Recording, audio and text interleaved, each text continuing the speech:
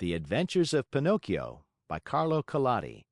Chapter 1 Centuries ago there lived a king, my little readers will say immediately. No, children, you are mistaken. Once upon a time there was a piece of wood. It was not an expensive piece of wood. Far from it. Just a common block of firewood, one of those thick, solid logs that are put on the fire in winter to make cold rooms cozy and warm. I do not know how this really happened, yet the fact remains that one fine day, this piece of wood found itself in the shop of an old carpenter. His real name was Mastro Antonio, but everyone called him Mastro Cherry, for the tip of his nose was so round and red and shiny that it looked like a ripe cherry. As soon as he saw that piece of wood, Mastro Cherry was filled with joy. Rubbing his hands together happily, he mumbled half to himself, "This has come in the nick of time. I shall use it to make the leg of a table." He grasped the hatchet quickly to peel off the bark and shape the wood. But as he was about to give it the first blow, he stood still with arm uplifted, for he had heard a wee, little voice say in a beseeching tone, "Please be careful. Do not hit me so hard." What a look of surprise shone on Mastro Cherry's face! His funny face became still funnier. He turned frightened eyes about the room to find out where that wee little voice had come from, and he saw no one. He looked under the bench. No one. He peeped inside the closet. No one. He searched among the shavings. No one. He opened the door to look up and down the street, and still no one. "Oh, I see," he then said, laughing and scratching his wig. "It can easily be seen I only thought I heard the tiny voice say the words. Well, well, to work once more." He struck a most solemn blow upon the piece of wood. "Oh, oh, you hurt!" cried the same faraway little voice. Mastro Cherry grew dumb, his eyes popped out of his head, his mouth opened wide, and his tongue hung down on his chin. As soon as he regained the use of his senses, he said, trembling and stuttering from fright, "Where did that voice come from, when there is no one around? Might it be that this piece of wood has learned to weep and cry like a child? I can hardly believe it. Here it is, a piece of common firewood, good only to burn in the stove, the same as any other. Yet, might someone be hidden in it? If so, the worse for him. I'll fix him." With these words, he grabbed the log with both hands and started to knock it about unmercifully. He threw it to the floor, against the walls of the room, and even up to the ceiling. He listened for the tiny voice to moan and cry. He waited 2 minutes. Nothing. 5 minutes. Nothing. 10 minutes. Nothing. "Oh, I see," he said, trying bravely to laugh and ruffling up his wig with his hand. "It can easily be seen I only imagined I heard the tiny voice. Well, well, to work once more." The poor fellow was scared half to death, so he tried to sing a gay song in order to gain courage. He set aside the hatchet and picked up the plane to make the wood smooth and even, but as he drew it to and fro, he heard the same tiny voice. This time it giggled as it spoke. "Oh, stop it! Oh, stop it! You tickle my stomach." This time poor Mastro Cherry fell as if shot. When he opened his eyes, he found himself sitting on the floor. His face had changed. Fright had turned even the tip of his nose from red to deepest purple. End of chapter. Chapter 2. In that very instant, a loud knock sounded on the door. "Come in," said the carpenter, not having an atom of strength left with which to stand up. At the words, the door opened, and a dapper little old man came in. His name was Geppetto, but to the boys of the neighborhood he was Polendina, on account of the wig he always wore, which was just the color of yellow corn. Geppetto had a very bad temper. Woe to the one who called him Polendina. He became as wild as a beast, and no one could soothe him. "Good day, Mastro Antonio," said Geppetto. "What are you doing on the floor?" "I am teaching the ants their ABCs." "Good luck to you." "What brought you here, friend Geppetto?" "My legs. And it may flatter you to know, Mastro Antonio, that I have come to you to beg for a favor." "Here I am, at your service," answered the carpenter, raising himself on to his knees. "This morning a fine idea came to me." "Let's hear it." "I thought of making myself a beautiful wooden Marionette. It must be wonderful, one that will be able to dance, fence, and turn somersaults. With it, I intend to go around the world, to earn my crust of bread and cup of wine. What do you think of it?" "Bravo, Polendina!" cried the same tiny voice which came from no one knew where. On hearing himself called Polendina, Mastro Geppetto turned the color of a red pepper and, facing the carpenter, said to him angrily, "Why do you insult me?" "Who is insulting you?" "You called me Polendina." "I did not." "I suppose you think I did. Yet I know it was you." "No." "Yes." "No." "Yes." And growing angrier each moment, they went from words to blows, and finally began to scratch and bite and slap each other. When the fight was over, Mastro Antonio had Geppetto's yellow wig in his hands, and Geppetto found the carpenter's curly wig in his mouth. "Give me back my wig!" shouted Mastro Antonio in a surly voice. "You return mine and we'll be friends."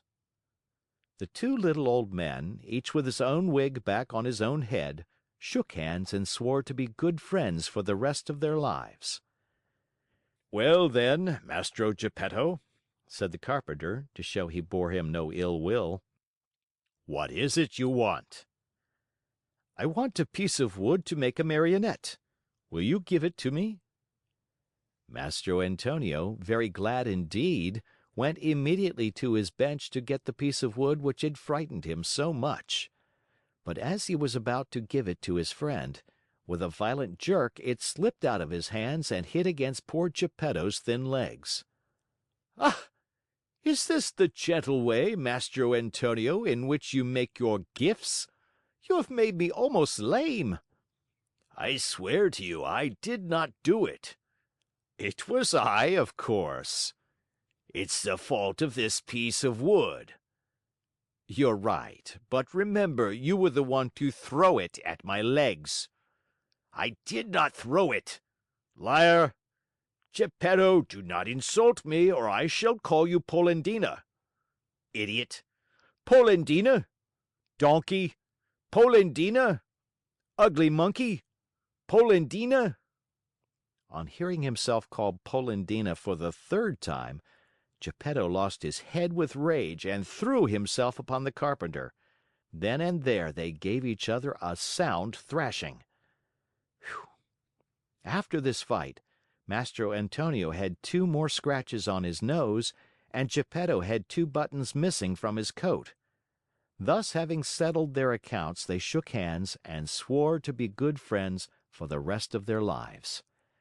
Then Geppetto took the fine piece of wood, thanked Mastro Antonio, and limped away toward home. End of chapter. Chapter 3.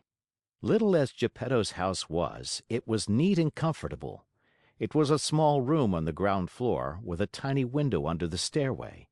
The furniture could not have been much simpler: a very old chair, a rickety old bed, and a tumble-down table. A fireplace full of burning logs was painted on the wall opposite the door. Over the fire there was painted a pot full of something which kept boiling happily away and sending up clouds of what looked like real steam. As soon as he reached home, Geppetto took his tools and began to cut and shape the wood into a Marionette. "What shall I call him?" he said to himself. "I think I'll call him Pinocchio. This name will make his fortune. I knew a whole family of Pinocchi once, Pinocchio the father, Pinocchia the mother, and Pinocchi the children, and they were all lucky. The richest of them begged for his living."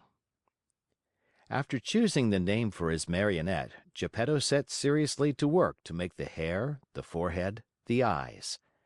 Fancy his surprise when he noticed that these eyes moved and then stared fixedly at him.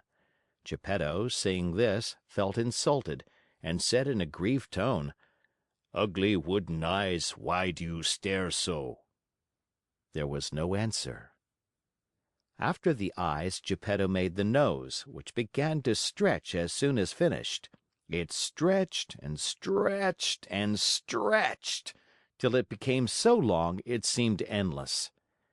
Poor Geppetto kept cutting it, but the more he cut, the longer grew that impertinent nose. In despair, he let it alone. Next, he made the mouth. No sooner was it finished than it began to laugh and poke fun at him. "Stop laughing!" said Geppetto angrily, but he might as well have spoken to the wall. "Stop laughing, I say!" he roared in a voice of thunder. The mouth stopped laughing, but it stuck out a long tongue. Not wishing to start an argument, Geppetto made believe he saw nothing and went on with his work. After the mouth, he made the chin, then the neck, the shoulders, the stomach, the arms, and the hands. As he was about to put the last touches on the finger tips, Geppetto felt his wig being pulled off. He glanced up and what did he see? His yellow wig was in the Marionette's hand. "Pinocchio, give me my wig." But instead of giving it back, Pinocchio put it on his own head, which was half swallowed up in it. At that unexpected trick, Geppetto became very sad and downcast, more so than he had ever been before. "Pinocchio, you wicked boy!" he cried out. "You are not yet finished and you start out by being impudent to your poor old father. Very bad, my son, very bad." And he wiped away a tear. The legs and feet still had to be made. As soon as they were done, Geppetto felt a sharp kick on the tip of his nose. "I deserve it," he said to himself. "I should have thought of this before I made him. Now it's too late." He took hold of the Marionette under the arms and put him on the floor to teach him to walk. Pinocchio's legs were so stiff that he could not move them, and Geppetto held his hand and showed him how to put out one foot after the other. When his legs were limbered up, Pinocchio started walking by himself and ran all around the room. He came to the open door, and with one leap he was out into the street. Away he flew. Poor Geppetto ran after him but was unable to catch him, for Pinocchio ran in leaps and bounds, his two wooden feet, as they beat on the stones of the street, making as much noise as 20 peasants in wooden shoes. "Catch him! Catch him!" Geppetto kept shouting. But the people in the street, seeing a wooden Marionette running like the wind, stood still to stare and to laugh until they cried. At last, by sheer luck, a carabineer happened along, who, hearing all that noise, thought that it might be a runaway colt, and stood bravely in the middle of the street, with legs wide apart, firmly resolved to stop it and prevent any trouble. Pinocchio saw the carabineer from afar and tried his best to escape between the legs of the big fellow, but without success. The carabineer grabbed him by the nose. It was an extremely long one and seemed made on purpose for that very thing, and returned him to Mastro Geppetto. The little old man wanted to pull Pinocchio's ears.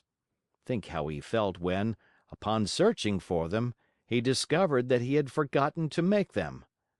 All he could do was to seize Pinocchio by the back of the neck and take him home. As he was doing so, he shook him 2 or 3 times and said to him angrily, "We're going home now. When we get home, then we'll settle this matter." Pinocchio, on hearing this, threw himself on the ground and refused to take another step. One person after another gathered around the two. Some said one thing, some another. "Poor Marionette!" called out a man. "I am not surprised he doesn't want to go home. Geppetto, no doubt, will beat him unmercifully, he is so mean and cruel." "Geppetto looks like a good man," added another, "but with boys he's a real tyrant. If we leave that poor Marionette in his hands, he may tear him to pieces." They said so much that, finally, the Carabineer ended matters by setting Pinocchio at liberty and dragging Geppetto to prison.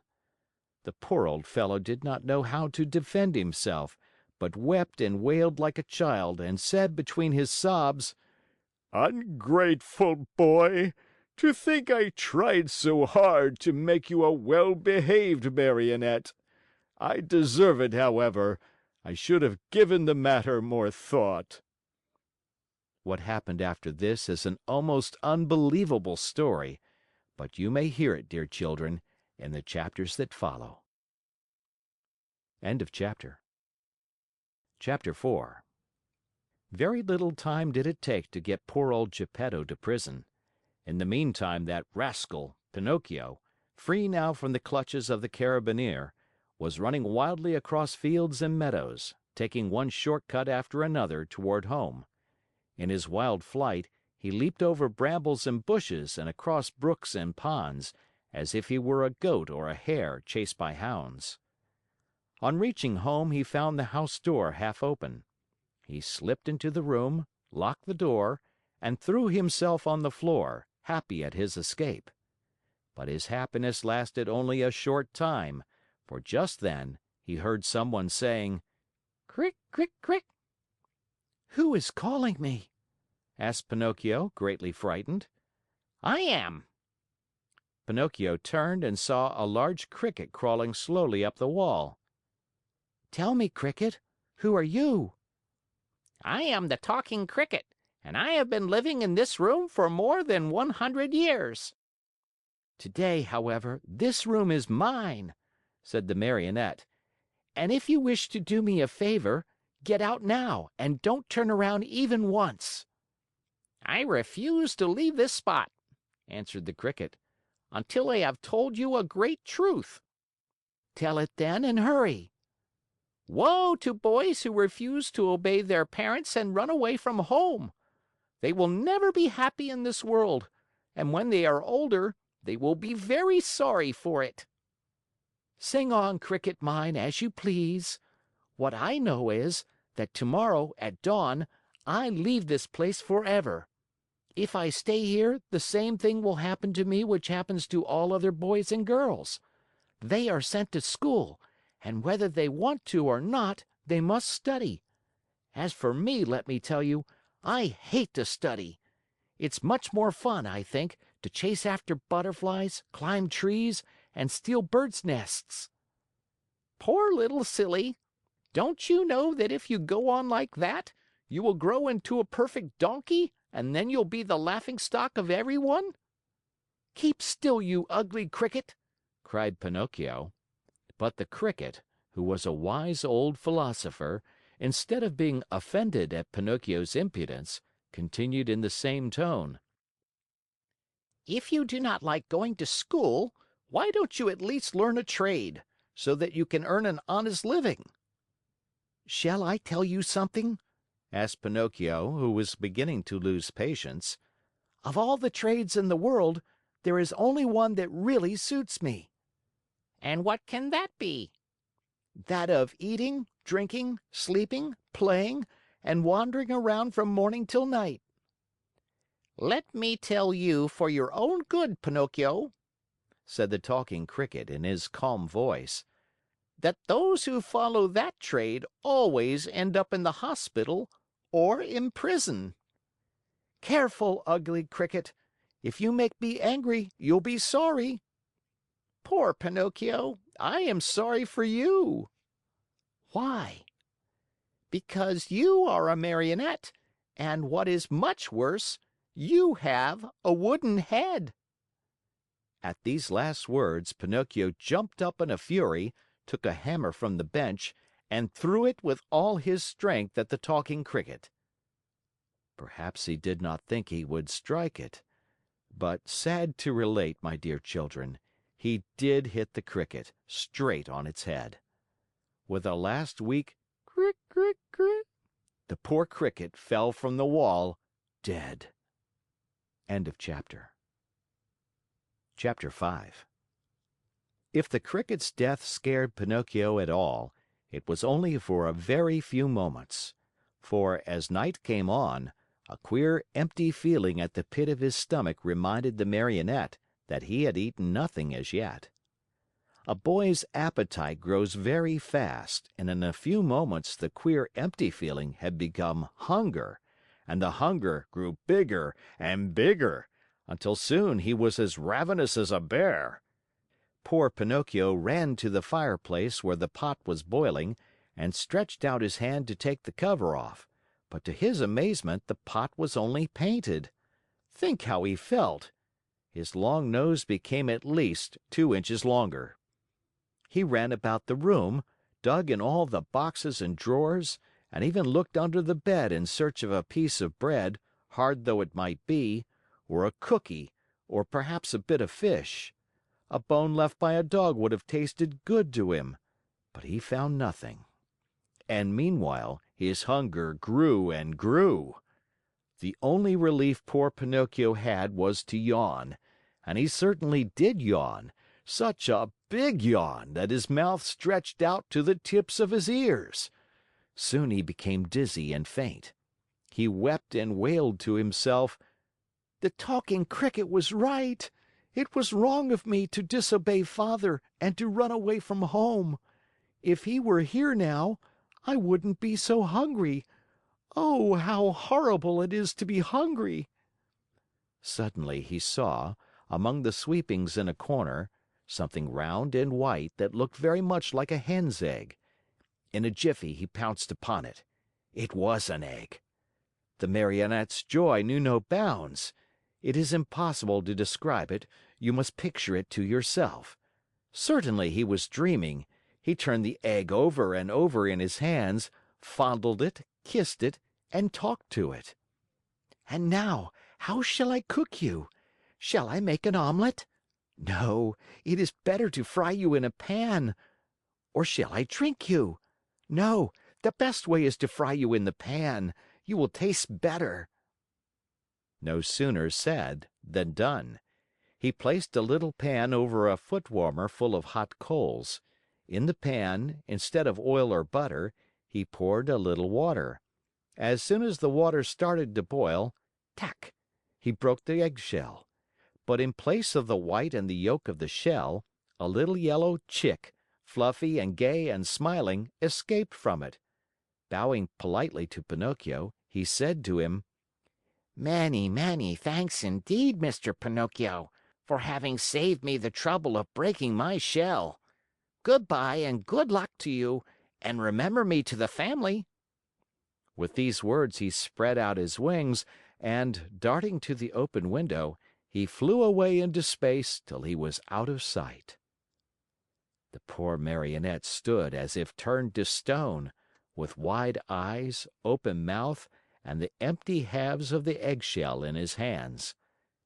When he came to himself, he began to cry and shriek at the top of his lungs, stamping his feet on the ground and wailing all the while, "The Talking Cricket was right!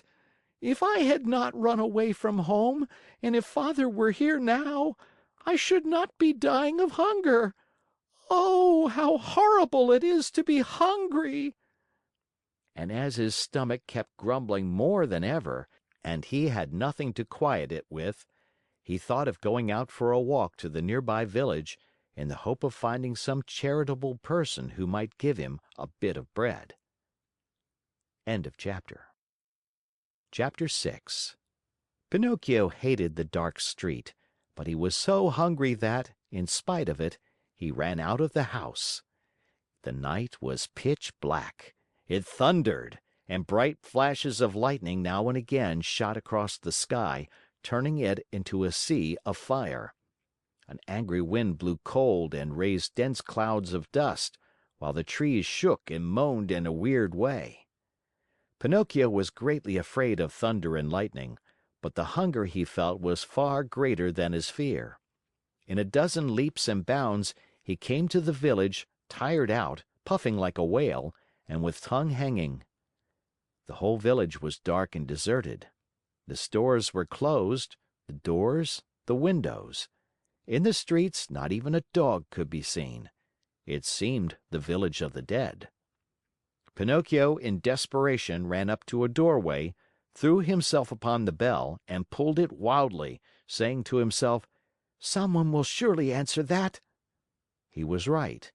An old man in a nightcap opened the window and looked out. He called down angrily, "What do you want at this hour of night?" "Will you be good enough to give me a bit of bread? I am hungry." "Wait a minute and I'll come right back," answered the old fellow, thinking he had to deal with one of those boys who love to roam around at night, ringing people's bells while they are peacefully asleep. After a minute or two, the same voice cried, "Get under the window and hold out your hat." Pinocchio had no hat, but he managed to get under the window just in time to feel a shower of ice-cold water pour down on his poor wooden head, his shoulders, and over his whole body. He returned home as wet as a rag and tired out from weariness and hunger. As he no longer had any strength left with which to stand, he sat down on a little stool and put his 2 feet on the stove to dry them. There he fell asleep, and while he slept, his wooden feet began to burn. Slowly, very slowly, they blackened and turned to ashes. Pinocchio snored away happily as if his feet were not his own. At dawn he opened his eyes just as a loud knocking sounded at the door. "Who is it?" he called, yawning and rubbing his eyes. "It is I," answered a voice. It was the voice of Geppetto. End of chapter. The poor Marionette, who was still half asleep, had not yet found out that his 2 feet were burned and gone. As soon as he heard his father's voice, he jumped up from his seat to open the door, but, as he did so, he staggered and fell headlong to the floor. In falling, he made as much noise as a sack of wood falling from the 5th story of a house. "Open the door for me," Geppetto shouted from the street. "Father, dear father, I can't," answered the Marionette in despair, crying and rolling on the floor. "Why can't you?" "Because someone has eaten my feet." "And who has eaten them?" "The cat," answered Pinocchio, seeing that little animal busily playing with some shavings in the corner of the room. "Open, I say," repeated Geppetto, "or I'll give you a sound whipping when I get in." "Father, believe me, I can't stand up. Oh dear! Oh dear! I shall have to walk on my knees all my life."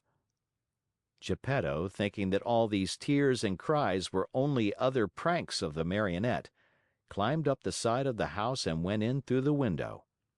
At first he was very angry, but on seeing Pinocchio stretched out on the floor and really without feet, he felt very sad and sorrowful.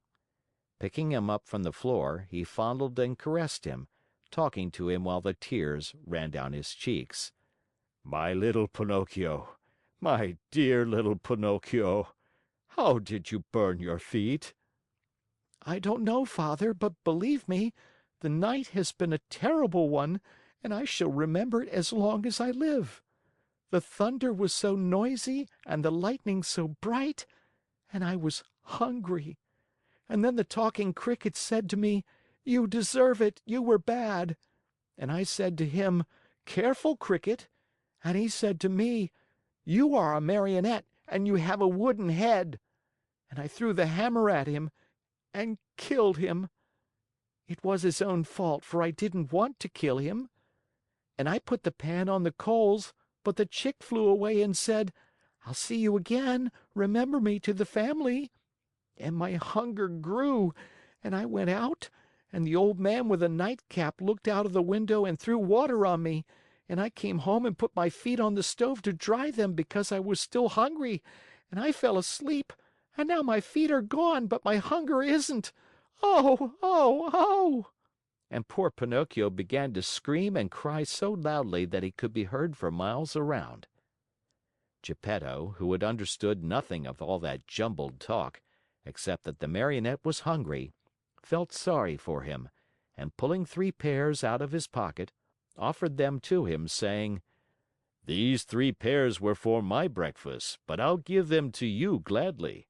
Eat them and stop weeping." "If you want me to eat them, please peel them for me."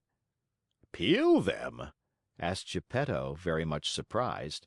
"I should never have thought, dear boy of mine, that you were so dainty and fussy about your food. Bad, very bad. In this world, even as children, we must accustom ourselves to eat of everything, for we never know what life may hold in store for us." "You may be right," answered Pinocchio, "but I will not eat the pears if they are not peeled. I don't like them." And good old Geppetto took out a knife, peeled the 3 pears, and put the skins in a row on the table. Pinocchio ate 1 pear in a twinkling and started to throw the core away, but Geppetto held his arm. "Oh no, don't throw it away. Everything in this world may be of some use." "But the core I will not eat," cried Pinocchio in an angry tone. "Who knows?" repeated Geppetto calmly. And later the 3 cores were placed on the table next to the skins. Pinocchio had eaten the 3 pears, or rather devoured them. Then he yawned deeply and wailed, "I'm still hungry." "But I have no more to give you." "Really? Nothing? Nothing?" "I have only these 3 cores and these skins." "Very well, then," said Pinocchio. "If there is nothing else, I'll eat them." At first he made a wry face, but one after another the skins and the cores disappeared. "Ah, now I feel fine," he said after eating the last one. "You see," observed Geppetto, "that I was right when I told you that one must not be too fussy and too dainty about food. My dear, we never know what life may have in store for us." End of chapter. Chapter 8. The Marionette, as soon as his hunger was appeased, started to grumble and cry that he wanted a new pair of feet. But Master Geppetto, in order to punish him for his mischief, let him alone the whole morning. After dinner he said to him, "Why should I make your feet over again? To see you run away from home once more?" "I promise you," answered the Marionette, sobbing, "that from now on I'll be good." "Boys always promise that when they want something," said Geppetto. "I promise to go to school every day, to study and to succeed." "Boys always sing that song when they want their own will." "But I am not like other boys. I am better than all of them, and I always tell the truth. I promise you, Father, that I'll learn a trade and I'll be the comfort and staff of your old age." Geppetto, though trying to look very stern, felt his eyes fill with tears and his heart soften when he saw Pinocchio so unhappy. He said no more, but taking his tools and 2 pieces of wood, he set to work diligently. In less than an hour the feet were finished, 2 slender, nimble little feet, strong and quick, modeled as if by an artist's hands. "Close your eyes and sleep," Geppetto then said to the Marionette.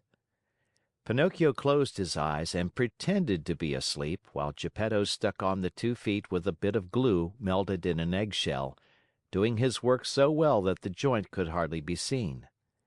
As soon as the Marionette felt his new feet, he gave 1 leap from the table and started to skip and jump around, as if he had lost his head from very joy. "To show you how grateful I am to you, Father, I'll go to school now. But to go to school, I need a suit of clothes."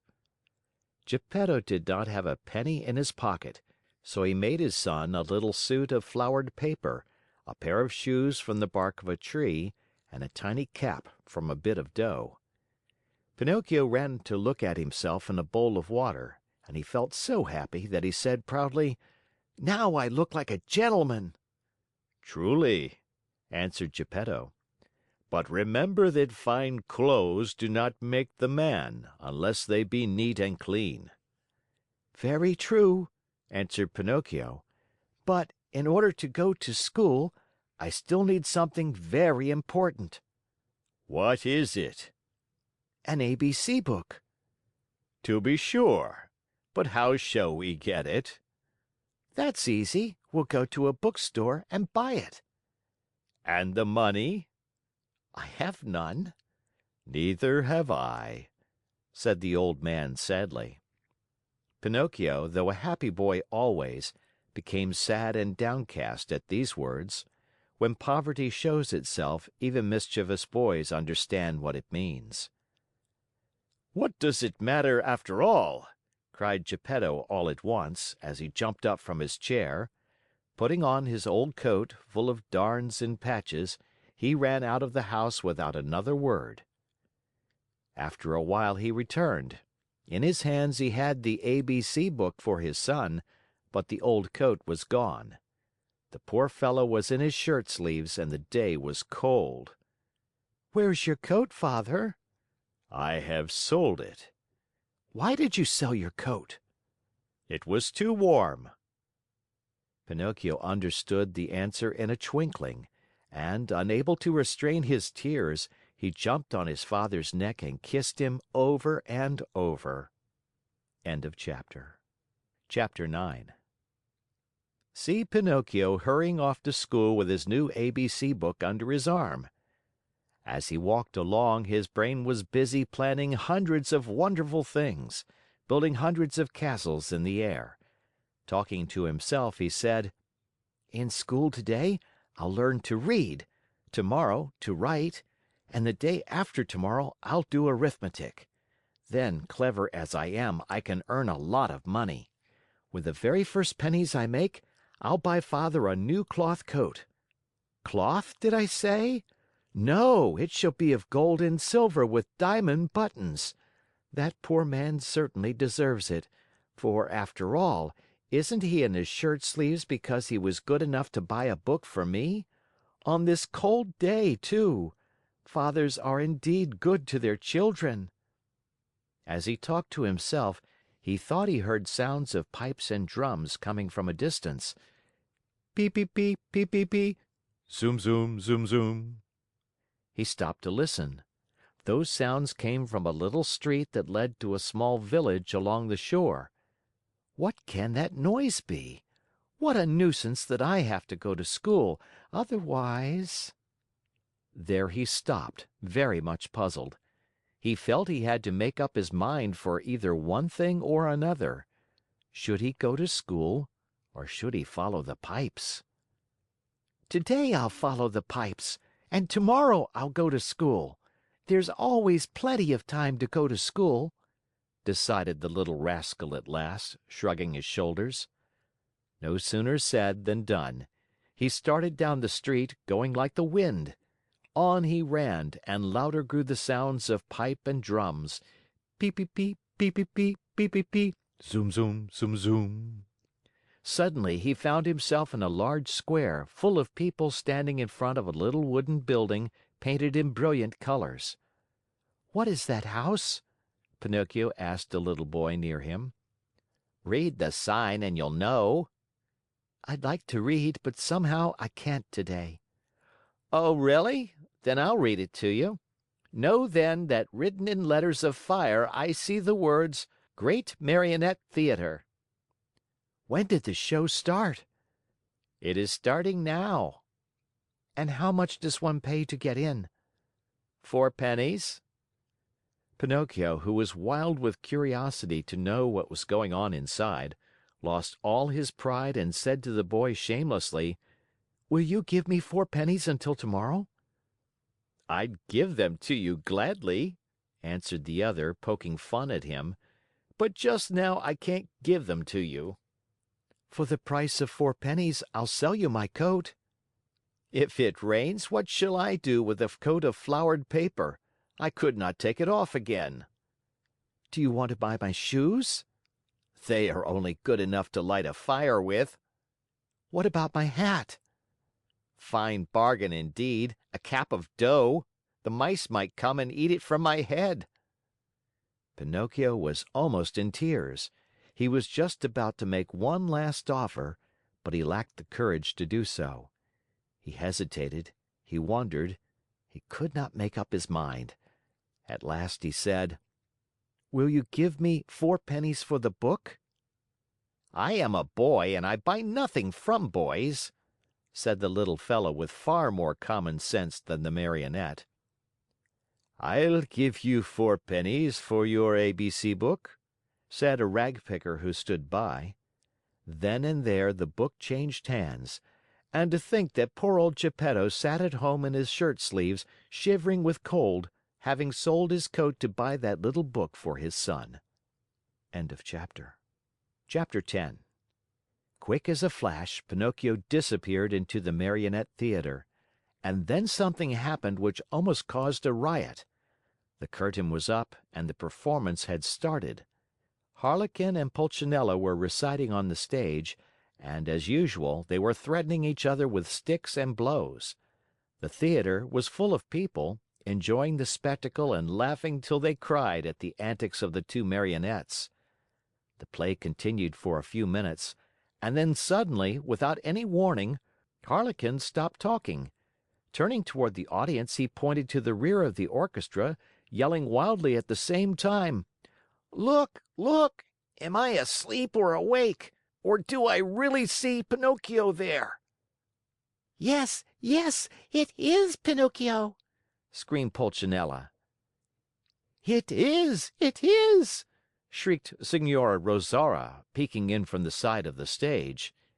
"It is Pinocchio! It is Pinocchio!" yelled all the Marionettes, pouring out of the wings. "It is Pinocchio! It is our brother Pinocchio! Hurrah for Pinocchio!" "Pinocchio, come up to me!" shouted Harlequin. "Come to the arms of your wooden brothers!" At such a loving invitation, Pinocchio, with one leap from the back of the orchestra, found himself in the front rows. With another leap, he was on the orchestra leader's head. With a third, he landed on the stage. It is impossible to describe the shrieks of joy, the warm embraces, the knocks, and the friendly greetings with which that strange company of dramatic actors and actresses received Pinocchio. It was a heartrending spectacle, but the audience, seeing that the play had stopped, became angry and began to yell: "The play! The play! We want the play!" The yelling was of no use, for the Marionettes, instead of going on with their act, made twice as much racket as before, and, lifting up Pinocchio on their shoulders, carried him around the stage in triumph. At that very moment, the director came out of his room.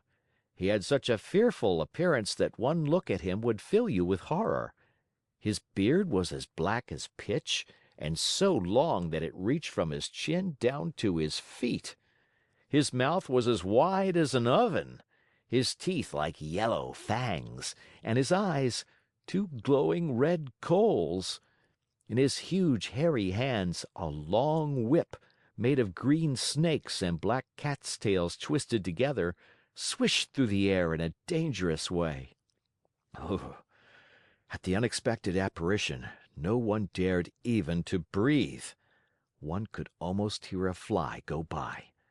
Those poor Marionettes, one and all, trembled like leaves in a storm. "Why have you brought such excitement into my theater?" the huge fellow asked Pinocchio with the voice of an ogre suffering with a cold. "Believe me, your honor, the fault was not mine." "Enough! Be quiet! I'll take care of you later." As soon as the play was over, the director went to the kitchen, where a fine big lamb was slowly turning on the spit. More wood was needed to finish cooking it. He called Harlequin and Pulcinella and said to them: "Bring that Marionette to me. He looks as if he were made of well-seasoned wood. He'll make a fine fire for this spit." Harlequin and Pulcinella hesitated a bit. Then, frightened by a look from their master, they left the kitchen to obey him. A few minutes later they returned, carrying poor Pinocchio, who was wriggling and squirming like an eel and crying pitifully, "Father, save me! I don't want to die! I don't want to die!" End of chapter. Chapter 11. In the theater, great excitement reigned. Fire Eater, this was really his name, was very ugly, but he was far from being as bad as he looked. Proof of this is that, when he saw the poor Marionette being brought in to him, struggling with fear and crying, "I don't want to die! I don't want to die!" he felt sorry for him and began first to waver and then to weaken. Finally, he could control himself no longer and gave a loud sneeze. At that sneeze, Harlequin, who until then had been as sad as a weeping willow, smiled happily and leaning toward the Marionette, whispered to him, "Good news, brother mine! Fire Eater has sneezed and this is a sign that he feels sorry for you. You are saved." For be it known that, while other people, when sad and sorrowful, weep and wipe their eyes, Fire Eater, on the other hand, had the strange habit of sneezing each time he felt unhappy. The way was just as good as any other to show the kindness of his heart. After sneezing, Fire Eater, ugly as ever, cried to Pinocchio, "Stop crying! Your wails give me a funny feeling down here in my stomach and...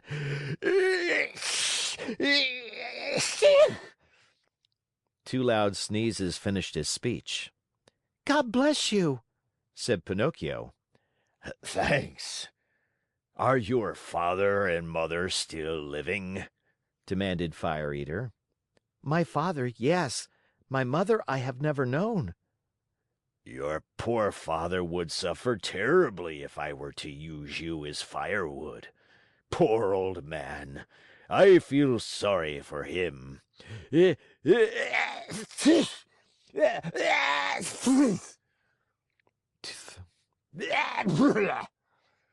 Three more sneezes sounded louder than ever. God bless you, said Pinocchio. Thanks. However, I ought to be sorry for myself, too, just now. My good dinner is spoiled. I have no more wood for the fire, and the lamb is only half cooked. Never mind. In your place, I'll burn some other marionette. Hey there, officers! At the call, two wooden officers appeared, long and thin as a yard of rope, with queer hats on their heads and swords in their hands. Fire Eater yelled at them in a hoarse voice, "Take Harlequin, tie him, and throw him on the fire. I want my lamb well done." Think how poor Harlequin felt. He was so scared that his legs doubled up under him and he fell to the floor. Pinocchio, at that heartbreaking sight, threw himself at the feet of Fire Eater and, weeping bitterly, asked in a pitiful voice which could scarcely be heard, "Have pity, I beg of you, signore." There are no signori here. "Have pity, kind sir." There are no sirs here. "Have pity, your excellency." On hearing himself addressed as Your Excellency, the director of the Marionette Theater sat up very straight in his chair, stroked his long beard, and becoming suddenly kind and compassionate, smiled proudly as he said to Pinocchio, Well, what do you want from me now, Marionette? "I beg for mercy for my poor friend Harlequin, who has never done the least harm in his life." There is no mercy here, Pinocchio. I have spared you. Harlequin must burn in your place. I am hungry, and my dinner must be cooked. "In that case," said Pinocchio proudly as he stood up and flung away his cap of dough, "in that case, my duty is clear. Come, officers, tie me up and throw me on those flames. No, it is not fair for poor Harlequin, the best friend that I have in the world, to die in my place." These brave words, said in a piercing voice, made all the other Marionettes cry. Even the officers, who were made of wood also, cried like two babies. Fire Eater at first remained hard and cold as a piece of ice. But then, little by little, he softened and began to sneeze. And after 4 or 5 sneezes, he opened wide his arms and said to Pinocchio, "You are a brave boy. Come to my arms and kiss me." Pinocchio ran to him, and scurrying like a squirrel up the long black beard, he gave Fire Eater a loving kiss on the tip of his nose. "Has pardon been granted to me?" asked poor Harlequin with a voice that was hardly a breath. "Pardon is yours," answered Fire Eater, and sighing and wagging his head, he added, "Well, tonight I shall have to eat my lamb only half cooked. But beware the next time, Marionettes." At the news that pardon had been given, the Marionettes ran to the stage, and, turning on all the lights, they danced and sang till dawn. End of chapter. Chapter 12. The next day, Fire Eater called Pinocchio aside and asked him, "What is your father's name?" "Geppetto." "And what is his trade?" "He's a woodcarver." "Does he earn much?" "He earns so much that he never has a penny in his pockets. Just think that, in order to buy me an ABC book for school, he had to sell the only coat he owned, a coat so full of darns and patches that it was a pity." "Poor fellow! I feel sorry for him. Here, take these 5 gold pieces. Go, give them to him with my kindest regards." Pinocchio, as may easily be imagined, thanked him 1,000 times. He kissed each Marionette in turn, even the officers, and beside himself with joy, set out on his homeward journey. He had gone barely half a mile when he met a lame Fox and a blind Cat walking together like two good friends. The lame Fox leaned on the Cat, and the blind Cat let the Fox lead him along. "Good morning, Pinocchio," said the Fox, greeting him courteously. "How do you know my name?" asked the Marionette. "I know your father well." "Where have you seen him?" "I saw him yesterday standing at the door of his house." "And what was he doing?" "He was in his shirt sleeves, trembling with cold." "Poor father! But after today, God willing, he will suffer no longer." "Why?" "Because I have become a rich man." "You, a rich man?" said the Fox, and he began to laugh out loud. The Cat was laughing also, but tried to hide it by stroking his long whiskers. "There is nothing to laugh at!" cried Pinocchio angrily. "I'm very sorry to make your mouth water, but these, as you know, are 5 new gold pieces." And he pulled out the gold pieces which Fire Eater had given him. At the cheerful tinkle of the gold, the Fox unconsciously held out his paw that was supposed to be lame, and the Cat opened wide his 2 eyes till they looked like live coals, but he closed them again so quickly that Pinocchio did not notice. "And may I ask," inquired the Fox, "what are you going to do with all that money?" "First of all," answered the Marionette, "I want to buy a fine new coat for my father, a coat of gold and silver with diamond buttons. After that, I'll buy an ABC book for myself." "For yourself?" "For myself. I want to go to school and study hard." "Look at me," said the Fox. "For the silly reason of wanting to study, I have lost a paw." Look at me, said the Cat. For the same foolish reason I have lost the sight of both eyes. At that moment, a blackbird, perched on the fence along the road, called out sharp and clear: Pinocchio, do not listen to bad advice. If you do, you'll be sorry. Poor little blackbird! If he had only kept his words to himself! In the twinkling of an eyelid, the cat leaped on him and ate him, feathers and all. After eating the bird, he cleaned his whiskers, closed his eyes, and became blind once more. "Poor blackbird," said Pinocchio to the cat. "Why did you kill him?" I killed him to teach him a lesson. He talks too much. Next time he will keep his words to himself." By this time the three companions had walked a long distance. Suddenly, the Fox stopped in his tracks and, turning to the Marionette, said to him: Do you want to double your gold pieces? "What do you mean?" Do you want 100, 1,000, 2,000 gold pieces for your miserable 5? "Yes, but how?" The way is very easy. Instead of returning home, come with us." "And where will you take me?" "To the city of Simple Simons."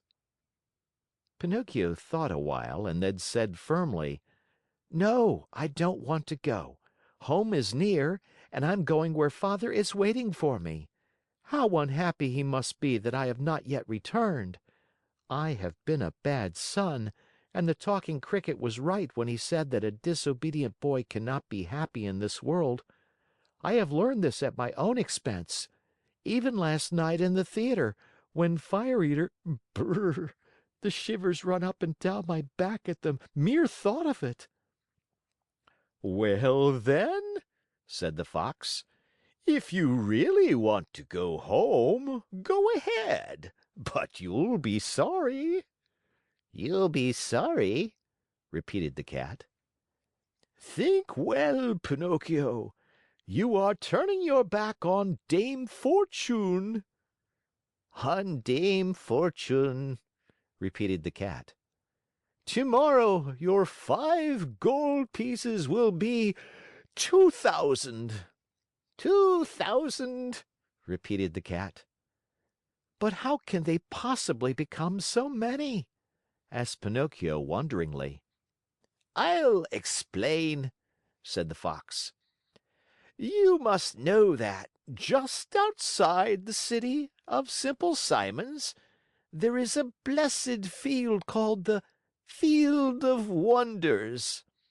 In this field, you dig a hole, and in the hole, you bury a gold piece. After covering up the hole with earth, you water it well, sprinkle a bit of salt on it, and go to bed.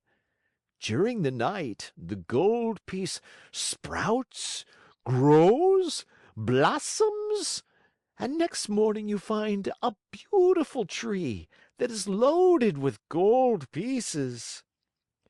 "So that if I were to bury my 5 gold pieces," said Pinocchio with growing wonder, "next morning I should find how many?"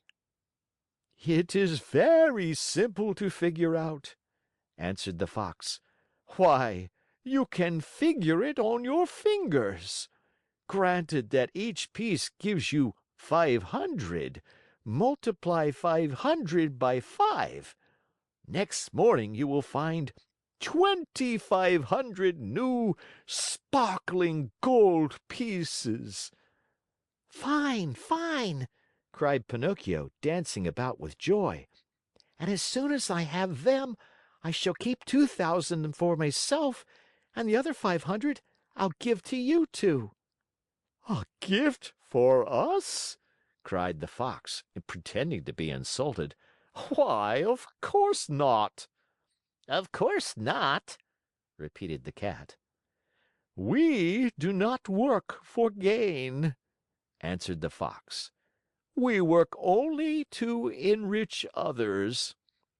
"To enrich others," repeated the cat.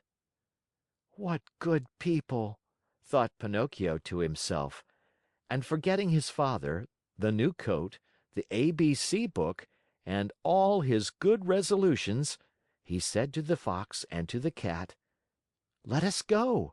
I am with you." End of chapter. Chapter 13.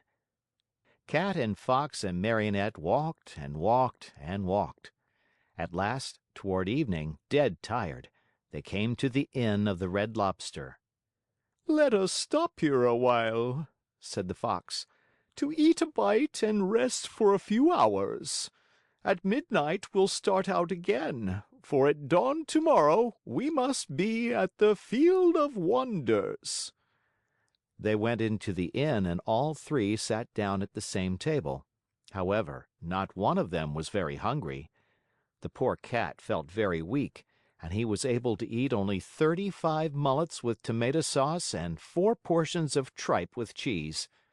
Moreover, as he was so in need of strength, he had to have 4 more helpings of butter and cheese. The Fox, after a great deal of coaxing, tried his best to eat a little.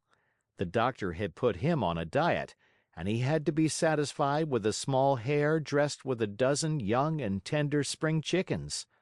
After the hare, he ordered some partridges, a few pheasants, a couple of rabbits, and a dozen frogs and lizards. That was all.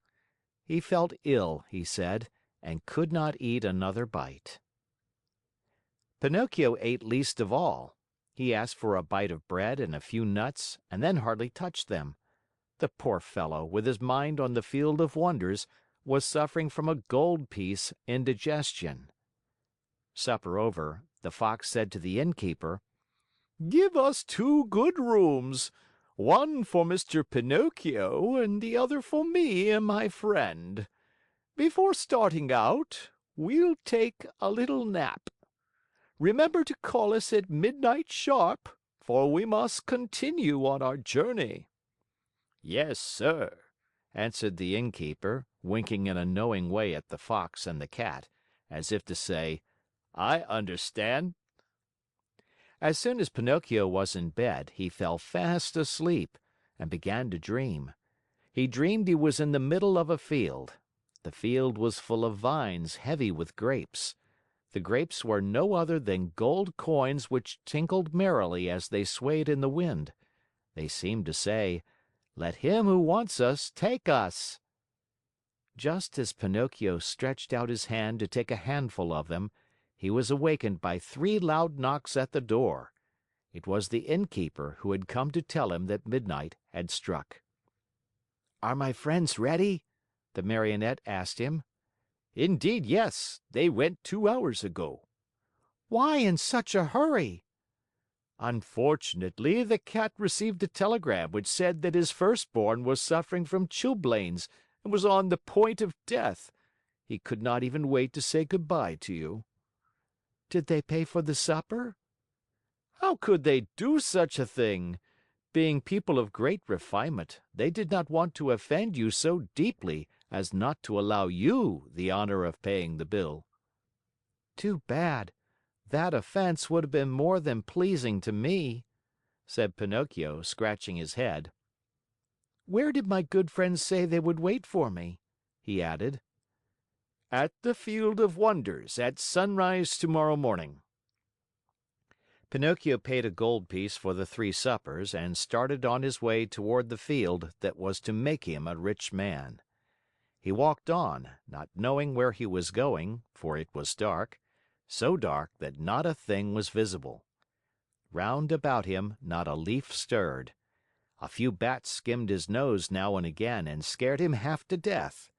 Once or twice he shouted, "Who goes there?" And the faraway hills echoed back to him, "Who goes there? Who goes there? Who goes?" As he walked, Pinocchio noticed a tiny insect glimmering on the trunk of a tree, a small being that glowed with a pale, soft light. "Who are you?" he asked. I am the ghost of the talking cricket," answered the little being in a faint voice that sounded as if it came from a faraway world. What do you want?" asked the Marionette. I want to give you a few words of good advice. Return home and give the 4 gold pieces you have left to your poor old father, who is weeping because he has not seen you for many a day. "Tomorrow my father will be a rich man, for these 4 gold pieces will become 2,000." Don't listen to those who promise you wealth overnight, my boy. As a rule, they are either fools or swindlers. Listen to me and go home. "But I want to go on." The hour is late. "I want to go on." The night is very dark. "I want to go on." The road is dangerous. "I want to go on." Remember that boys who insist on having their own way sooner or later come to grief. "The same nonsense. Goodbye, Cricket." Good night, Pinocchio, and may Heaven preserve you from the assassins." There was silence for a minute, and the light of the talking cricket disappeared suddenly, just as if someone had snuffed it out. Once again, the road was plunged in darkness. End of chapter. Chapter 14. "Dear, oh dear! When I come to think of it," said the Marionette to himself as he once more set out on his journey, "we boys are really very unlucky.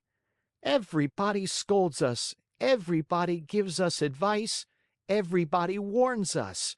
If we were to allow it, everyone would try to be father and mother to us, everyone, even the talking cricket. Take me, for example.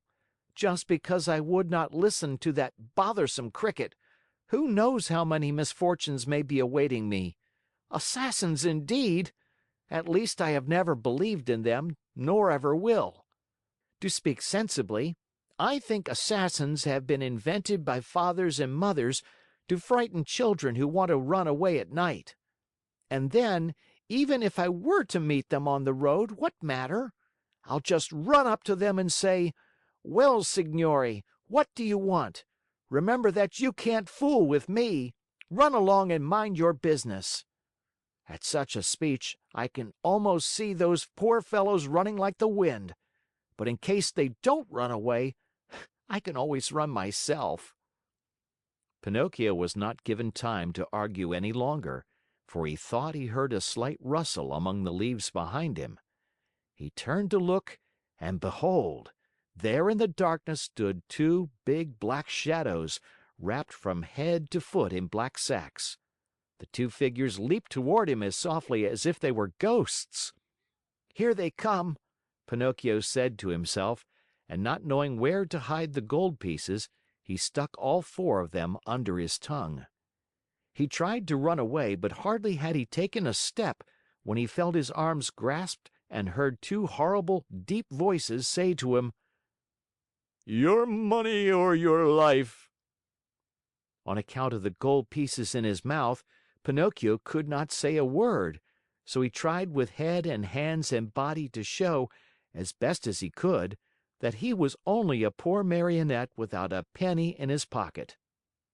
"Come, come, less nonsense and out with your money!" cried the 2 thieves in threatening voices. Once more Pinocchio's head and hands said, "I haven't a penny." "Out with that money or you're a dead man," said the taller of the 2 assassins. Dead man, repeated the other. "And after having killed you, we will kill your father also." your father also. "No, no, no, not my father!" cried Pinocchio, wild with terror, but as he screamed, the gold pieces tinkled together in his mouth. "Ah, you rascal! So that's the game! You have the money hidden under your tongue. Out with it!" But Pinocchio was as stubborn as ever. "Are you deaf? Wait, young man, we'll get it from you in a twinkling." One of them grabbed the Marionette by the nose and the other by the chin, and they pulled him unmercifully from side to side in order to make him open his mouth. All was of no use. The Marionette's lips might have been nailed together. They would not open. In desperation, the smaller of the two assassins pulled out a long knife from his pocket and tried to pry Pinocchio's mouth open with it. Quick as a flash, the Marionette sank his teeth deep into the assassin's hand, bit it off, and spat it out. Fancy his surprise when he saw that it was not a hand, but a cat's paw. Encouraged by this first victory, he freed himself from the claws of his assailers and, leaping over the bushes along the road, ran swiftly across the fields. His pursuers were after him at once, like two dogs chasing a hare. After running 7 miles or so, Pinocchio was well nigh exhausted. Seeing himself lost, he climbed up a giant pine tree and sat there to see what he could see. The assassins tried to climb also, but they slipped and fell. Far from giving up the chase, this only spurred them on. They gathered a bundle of wood, piled it up at the foot of the pine, and set fire to it. In a twinkling, the tree began to sputter and burn like a candle blown by the wind. Pinocchio saw the flames climb higher and higher. Not wishing to end his days as a roasted Marionette, he jumped quickly to the ground and off he went, the assassins close to him, as before. Dawn was breaking when, without any warning whatsoever, Pinocchio found his path barred by a deep pool full of water the color of muddy coffee. What was there to do?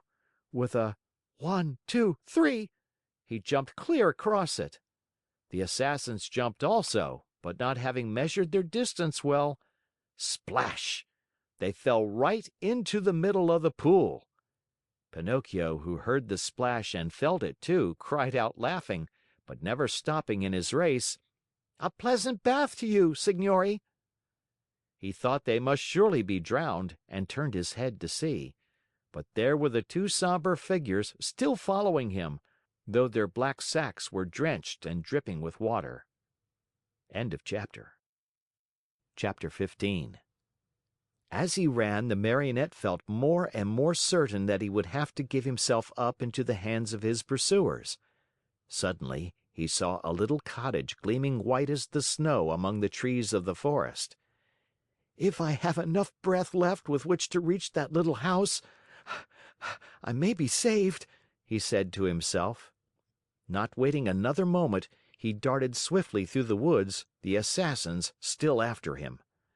After a hard race of almost an hour, tired and out of breath, Pinocchio finally reached the door of the cottage and knocked. No one answered. He knocked again, harder than before, for behind him he heard the steps and the labored breathing of his persecutors. The same silence followed. As knocking was of no use, Pinocchio, in despair, began to kick and bang against the door, as if he wanted to break it. At the noise, a window opened and a lovely maiden looked out. She had azure hair and a face white as wax. Her eyes were closed and her hands crossed on her breast. With a voice so weak that it could hardly be heard, she whispered, "No one lives in this house. Everyone is dead." "Won't you at least open the door for me?" cried Pinocchio in a beseeching voice. "I also am dead." "Dead? What are you doing at the window, then?" "I am waiting for the coffin to take me away." After these words, the little girl disappeared, and the window closed without a sound. "Oh, lovely maiden with azure hair!" cried Pinocchio. "Open, I beg of you! Take pity on a poor boy who is being chased by two He did not finish, for two powerful hands grasped him by the neck, and the same two horrible voices growled threateningly, "Now we have you!" The Marionette, seeing death dancing before him, trembled so hard that the joints of his legs rattled and the coins tinkled under his tongue. "Well?" the assassins asked. "Will you open your mouth now or not? Ah, you do not answer. Very well, this time you shall open it." Taking out two long, sharp knives, they struck two heavy blows on the Marionette's back. Happily for him, Pinocchio was made of very hard wood, and the knives broke into 1,000 pieces. The Assassins looked at each other in dismay, holding the handles of the knives in their hands. "I understand," said one of them to the other. "There is nothing left to do now but to hang him." To hang him, repeated the other. They tied Pinocchio's hands behind his shoulders and slipped the noose around his neck. Throwing the rope over the high limb of a giant oak tree, they pulled till the poor Marionette hung far up in space. Satisfied with their work, they sat on the grass, waiting for Pinocchio to give his last gasp. But after 3 hours the Marionette's eyes were still open, his mouth still shut, and his legs kicked harder than ever. Tired of waiting, the Assassins called to him mockingly, "Goodbye till tomorrow. When we return in the morning, we hope you'll be polite enough to let us find you dead and gone, and with your mouth wide open." With these words, they went. A few minutes went by, and then a wild wind started to blow. As it shrieked and moaned, the poor little sufferer was blown to and fro like the hammer of a bell. The rocking made him seasick, and the noose, becoming tighter and tighter, choked him. Little by little, a film covered his eyes.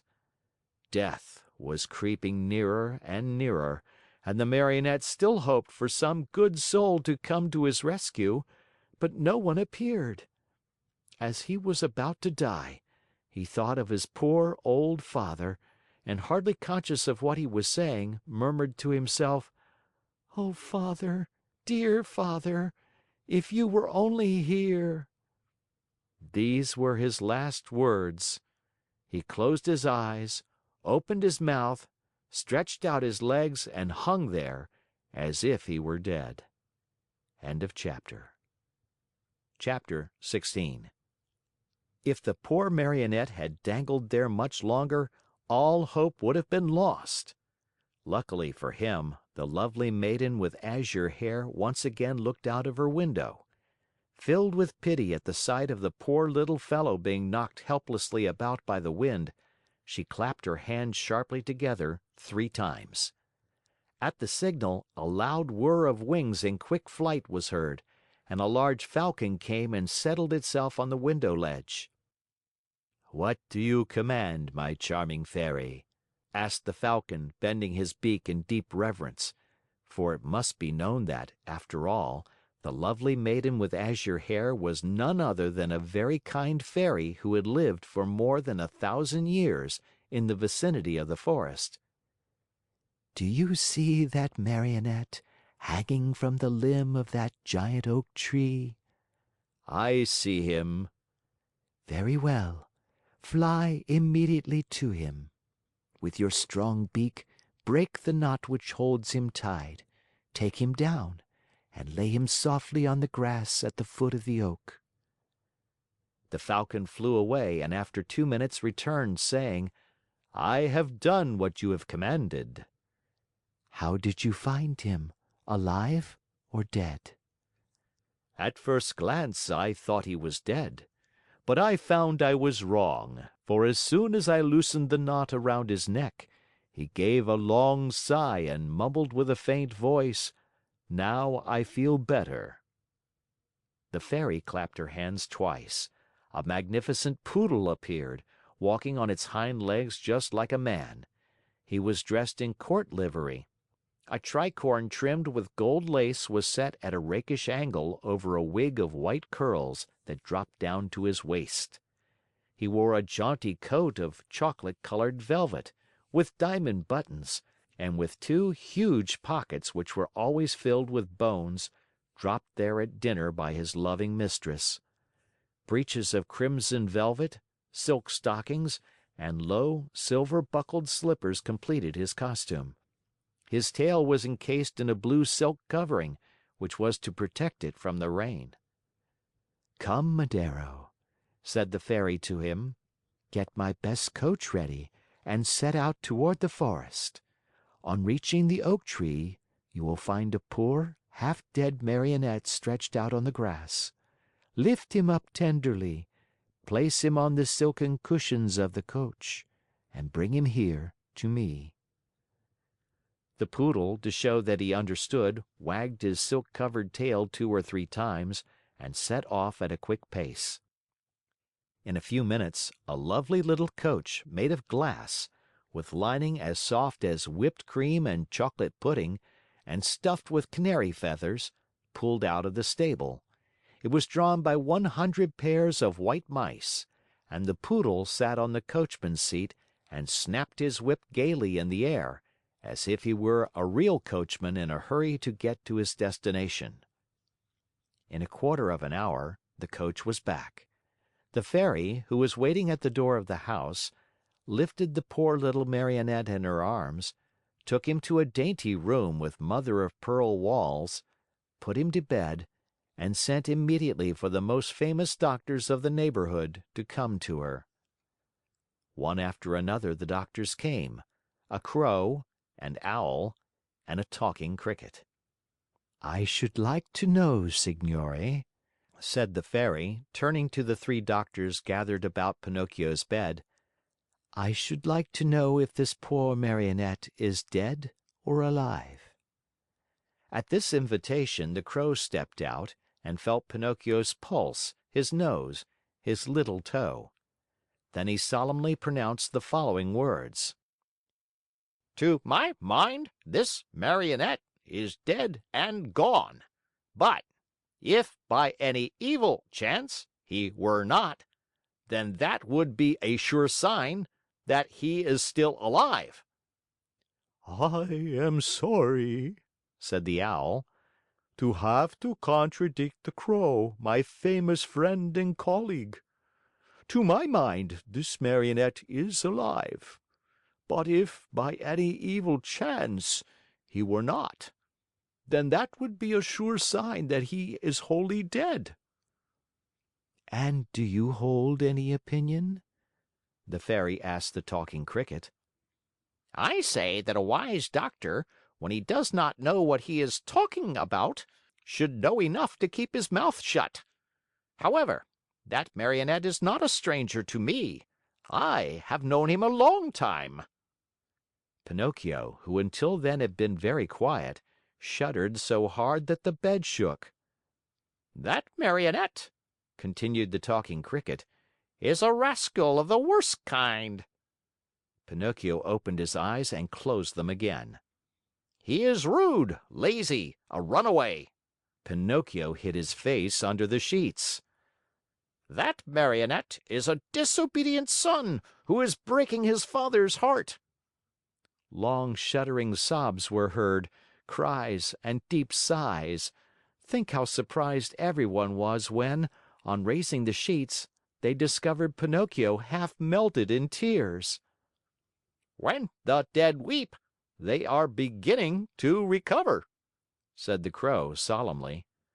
"I am sorry to contradict my famous friend and colleague," said the Owl, "but as far as I'm concerned, I think that when the dead weep, it means they do not want to die." End of chapter. Chapter 17. As soon as the 3 doctors had left the room, the Fairy went to Pinocchio's bed and, touching him on the forehead, noticed that he was burning with fever. She took a glass of water, put a white powder into it, and handing it to the Marionette, said lovingly to him, "Drink this, and in a few days you'll be up and well." Pinocchio looked at the glass, made a wry face, and asked in a whining voice, "Is it sweet or bitter?" "It is bitter, but it is good for you." "If it is bitter, I don't want it." "Drink it." "I don't like anything bitter." "Drink it, and I'll give you a lump of sugar to take the bitter taste from your mouth." "Where's the sugar?" "Here it is," said the Fairy, taking a lump from a golden sugar bowl. "I want the sugar first, then I'll drink the bitter water." "Do you promise?" "Yes." The Fairy gave him the sugar and Pinocchio, after chewing and swallowing it in a twinkling, said, smacking his lips: "If only sugar were medicine, I should take it every day." "Now keep your promise and drink these few drops of water. They'll be good for you." Pinocchio took the glass in both hands and stuck his nose into it. He lifted it to his mouth and once more stuck his nose into it. "It is too bitter, much too bitter. I can't drink it." "How do you know when you haven't even tasted it?" "I can imagine it. I smell it. I want another lump of sugar, then I'll drink it." The Fairy, with the patience of a good mother, gave him more sugar and again handed him the glass. "I can't drink it like that," the Marionette said, making more wry faces. "Why?"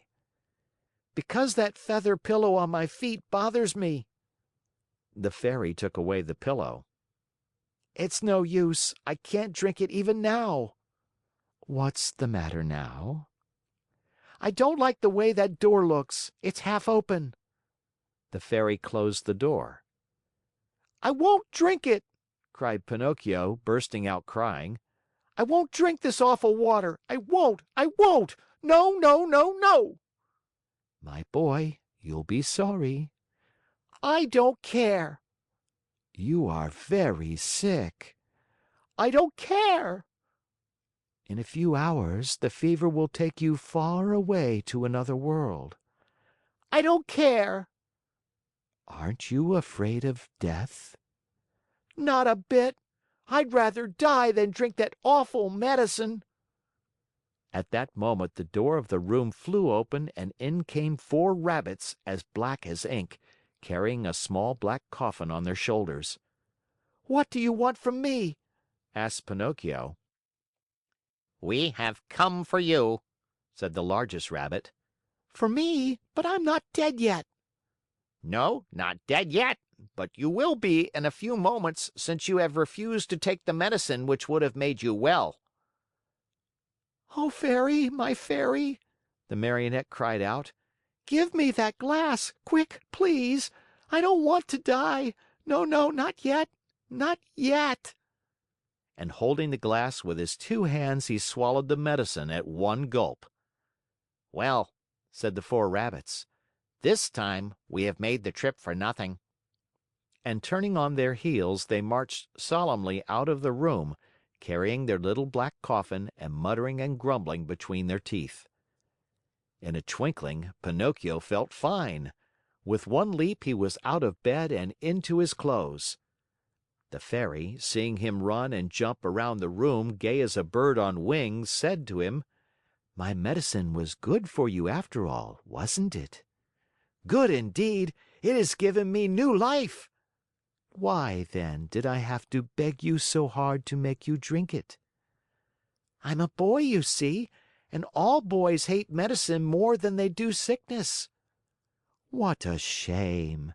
Boys ought to know, after all, that medicine, taken in time, can save them from much pain and even from death." "Next time I won't have to be begged so hard. I'll remember those black rabbits with the black coffin on their shoulders, and I'll take the glass and poof! Down it will go." "Come here now and tell me how it came about that you found yourselves in the hands of the assassins." "It happened that Fire Eater gave me 5 gold pieces to give to my father, but on the way I met a Fox and a Cat, who asked me, 'Do you want the 5 pieces to become 2,000?' And I said, 'Yes.' And they said, 'Come with us to the Field of Wonders.' And I said, 'Let's go.' Then they said, 'Let us stop at the Inn of the Red Lobster for dinner, and after midnight we'll set out again.' We ate and went to sleep. When I awoke, they were gone, and I started out in the darkness all alone. On the road I met 2 assassins dressed in black coal sacks, who said to me, 'Your money or your life.' And I said, 'I haven't any money,' for, you see, I had put the money under my tongue. One of them tried to put his hand in my mouth, and I bit it off and spat it out, but it wasn't a hand, it was a cat's paw. And they ran after me and I ran and ran, till at last they caught me and tied my neck with a rope and hanged me to a tree, saying, 'Tomorrow we'll come back for you, and you'll be dead, and your mouth will be open, and then we'll take the gold pieces that you have hidden under your tongue.'" "Where are the gold pieces now?" the fairy asked. "I lost them," answered Pinocchio, but he told a lie, for he had them in his pocket. As he spoke, his nose, long though it was, became at least 2 inches longer. "And where did you lose them?" "In the wood near by." At this second lie, his nose grew a few more inches.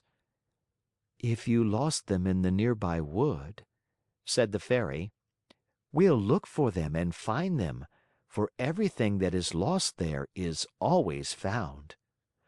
"Ah, now I remember," replied the Marionette, becoming more and more confused. "I did not lose the gold pieces, but I swallowed them when I drank the medicine."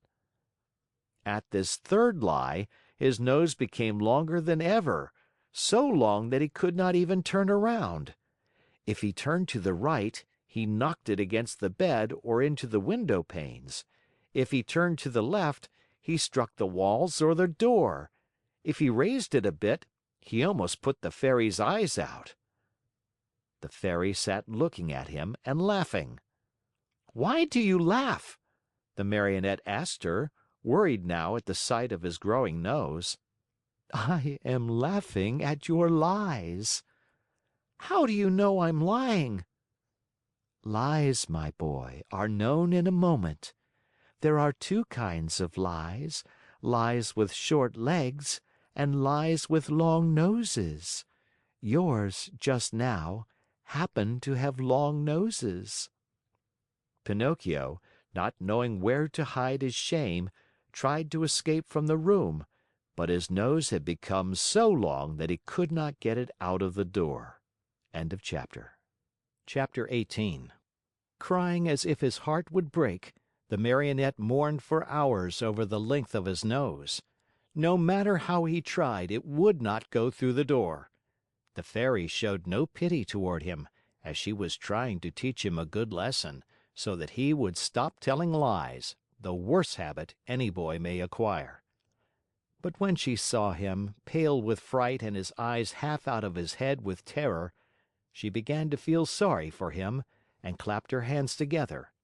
1,000 woodpeckers flew in through the window and settled themselves on Pinocchio's nose. They pecked and pecked so hard at that enormous nose that in a few moments it was the same size as before. "How good you are, my fairy," said Pinocchio, drying his eyes, "and how much I love you."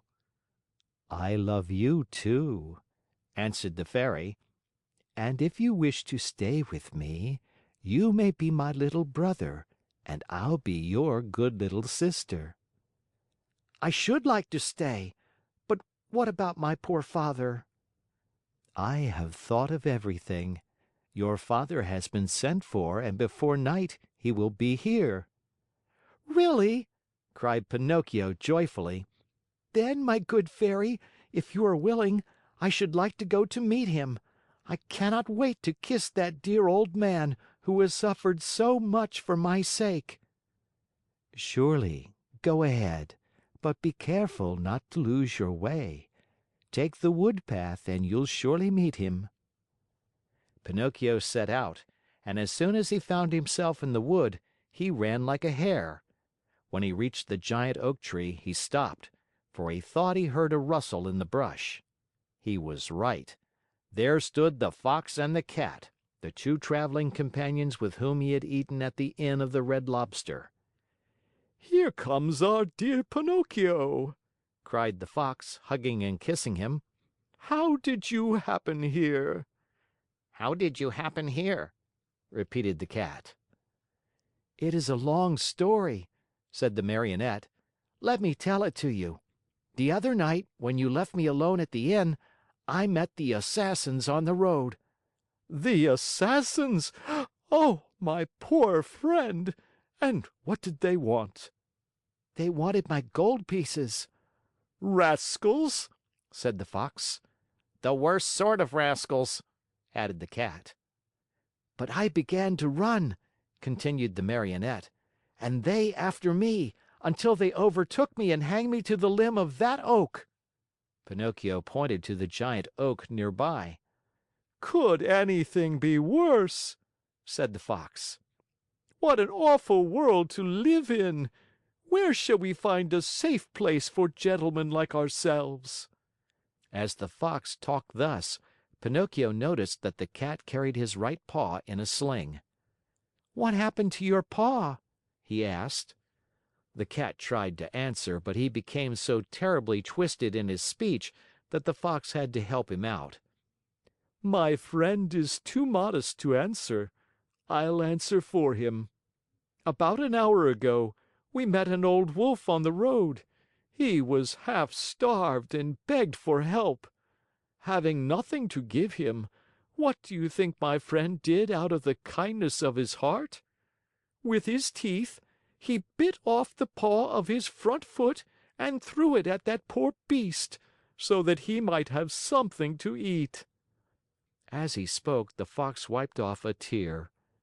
Pinocchio, almost in tears himself, whispered in the Cat's ear, "If all the cats were like you, how lucky the mice would be!"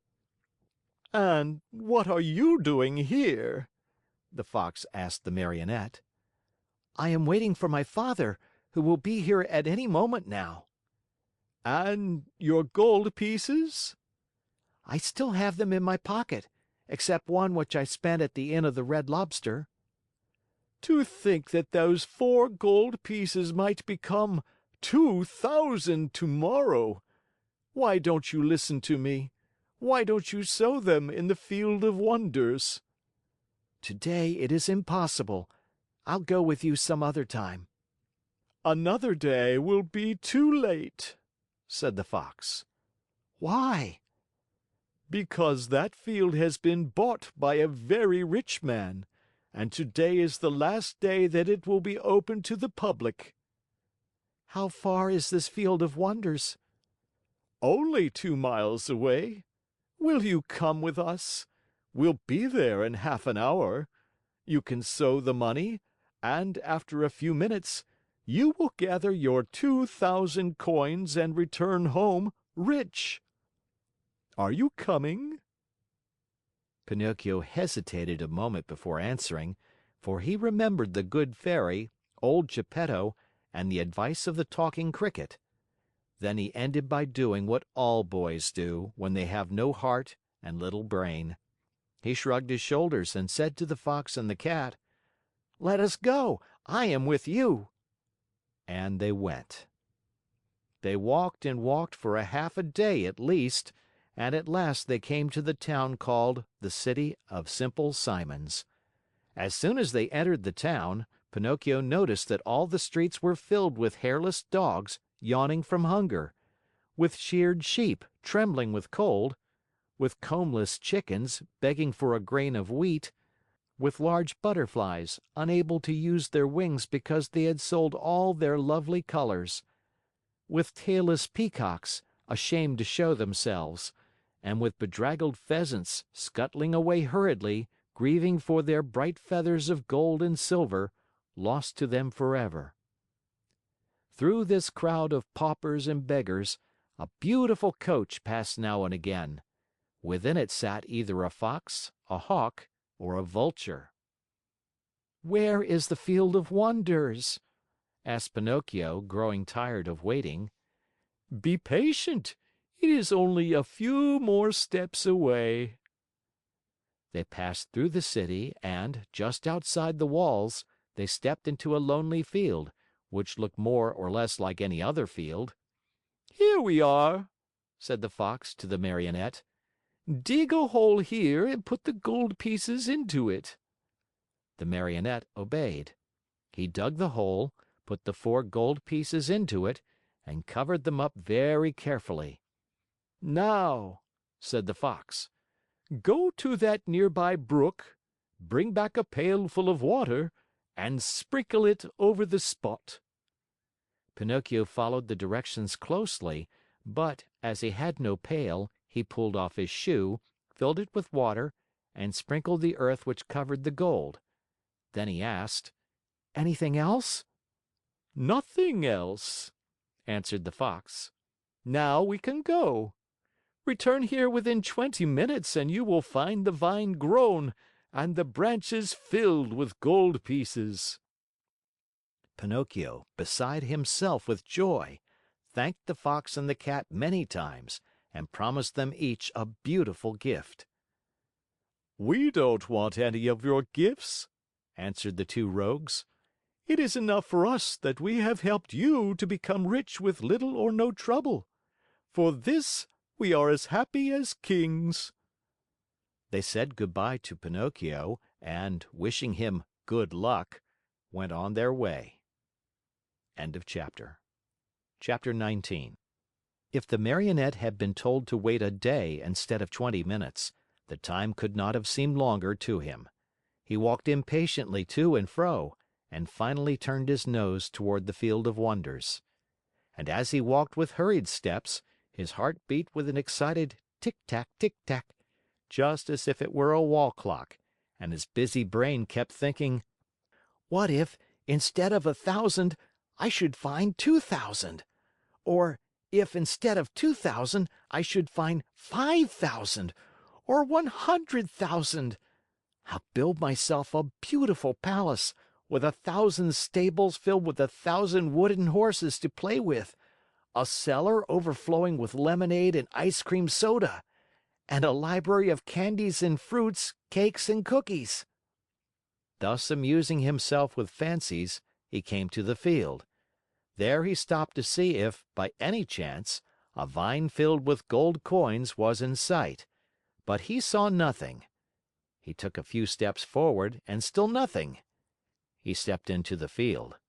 He went up to the place where he had dug the hole and buried the gold pieces. Again nothing. Pinocchio became very thoughtful, and forgetting his good manners altogether, he pulled a hand out of his pocket and gave his head a thorough scratching. As he did so, he heard a hearty burst of laughter close to his head. He turned sharply, and there, just above him on the branch of a tree, sat a large parrot, busily preening his feathers. "What are you laughing at?" Pinocchio asked peevishly. "I am laughing because, in preening my feathers, I tickled myself under the wings." The Marionette did not answer. He walked to the brook, filled his shoe with water, and once more sprinkled the ground which covered the gold pieces. Another burst of laughter, even more impertinent than the first, was heard in the quiet field. "Well," cried the Marionette, angrily this time, "may I know, Mr. Parrot, what amuses you so?" "I am laughing at those simpletons who believe everything they hear, and who allow themselves to be caught so easily in the traps set for them." "Do you, perhaps, mean me?" "I certainly do mean you, poor Pinocchio. You who are such a little silly as to believe that gold can be sown in a field just like beans or squash. I too believed that once, and today I am very sorry for it. Today, but too late, I have reached the conclusion that, in order to come by money honestly, one must work and know how to earn it with hand or brain." "I don't know what you are talking about," said the Marionette, who was beginning to tremble with fear. "Too bad. I'll explain myself better," said the Parrot. "While you were away in the city, the Fox and the Cat returned here in a great hurry. They took the 4 gold pieces which you have buried and ran away as fast as the wind. If you can catch them, you're a brave one." Pinocchio's mouth opened wide. He would not believe the Parrot's words and began to dig away furiously at the earth. He dug and he dug till the hole was as big as himself, but no money was there. Every penny was gone. In desperation, he ran to the city and went straight to the courthouse to report the robbery to the magistrate. The judge was a monkey, a large gorilla, venerable with age. A flowing white beard covered his chest and he wore gold-rimmed spectacles from which the glasses had dropped out. The reason for wearing these, he said, was that his eyes had been weakened by the work of many years. Pinocchio, standing before him, told his pitiful tale word by word. He gave the names and the descriptions of the robbers and begged for justice. The judge listened to him with great patience. A kind look shone in his eyes. He became very much interested in the story. He felt moved. He almost wept. When the Marionette had no more to say, the judge put out his hand and rang a bell. At the sound, two large mastiffs appeared, dressed in carabineers' uniforms. Then the magistrate, pointing to Pinocchio, said in a very solemn voice, "This poor simpleton has been robbed of 4 gold pieces. Take him, therefore, and throw him into prison." The Marionette, on hearing this sentence passed upon him, was thoroughly stunned. He tried to protest, but the two officers clapped their paws on his mouth and hustled him away to jail. There he had to remain for 4 long, weary months. And if it had not been for a very lucky chance, he probably would have had to stay there longer. For, my dear children, you must know that it happened just then that the young emperor who ruled over the city of Simple Simons had gained a great victory over his enemy, and in celebration thereof, he had ordered illuminations, fireworks, shows of all kinds, and, best of all, the opening of all prison doors. "If the others go, I go too," said Pinocchio to the jailer. "Not you," answered the jailer.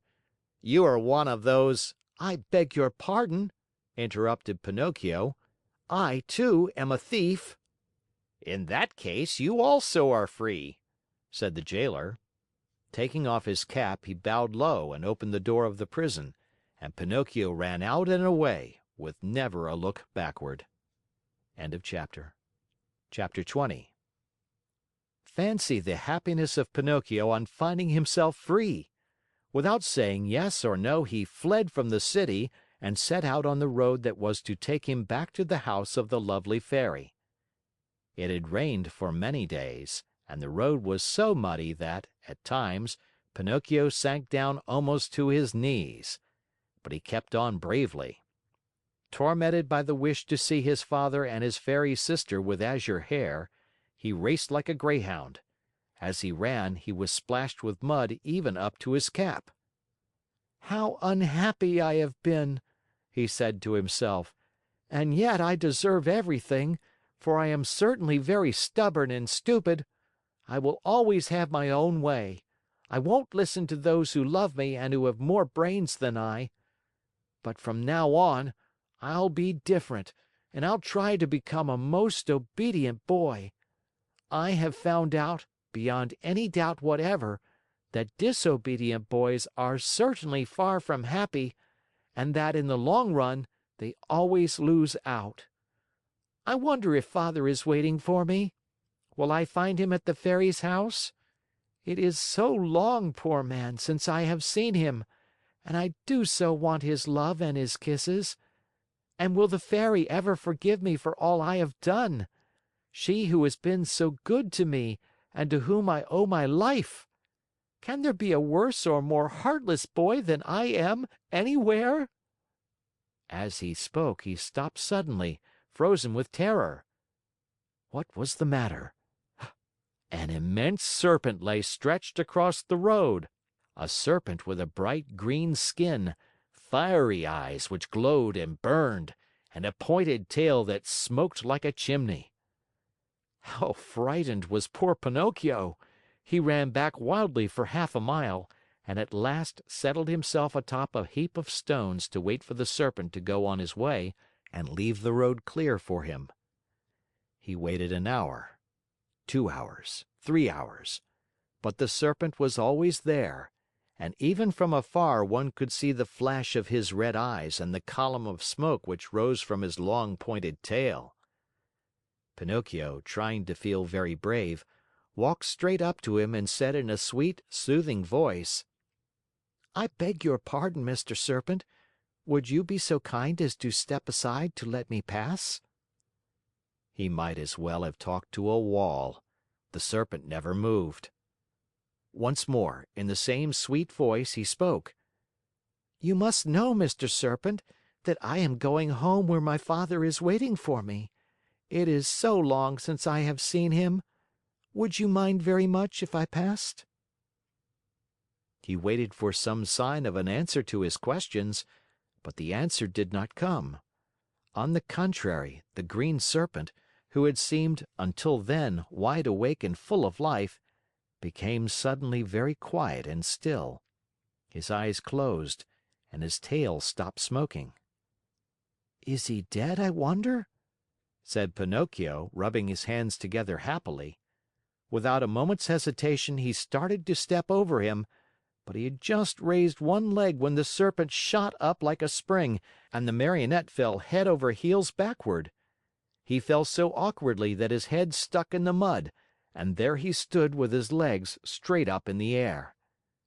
At the sight of the Marionette kicking and squirming like a young whirlwind, the Serpent laughed so heartily and so long that at last he burst an artery and died on the spot. Pinocchio freed himself from his awkward position and once more began to run in order to reach the Fairy's house before dark.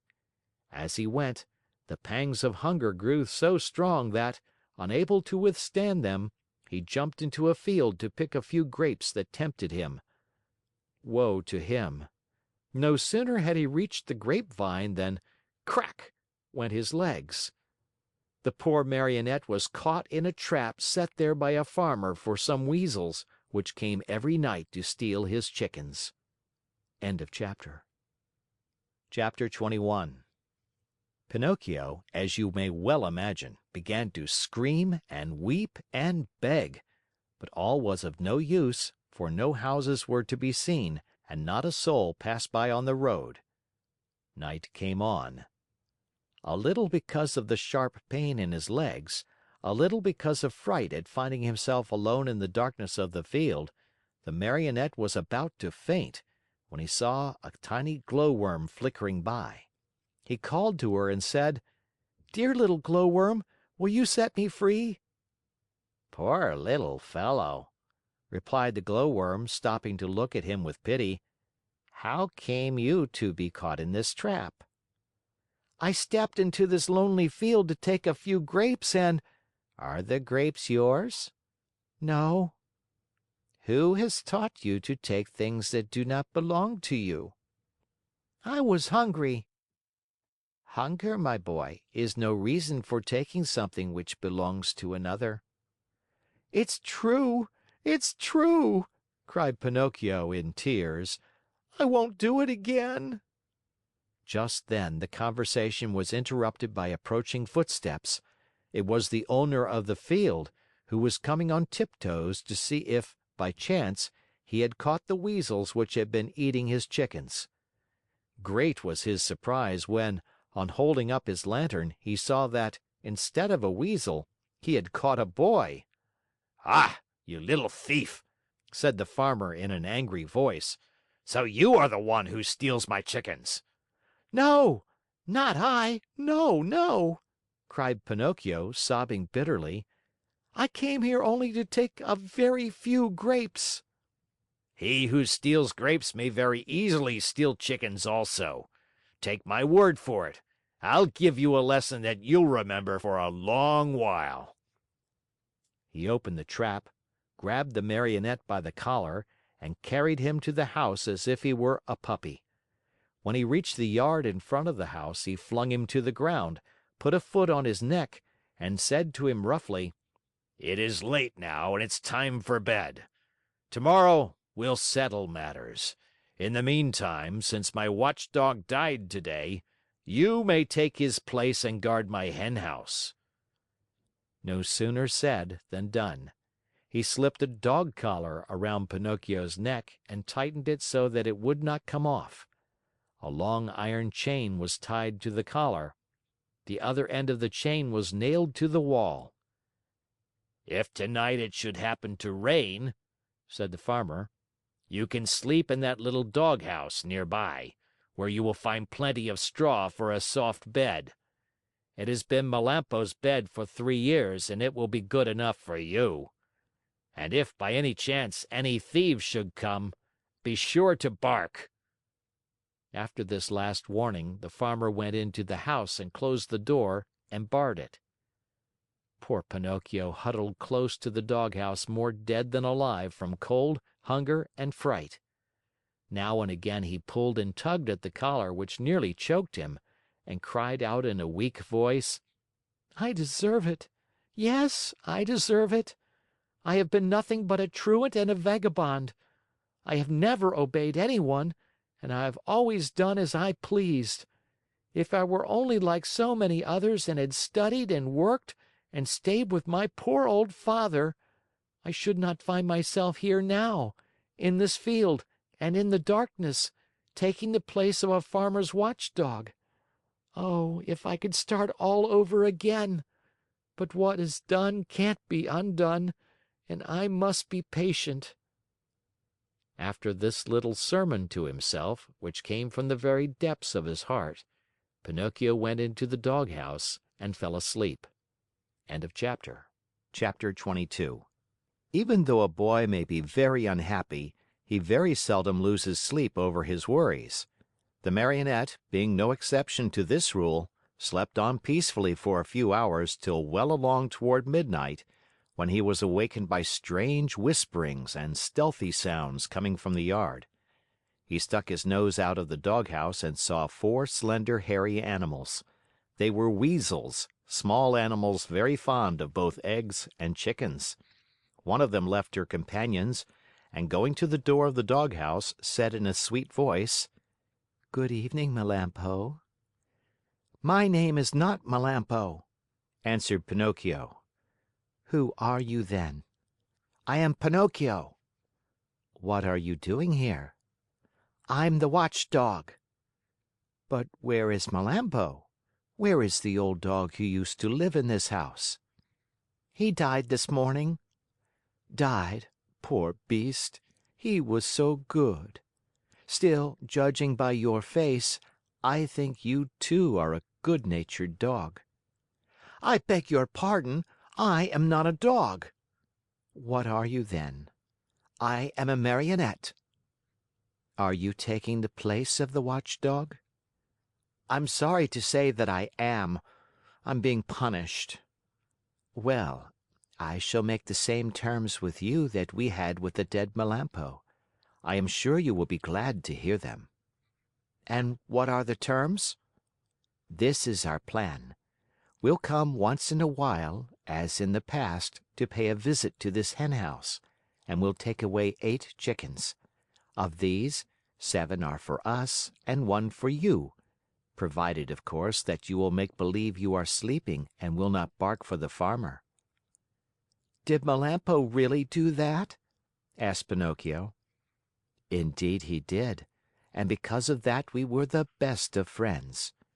Sleep away peacefully, and remember that before we go we shall leave you a nice fat chicken all ready for your breakfast in the morning. Is that understood?" "Even too well," answered Pinocchio, and shaking his head in a threatening manner, he seemed to say, "We'll talk this over in a few minutes, my friends." As soon as the 4 weasels had talked things over, they went straight to the chicken coop which stood close to the doghouse.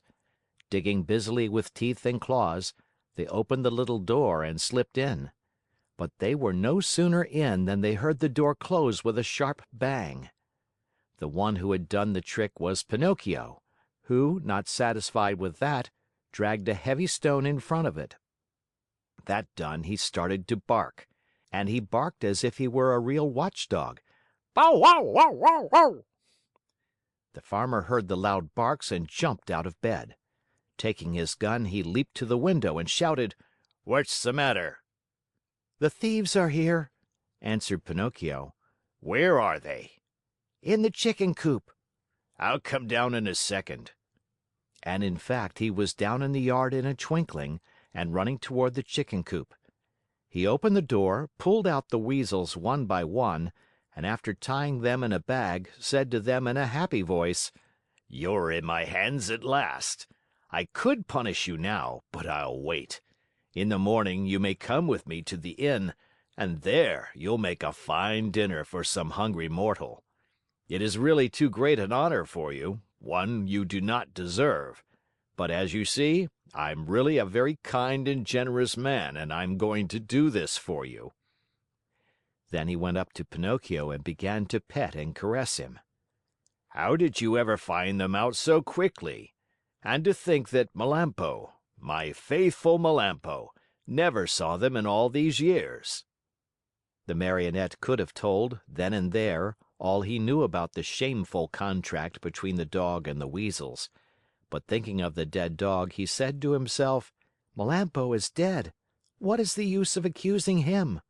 The dead are gone and they cannot defend themselves. The best thing to do is to leave them in peace." "Were you awake or asleep when they came?" continued the Farmer. "I was asleep," answered Pinocchio, "but they awakened me with their whisperings. One of them even came to the door of the doghouse and said to me, 'If you promise not to bark, we will make you a present of one of the chickens for your breakfast.' Did you hear that? They had the audacity to make such a proposition as that to me. For you must know that, though I am a very wicked Marionette full of faults, still I have never been, nor shall ever be, bribed." "Fine boy!" cried the Farmer, slapping him on the shoulder in a friendly way. "You ought to be proud of yourself. And to show you what I think of you, you are free from this instant." And he slipped the dog collar from his neck. End of chapter. Chapter 23. As soon as Pinocchio no longer felt the shameful weight of the dog collar around his neck, he started to run across the fields and meadows and never stopped till he came to the main road that was to take him to the Fairy's house. When he reached it, he looked into the valley far below him, and there he saw the wood where unluckily he had met the Fox and the Cat, and the tall oak tree where he had been hanged. But though he searched far and near, he could not see the house where the Fairy with the azure hair lived. He became terribly frightened, and, running as fast as he could, he finally came to the spot where it had once stood. The little house was no longer there. In its place lay a small marble slab, which bore this sad inscription: "Here lies the lovely Fairy with azure hair, who died of grief when abandoned by her little brother, Pinocchio." The poor Marionette was heartbroken at reading these words. He fell to the ground and, covering the cold marble with kisses, burst into bitter tears. He cried all night, and dawn found him still there, though his tears had dried and only hard, dry sobs shook his wooden frame. But these were so loud that they could be heard by the faraway hills. As he sobbed, he said to himself, "Oh, my Fairy, my dear, dear Fairy, why did you die? Why did I not die, who am so bad, instead of you, who are so good? And my father, where can he be? Please, dear Fairy, tell me where he is, and I shall never, never leave him again. You are not really dead, are you? If you love me, you will come back, alive as before. Don't you feel sorry for me? I'm so lonely. If the two assassins come, they'll hang me again from the giant oak tree, and I will really die this time. What shall I do alone in the world? Now that you are dead, and my father is lost, where shall I eat? Where shall I sleep? Who will make my new clothes? Oh, I want to die. Yes, I want to die. Oh, oh, oh!" Poor Pinocchio! He even tried to tear his hair, but as it was only painted on his wooden head, he could not even pull it. Just then a large pigeon flew far above him. Seeing the Marionette, he cried to him, "Tell me, little boy, what are you doing there? Can't you see? I'm crying," said Pinocchio, lifting his head toward the voice and rubbing his eyes with his sleeve. "Tell me," asked the Pigeon, "do you by chance know of a Marionette, Pinocchio by name?" Pinocchio? Did you say Pinocchio? replied the Marionette, jumping to his feet. Why, I am Pinocchio. At this answer, the Pigeon flew swiftly down to the earth. He was much larger than a turkey. "Then you know Geppetto also?" Do I know him? He's my father, my poor dear father. Has he perhaps spoken to you of me? Will you take me to him? Is he still alive? Answer me, please. Is he still alive? "I left him 3 days ago on the shore of a large sea." What was he doing? "He was building a little boat with which to cross the ocean. For the last 4 months, that poor man has been wandering around Europe looking for you. Not having found you yet, he has made up his mind to look for you in the New World, far across the ocean." How far is it from here to the shore? asked Pinocchio anxiously. "More than 50 miles." 50 miles! Oh, dear Pigeon, how I wish I had your wings! "If you want to come, I'll take you with me." How? "Astride my back. Are you very heavy?" Heavy? Not at all. I'm only a feather." "Very well." Saying nothing more, Pinocchio jumped on the Pigeon's back, and, as he settled himself, he cried out gaily, Gallop on, my pretty steed. I'm in a great hurry." The Pigeon flew away, and in a few minutes he had reached the clouds. The Marionette looked to see what was below them. His head swam and he was so frightened that he clutched wildly at the Pigeon's neck to keep himself from falling. They flew all day. Toward evening, the Pigeon said, "I'm very thirsty." "And I'm very hungry," said Pinocchio. "Let us stop a few minutes at that pigeon coop down there. Then we can go on and be at the seashore in the morning." They went into the empty coop, and there they found nothing but a bowl of water and a small basket filled with chickpeas.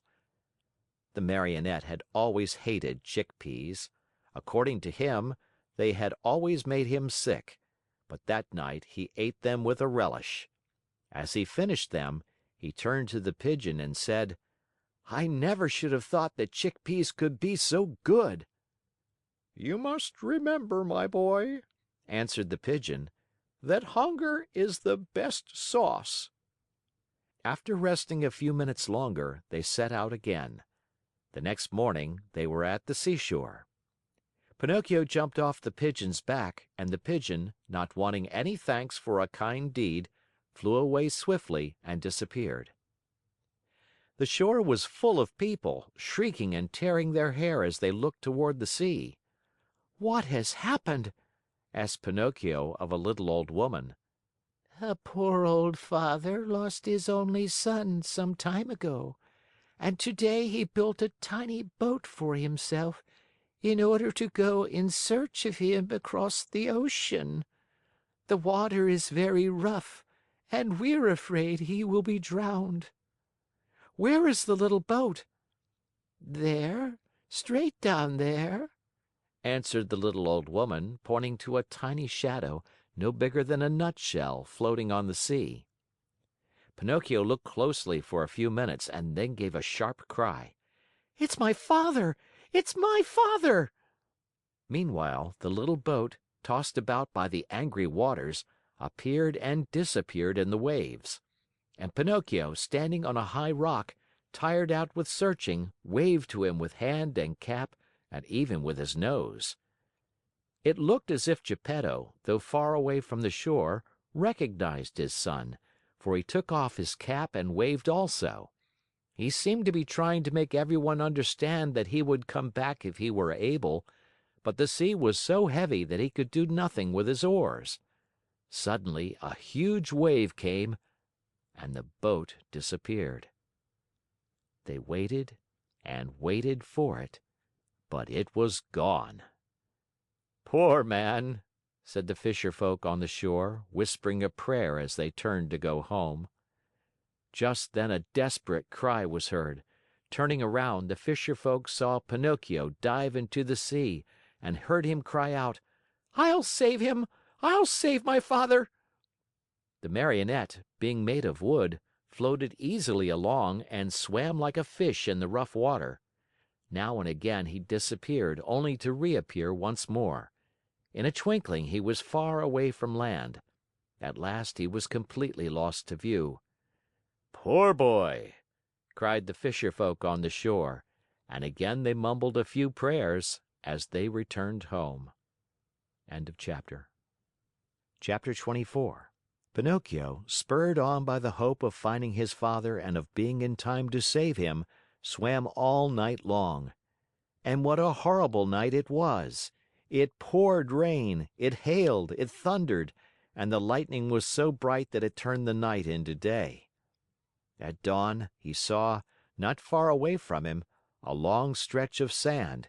It was an island in the middle of the sea. Pinocchio tried his best to get there, but he couldn't. The waves played with him and tossed him about as if he were a twig or a bit of straw. At last, and luckily for him, a tremendous wave tossed him to the very spot where he wanted to be. The blow from the wave was so strong that, as he fell to the ground, his joints cracked and almost broke. But, nothing daunted, he jumped to his feet and cried, "Once more I have escaped with my life!" Little by little the sky cleared. The sun came out in full splendor, and the sea became as calm as a lake. Then the Marionette took off his clothes and laid them on the sand to dry. He looked over the waters to see whether he might catch sight of a boat with a little man in it. He searched and he searched, but he saw nothing except sea and sky, and far away a few sails, so small that they might have been birds. "If only I knew the name of this island," he said to himself. "If I even knew what kind of people I would find here. But whom shall I ask? There is no one here." The idea of finding himself in so lonesome a spot made him so sad that he was about to cry, but just then he saw a big fish swimming near by, with his head far out of the water. Not knowing what to call him, the Marionette said to him, "Hey there, Mr. Fish! May I have a word with you?" Even two, if you want," answered the fish, who happened to be a very polite dolphin. "Will you please tell me if, on this island, there are places where one may eat without necessarily being eaten?" "Surely there are," answered the Dolphin. "In fact, you'll find one not far from this spot." "And how shall I get there?" Take that path on your left and follow your nose. You can't go wrong." "Tell me another thing. You who travel day and night through the sea, did you not perhaps meet a little boat with my father in it?" "And who is your father?" "He is the best father in the world, even as I am the worst son that can be found." "In the storm of last night," answered the Dolphin, "the little boat must have been swamped." "And my father?" "By this time he must have been swallowed by the terrible shark, which for the last few days has been bringing terror to these waters." "Is this shark very big?" asked Pinocchio, who was beginning to tremble with fright. "Is he big?" replied the Dolphin. "Just to give you an idea of his size, let me tell you that he is larger than a 5-story building, and that he has a mouth so big and so deep that a whole train and engine could easily get into it." "Mother mine!" cried the Marionette, scared to death, and dressing himself as fast as he could, he turned to the Dolphin and said, "Farewell, Mr. Fish. Pardon the bother, and many thanks for your kindness." This said, he took the path at so swift a gait that he seemed to fly, and at every small sound he heard, he turned in fear to see whether the terrible shark, 5 stories high and with a train in his mouth, was following him. After walking a half hour, he came to a small country called the Land of the Busy Bees. The streets were filled with people running to and fro about their tasks. Everyone worked, everyone had something to do. Even if one were to search with a lantern, not one idle man or one tramp could have been found. "I understand," said Pinocchio at once, wearily. "This is no place for me. I was not born for work." But in the meantime he began to feel hungry, for it was 24 hours since he had eaten. What was to be done? There were only two means left to him in order to get a bite to eat. He either had to work or to beg. He was ashamed to beg, because his father had always preached to him that begging should be done only by the sick or the old. He had said that the real poor in this world, deserving of our pity and help, were only those who, either through age or sickness, had lost the means of earning their bread with their own hands. All others should work, and if they didn't and went hungry, so much the worse for them. Just then a man passed by, worn out and wet with perspiration, pulling, with difficulty, two heavy carts filled with coal. Pinocchio looked at him, and judging him by his looks to be a kind man, said to him with eyes downcast in shame, "Will you be so good as to give me a penny, for I am faint with hunger?" Not only 1 penny," answered the coal man. "I'll give you 4 if you will help me pull these 2 wagons." "I am surprised," answered the Marionette, very much offended. "I wish you to know that I never have been a donkey, nor have I ever pulled a wagon." "So much the better for you," answered the coal man. "Then, my boy, if you are really faint with hunger, eat 2 slices of your pride, and I hope they don't give you indigestion." A few minutes after, a bricklayer passed by, carrying a pail full of plaster on his shoulder. "Good man, will you be kind enough to give a penny to a poor boy who is yawning from hunger?" "Gladly," answered the bricklayer. "Come with me and carry some plaster, and instead of 1 penny, I'll give you 5." "But the plaster is heavy," answered Pinocchio, "and the work too hard for me." "If the work is too hard for you, my boy, enjoy your yawns and may they bring you luck." In less than a half hour, at least 20 people passed, and Pinocchio begged of each one, but they all answered, "Aren't you ashamed? Instead of being a beggar in the streets, why don't you look for work and earn your own bread?" Finally, a little woman went by carrying 2 water jugs. "Good woman, will you allow me to have a drink from one of your jugs?" asked Pinocchio, who was burning up with thirst. "With pleasure, my boy," she answered, setting the 2 jugs on the ground before him.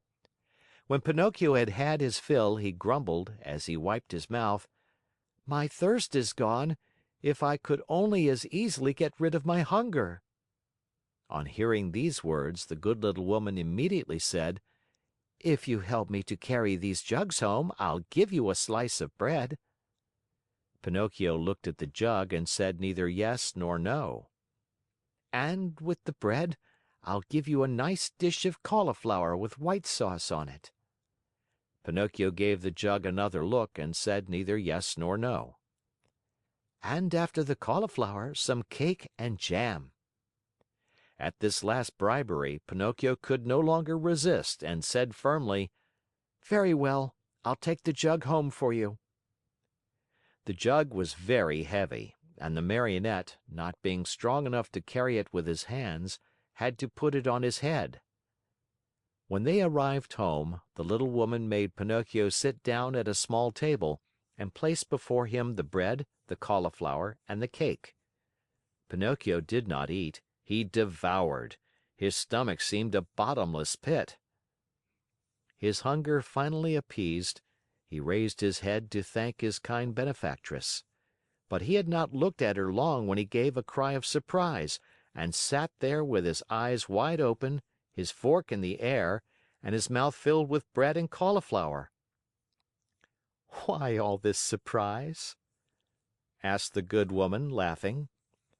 "Because," answered Pinocchio, stammering and stuttering, "because you look like, you remind me of, yes, yes, the same voice, the same eyes, the same hair. Yes, yes, yes, you also have the same azure hair she had. Oh, my little fairy, my little fairy! Tell me that it is you! Don't make me cry any longer! If you only knew! I have cried so much, I have suffered so!" And Pinocchio threw himself on the floor and clasped the knees of the mysterious little woman. End of chapter. Chapter 25. If Pinocchio cried much longer, the little woman thought he would melt away, so she finally admitted that she was the little fairy with azure hair. "You rascal of a Marionette, how did you know it was I?" she asked, laughing. "My love for you told me who you were." "Do you remember? You left me when I was a little girl, and now you find me a grown woman. I am so old I could almost be your mother." "I am very glad of that, for then I can call you mother instead of sister. For a long time I have wanted a mother, just like other boys.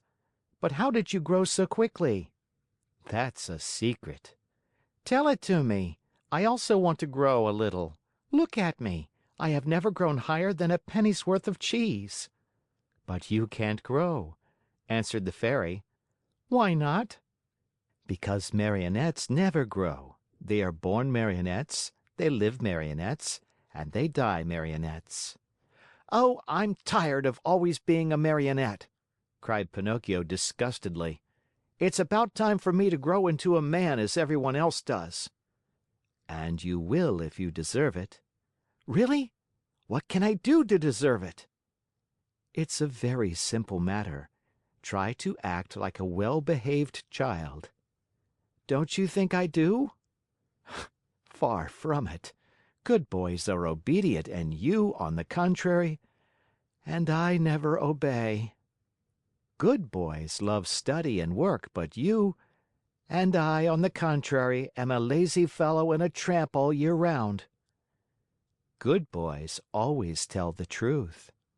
"And I always tell lies." "Good boys go gladly to school." "And I get sick if I go to school. From now on, I'll be different." "Do you promise?" "I promise. I want to become a good boy and be a comfort to my father. Where is my poor father now?" "I do not know." "Will I ever be lucky enough to find him and embrace him once more?" "I think so. Indeed, I am sure of it." At this answer, Pinocchio's happiness was very great. He grasped the Fairy's hands and kissed them so hard that it looked as if he had lost his head. Then, lifting his face, he looked at her lovingly and asked, "Tell me, little mother, it isn't true that you are dead, is it?" "It doesn't seem so," answered the Fairy, smiling. "If you only knew how I suffered and how I wept when I read, 'Here lies—'" "I know it, and for that I have forgiven you. The depth of your sorrow made me see that you have a kind heart. There is always hope for boys with hearts such as yours, though they may often be mischievous. This is the reason why I have come so far to look for you. From now on, I'll be your own little mother." "Oh, how lovely!" cried Pinocchio, jumping with joy. "You will obey me always and do as I wish?" "Gladly, very gladly, more than gladly." "Beginning tomorrow," said the Fairy, "you'll go to school every day." Pinocchio's face fell a little. "Then you will choose the trade you like best." Pinocchio became more serious.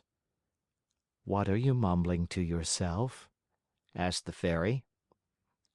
"I was just saying," whined the Marionette in a whisper, "that it seems too late for me to go to school now." "No, indeed. Remember it is never too late to learn." But I don't want either trade or profession. Why? Because work wearies me. My dear boy, said the fairy, people who speak as you do usually end their days either in a prison or in a hospital. A man, remember, whether rich or poor, should do something in this world. No one can find happiness without work. Woe betide the lazy fellow. Laziness is a serious illness, and one must cure it immediately. Yes, even from early childhood. If not, it will kill you in the end. These words touched Pinocchio's heart. He lifted his eyes to his fairy and said seriously, I'll work. I'll study. I'll do all you tell me. After all, the life of a marionette has grown very tiresome to me, and I want to become a boy, no matter how hard it is. You promise that, do you not? Yes, I promise. And now it is up to you. End of chapter. Chapter 26. In the morning, bright and early, Pinocchio started for school. Imagine what the boys said when they saw a marionette enter the classroom. They laughed until they cried. Everyone played tricks on him. One pulled his hat off, another tugged at his coat, a third tried to paint a mustache under his nose. One even attempted to tie strings to his feet and his hands to make him dance. For a while, Pinocchio was very calm and quiet. Finally, however, he lost all patience and turning to his tormentors, he said to them threateningly, Careful, boys. I haven't come here to be made fun of. I'll respect you, and I want you to respect me. Hurrah for Dr. Know-All. You have spoken like a printed book, howled the boys, bursting with laughter. One of them, more impudent than the rest, put out his hand to pull the Marionette's nose. But he was not quick enough, for Pinocchio stretched his leg under the table and kicked him hard on the shin. "Oh, what hard feet!" cried the boy, rubbing the spot where the Marionette had kicked him. "And what elbows! They're even harder than the feet!" shouted another one who, because of some other trick, had received a blow in the stomach. With that kick and that blow, Pinocchio gained everybody's favor. Everyone admired him, danced attendance upon him, petted and caressed him. As the days passed into weeks, even the teacher praised him, for he saw him attentive, hard-working, and wide awake, always the first to come in the morning and the last to leave when school was over. Pinocchio's only fault was that he had too many friends. Among these were many well-known rascals who cared not a jot for study or for success. The teacher warned him each day, and even the good fairy repeated to him many times, "Take care, Pinocchio. Those bad companions will sooner or later make you lose your love for study. Some day they will lead you astray." "There's no such danger," answered the Marionette, shrugging his shoulders and pointing to his forehead, as if to say, "I'm too wise." So it happened that one day, as he was walking to school, he met some boys who ran up to him and said, "Have you heard the news?" "No." "A shark as big as a mountain has been seen near the shore." "Really? I wonder if it could be the same one I heard of when my father was drowned." "We are going to see it. Are you coming?" "No, not I. I must go to school." "What do you care about school? You can go there tomorrow. With a lesson more or less, we are always the same donkeys." "And what will the teacher say?" "Let him talk. He is paid to grumble all day long." "And my mother?" "Mothers don't know anything," answered those scamps. "Do you know what I'll do?" said Pinocchio. "For certain reasons of mine, I, too, want to see that shark. But I'll go after school. I can see him then as well as now." "Poor simpleton!" cried one of the boys. "Do you think that a fish of that size will stand there waiting for you?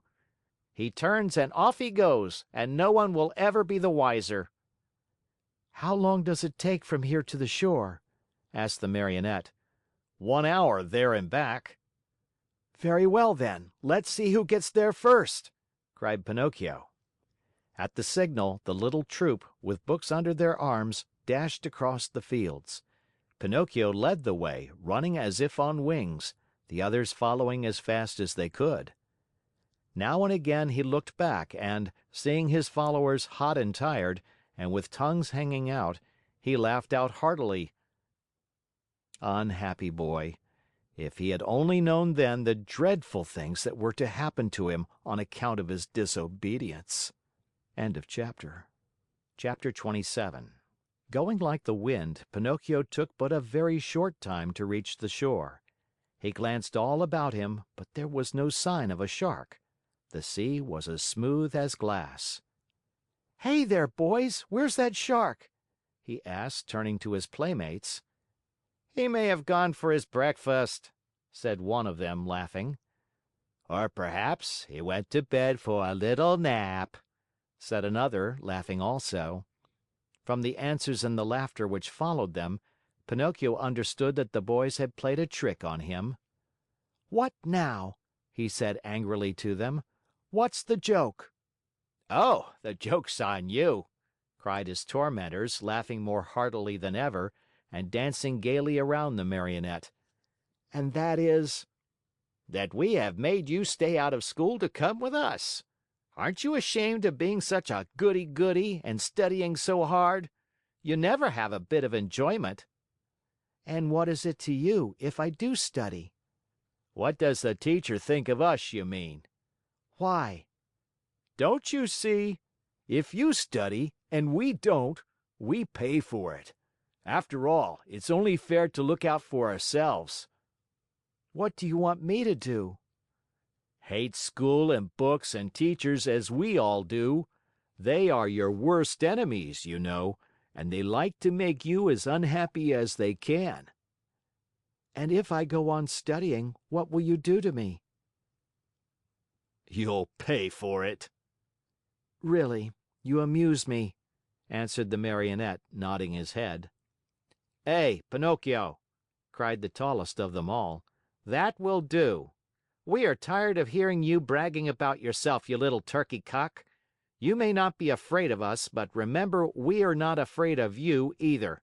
You are alone, you know, and we are 7. "Like the 7 sins," said Pinocchio, still laughing. Did you hear that? He has insulted us all. He has called us sins. Pinocchio, apologize for that or look out. "Cuckoo," said the Marionette, mocking them with his thumb to his nose. You'll be sorry. "Cuckoo." We'll whip you soundly. "Cuckoo."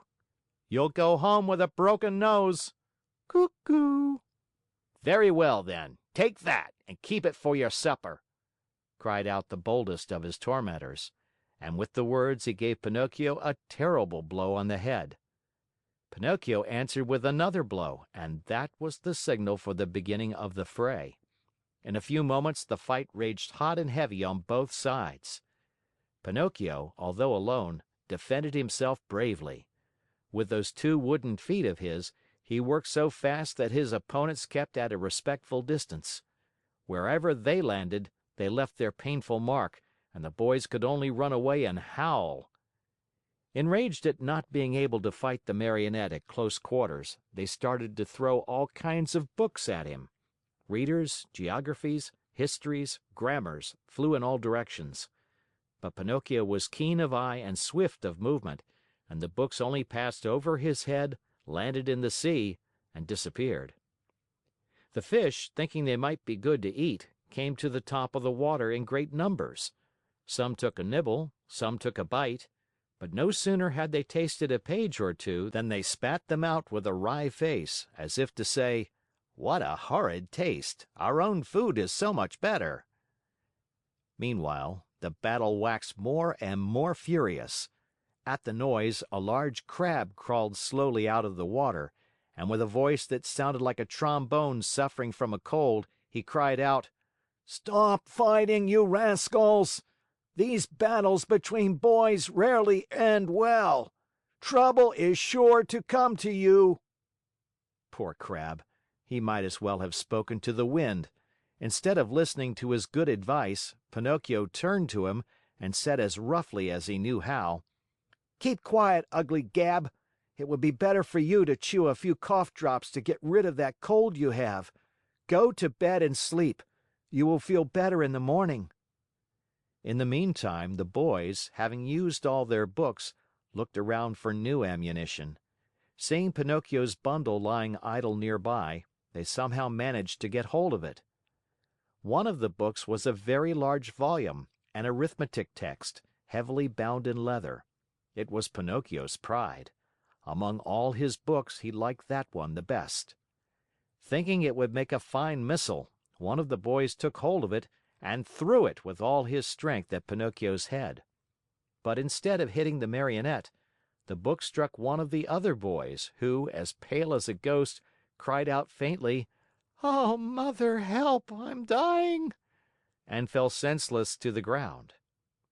At the sight of that pale little corpse, the boys were so frightened that they turned tail and ran. In a few moments, all had disappeared. All except Pinocchio. Although scared to death by the horror of what had been done, he ran to the sea and soaked his handkerchief in the cool water, and with it bathed the head of his poor little schoolmate. Sobbing bitterly, he called to him, saying, "Eugene! My poor Eugene! Open your eyes and look at me! Why don't you answer? I was not the one who hit you, you know. Believe me, I didn't do it. Open your eyes, Eugene.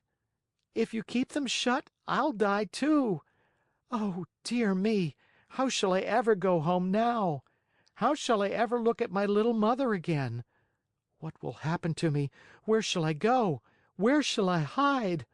Oh, how much better it would have been, 1,000 times better, if only I had gone to school. Why did I listen to those boys? They always were a bad influence. And to think that the teacher had told me, and my mother too, beware of bad company. That's what she said. But I'm stubborn and proud. I listen, but always I do as I wish. And then I pay. I've never had a moment's peace since I've been born. Oh, dear! What will become of me? What will become of me?" Pinocchio went on crying and moaning and beating his head. Again and again he called to his little friend, when suddenly he heard heavy steps approaching. He looked up and saw two tall carabineers near him. "What are you doing stretched out on the ground?" they asked Pinocchio. "I'm helping this schoolfellow of mine." "Has he fainted?" "I should say so," said one of the carabineers, bending to look at Eugene. "This boy has been wounded on the temple. Who has hurt him?" "Not I," stammered the Marionette, who had hardly a breath left in his whole body. "If it wasn't you, who was it then?" "Not I," repeated Pinocchio. "And with what was he wounded?" "With this book," and the Marionette picked up the arithmetic text to show it to the officer. "And whose book is this?" "Mine." "Enough! Not another word! Get up as quickly as you can and come along with us." "But I—" "Come with us." Before starting out, the officers called out to several fishermen passing by in a boat and said to them, "Take care of this little fellow who has been hurt. Take him home and bind his wounds. Tomorrow we'll come after him." They then took hold of Pinocchio and, putting him between them, said to him in a rough voice, "March! And go quickly, or it will be the worse for you." They did not have to repeat their words. The Marionette walked swiftly along the road to the village. But the poor fellow hardly knew what he was about. He thought he had a nightmare. He felt ill. His eyes saw everything double, his legs trembled, his tongue was dry, and, try as he might, he could not utter a single word. Yet in spite of this numbness of feeling, he suffered keenly at the thought of passing under the windows of his good little Fairy's house. What would she say on seeing him between two carabineers? They had just reached the village when a sudden gust of wind blew off Pinocchio's cap and made it go sailing far down the street. Would you allow me," the Marionette asked the Carabineers, "to run after my cap?" Very well, go, but hurry. The Marionette went, picked up his cap, but instead of putting it on his head, he stuck it between his teeth and then raced toward the sea. He went like a bullet out of a gun. The Carabineers, judging that it would be very difficult to catch him, sent a large mastiff after him, one that had won first prize in all the dog races. Pinocchio ran fast and the dog ran faster. At so much noise, the people hung out of the windows or gathered in the street, anxious to see the end of the contest. But they were disappointed, for the dog and Pinocchio raised so much dust on the road that, after a few moments, it was impossible to see them. End of chapter. Chapter 28. During that wild chase, Pinocchio lived through a terrible moment when he almost gave himself up as lost. This was when Alidoro, that was the Mastiff's name, in a frenzy of running, came so near that he was on the very point of reaching him. The Marionette heard, close behind him, the labored breathing of the beast who was fast on his trail, and now and again even felt his hot breath blow over him. Luckily, by this time he was very near the shore, and the sea was in sight, in fact, only a few short steps away. As soon as he set foot on the beach, Pinocchio gave a leap and fell into the water. Alidoro tried to stop, but as he was running very fast, he couldn't, and he too landed far out in the sea. Strange though it may seem, the dog could not swim. He beat the water with his paws to hold himself up, but the harder he tried, the deeper he sank. As he stuck his head out once more, the poor fellow's eyes were bulging, and he barked out wildly, "I drown! I drown!" "Drown!" answered Pinocchio from afar, happy at his escape. "Help, Pinocchio! Dear little Pinocchio! Save me from death!"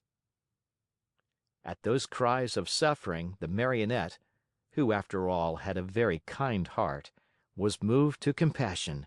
He turned toward the poor animal and said to him, "But if I help you, will you promise not to bother me again by running after me?" "I promise! I promise! Only hurry, for if you wait another second, I'll be dead and gone!" Pinocchio hesitated still another minute. Then, remembering how his father had often told him that a kind deed is never lost, he swam to Alidoro and, catching hold of his tail, dragged him to the shore. The poor dog was so weak he could not stand. He had swallowed so much salt water that he was swollen like a balloon. However, Pinocchio, not wishing to trust him too much, threw himself once again into the sea. As he swam away, he called out, "Goodbye, Alidoro. Good luck, and remember me to the family." Goodbye, little Pinocchio, answered the dog.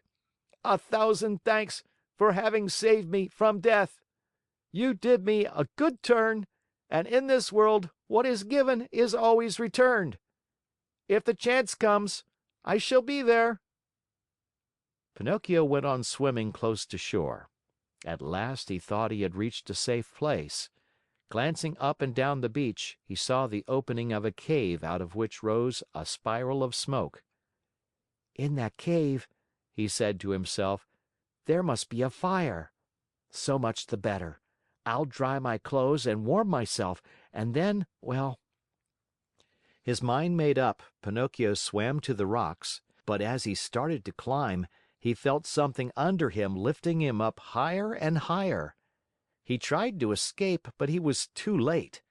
To his great surprise, he found himself in a huge net, amid a crowd of fish of all kinds and sizes, who were fighting and struggling desperately to free themselves. At the same time, he saw a fisherman come out of the cave, a fisherman so ugly that Pinocchio thought he was a sea monster. In place of hair, his head was covered by a thick bush of green grass. Green was the skin of his body, green were his eyes, green was the long, long beard that reached down to his feet. He looked like a giant lizard with legs and arms. When the Fisherman pulled the net out of the sea, he cried out joyfully, "Blessed Providence! Once more I'll have a fine meal of fish." "Thank heaven I'm not a fish," said Pinocchio to himself, trying with these words to find a little courage. The Fisherman took the net and the fish to the cave, a dark, gloomy, smoky place. In the middle of it, a pan full of oil sizzled over a smoky fire, sending out a repelling odor of tallow that took away one's breath. "Now, let us see what kind of fish we have caught today," said the Green Fisherman. He put a hand as big as a spade into the net and pulled out a handful of mullets. "Fine mullets, these," he said, after looking at them and smelling them with pleasure. After that he threw them into a large empty tub. Many times he repeated this performance. As he pulled each fish out of the net, his mouth watered with the thought of the good dinner coming, and he said, "Fine fish, these bass. Very tasty, these whitefish. Delicious flounders, these. What splendid crabs! And these dear little anchovies with their heads still on." As you can well imagine, the bass, the flounders, the whitefish, and even the little anchovies all went together into the tub to keep the mullets company. The last to come out of the net was Pinocchio. As soon as the Fisherman pulled him out, his green eyes opened wide with surprise, and he cried out in fear, "What kind of fish is this? I don't remember ever eating anything like it." He looked at him closely, and after turning him over and over, he said at last, "I understand. He must be a crab." Pinocchio, mortified at being taken for a crab, said resentfully, "What nonsense! A crab indeed! I am no such thing. Beware how you deal with me. I am a Marionette, I want you to know." "A Marionette?" asked the Fisherman. "I must admit that a Marionette fish is, for me, an entirely new kind of fish. So much the better. I'll eat you with greater relish." "Eat me? But can't you understand that I'm not a fish? Can't you hear that I speak and think as you do?" "It's true," answered the Fisherman. "But since I see that you are a fish, well able to talk and think as I do, I'll treat you with all due respect." "And that is?" "That, as a sign of my particular esteem, I'll leave to you the choice of the manner in which you are to be cooked. Do you wish to be fried in a pan, or do you prefer to be cooked with tomato sauce?" "To tell you the truth," answered Pinocchio, "if I must choose, I should much rather go free so I may return home." "Are you fooling? Do you think that I want to lose the opportunity to taste such a rare fish? A Marionette fish does not come very often to these seas. Leave it to me. I'll fry you in the pan with the others. I know you'll like it. It's always a comfort to find oneself in good company." The unlucky Marionette, hearing this, began to cry and wail and beg. With tears streaming down his cheeks, he said, "How much better it would have been for me to go to school! I did listen to my playmates and now I am paying for it. Oh, oh, oh!" And as he struggled and squirmed like an eel to escape from him, the Green Fisherman took a stout cord and tied him hand and foot, and threw him into the bottom of the tub with the others. Then he pulled a wooden bowl full of flour out of a cupboard and started to roll the fish into it, one by one. When they were white with it, he threw them into the pan. The first to dance in the hot oil were the mullets. The bass followed, then the whitefish, the flounders, and the anchovies. Pinocchio's turn came last. Seeing himself so near to death, and such a horrible death, he began to tremble so with fright that he had no voice left with which to beg for his life. The poor boy beseeched only with his eyes. But the Green Fisherman, not even noticing that it was he, turned him over and over in the flour until he looked like a Marionette made of chalk. Then he took him by the head and End of chapter. Chapter 29. Mindful of what the fisherman had said, Pinocchio knew that all hope of being saved had gone. He closed his eyes and waited for the final moment. Suddenly, a large dog, attracted by the odor of the boiling oil, came running into the cave. "Get out!" cried the fisherman threateningly, and still holding on to the Marionette, who was all covered with flour. But the poor dog was very hungry, and whining and wagging his tail, he tried to say, "Give me a bite of the fish, and I'll go in peace." "Get out, I say!" repeated the fisherman. And he drew back his foot to give the dog a kick. Then the dog, who, being really hungry, would take no refusal, turned in a rage toward the fisherman and bared his terrible fangs. And at that moment a pitiful little voice was heard saying, "Save me, Alidoro! If you don't, I fry!" The dog immediately recognized Pinocchio's voice. Great was his surprise to find that the voice came from the little flour-covered bundle that the fisherman held in his hand. Then what did he do? With one great leap, he grasped that bundle in his mouth, and, holding it lightly between his teeth, ran through the door and disappeared like a flash. The fisherman, angry at seeing his meal snatched from under his nose, ran after the dog, but a bad fit of coughing made him stop and turn back. Meanwhile, Alidoro, as soon as he had found the road which led to the village, stopped and dropped Pinocchio softly to the ground. "How much I do thank you!" said the Marionette. "It is not necessary," answered the dog. "You saved me once, and what is given is always returned. We are in this world to help one another." "But how did you get in that cave?" "I was lying here on the sand, more dead than alive, when an appetizing odor of fried fish came to me. That odor tickled my hunger and I followed it. Oh, if I had come a moment later!" "Don't speak about it," wailed Pinocchio, still trembling with fright. "Don't say a word. If you had come a moment later, I would be fried, eaten, and digested by this time. Brrr! I shiver at the mere thought of it." Alidoro laughingly held out his paw to the Marionette, who shook it heartily, feeling that now he and the dog were good friends. Then they bid each other good bye, and the dog went home.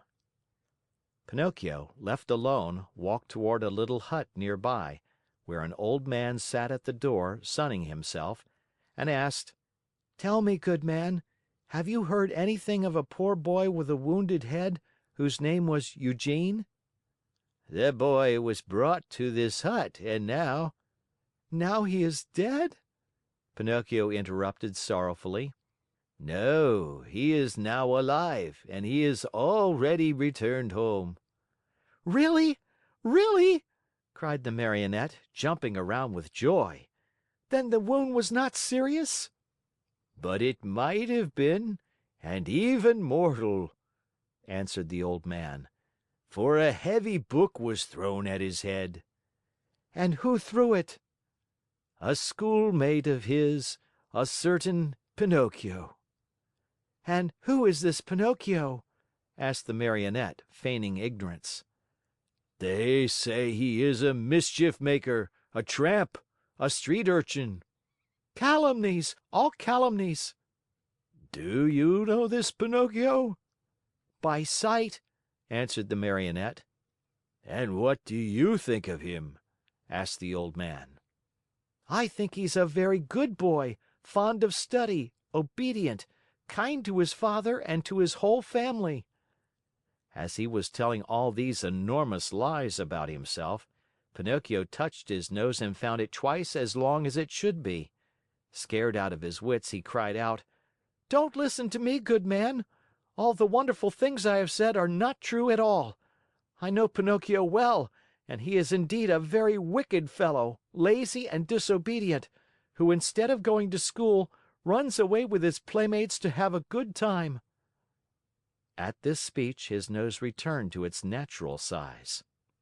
"Why are you so pale?" the old man asked suddenly. "Let me tell you. Without knowing it, I rubbed myself against a newly painted wall," he lied, ashamed to say that he had been made ready for the frying pan. "What have you done with your coat and your hat and your breeches?" "I met thieves and they robbed me. Tell me, my good man, have you not perhaps a little suit to give me so that I may go home?" "My boy, as for clothes, I have only a bag in which I keep hops. If you want it, take it, there it is." Pinocchio did not wait for him to repeat his words. He took the bag, which happened to be empty, and after cutting a big hole at the top and two at the sides, he slipped into it as if it were a shirt. Lightly clad as he was, he started out toward the village. Along the way he felt very uneasy. In fact, he was so unhappy that he went along taking 2 steps forward and 1 back, and as he went he said to himself, "How shall I ever face my good little Fairy? What will she say when she sees me?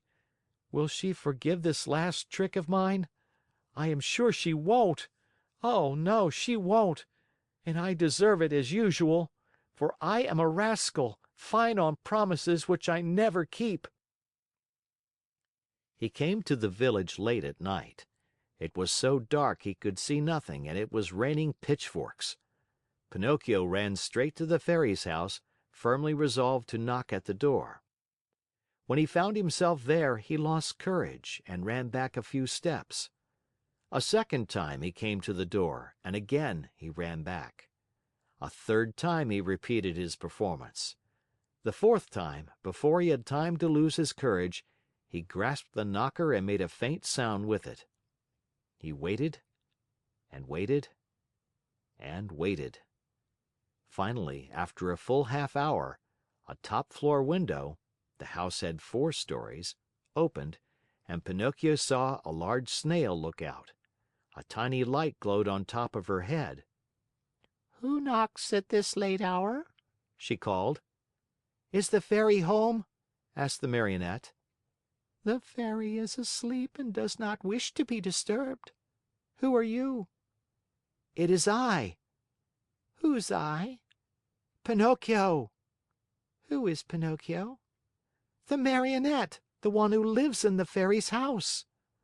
Oh, I understand," said the Snail. "Wait for me there. I'll come down to open the door for you."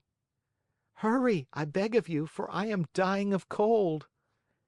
My boy, I am a snail, and snails are never in a hurry." An hour passed, 2 hours, and the door was still closed. Pinocchio, who was trembling with fear and shivering from the cold rain on his back, knocked a second time, this time louder than before. At that second knock, a window on the 3rd floor opened and the same Snail looked out. "Dear little Snail," cried Pinocchio from the street, "I have been waiting 2 hours for you. And 2 hours on a dreadful night like this are as long as 2 years. Hurry, please." My boy," answered the Snail in a calm, peaceful voice. my dear boy, I am a snail, and snails are never in a hurry." And the window closed. A few minutes later, midnight struck, then 1 o'clock, 2 o'clock, and the door still remained closed. Then Pinocchio, losing all patience, grabbed the knocker with both hands, fully determined to awaken the whole house and street with it. As soon as he touched the knocker, however, it became an eel and wiggled away into the darkness. "Really?" cried Pinocchio, blind with rage. "If the knocker is gone, I can still use my feet." He stepped back and gave the door a most solemn kick. He kicked so hard that his foot went straight through the door, and his leg followed almost to the knee. No matter how he pulled and tugged, he could not pull it out.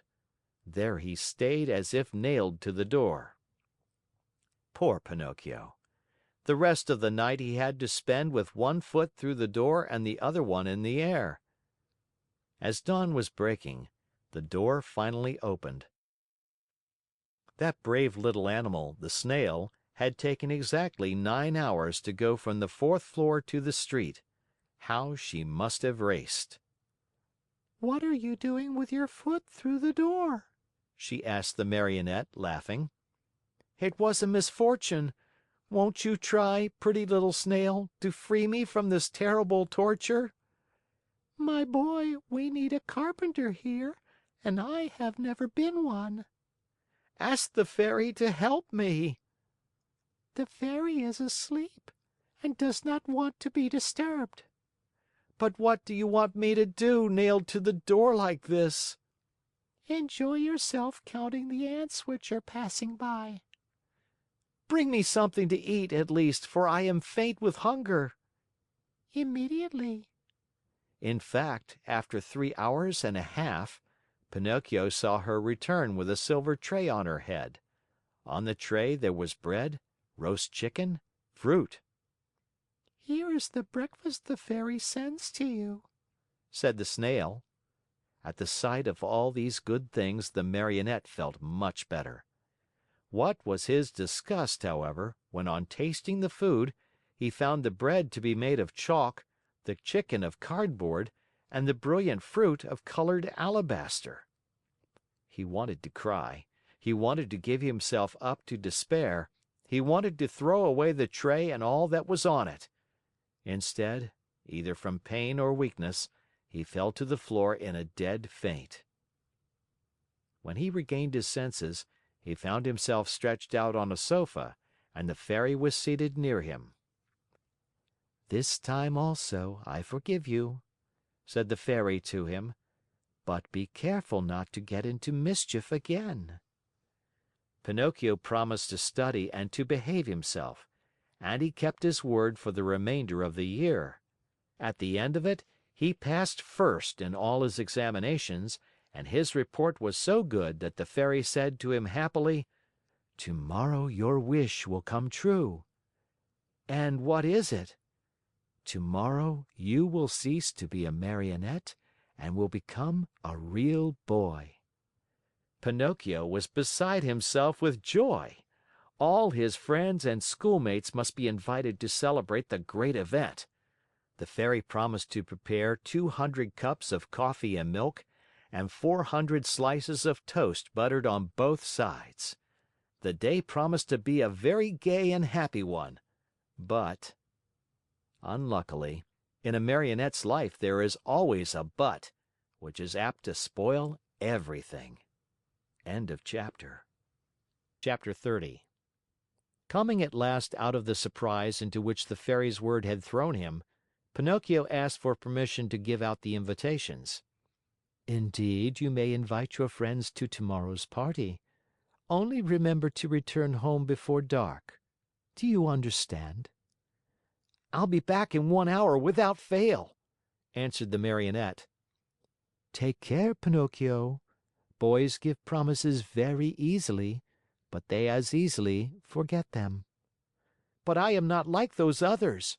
When I give my word, I keep it." "We shall see. In case you do disobey, you will be the one to suffer, not anyone else." "Why?" "Because boys who do not listen to their elders always come to grief."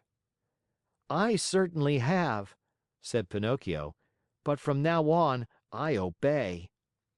"We shall see if you are telling the truth." Without adding another word, the Marionette bade the good Fairy good by, and singing and dancing, he left the house. In a little more than an hour, all his friends were invited. Some accepted quickly and gladly. Others had to be coaxed, but when they heard that the toast was to be buttered on both sides, they all ended by accepting the invitation with the words, "We'll come to please you." Now it must be known that, among all his friends, Pinocchio had one whom he loved most of all. The boy's real name was Romeo, but everyone called him Lampwick, for he was long and thin and had a woebegone look about him. Lampwick was the laziest boy in the school and the biggest mischief maker, but Pinocchio loved him dearly. That day, he went straight to his friend's house to invite him to the party, but Lampwick was not at home. He went a second time, and again a third, but still without success. Where could he be?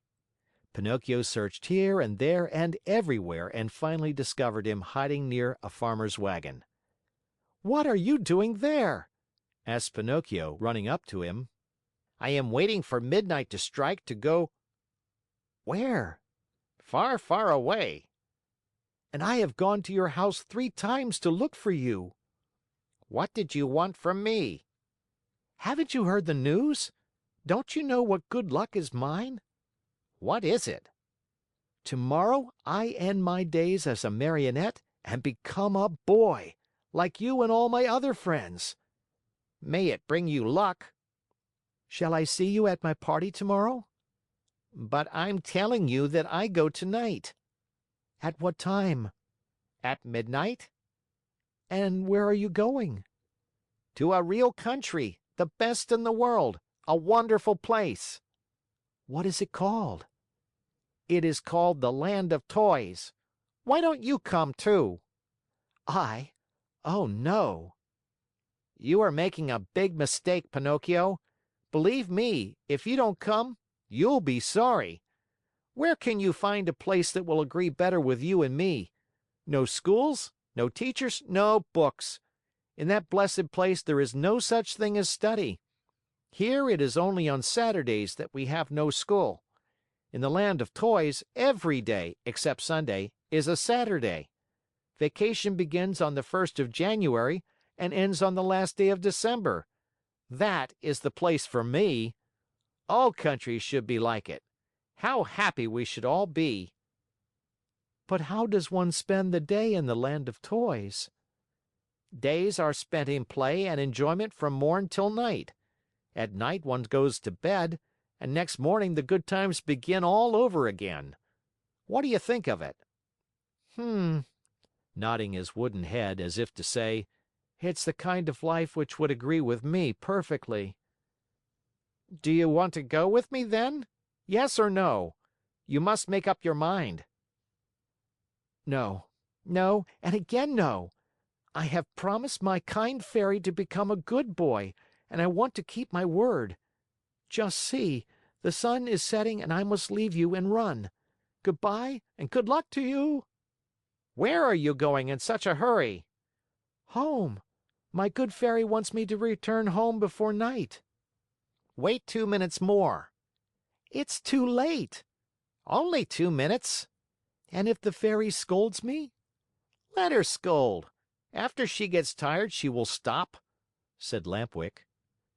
"Are you going alone or with others?" "Alone? There will be more than 100 of us." "Will you walk?" "At midnight, the wagon passes here that is to take us within the boundaries of that marvelous country." "How I wish midnight would strike." "Why?" "To see you all set out together." "Stay here a while longer and you will see us." "No, no, I want to return home." "Wait 2 more minutes." "I have waited too long as it is. The fairy will be worried." "Poor Fairy. Is she afraid the bats will eat you up?" "Listen, Lampwick," said the Marionette. "Are you really sure that there are no schools in the Land of Toys?" "Not even the shadow of one." "Not even one teacher?" "Not one." "And one does not have to study?" "Never, never, never." "What a great land!" said Pinocchio, feeling his mouth water. "What a beautiful land! I have never been there, but I can well imagine it." "Why don't you come too?" "It is useless for you to tempt me. I told you I promised my good fairy to behave myself, and I am going to keep my word." "Goodbye then, and remember me to the grammar schools, to the high schools, and even to the colleges, if you meet them on the way." "Goodbye, Lampwick.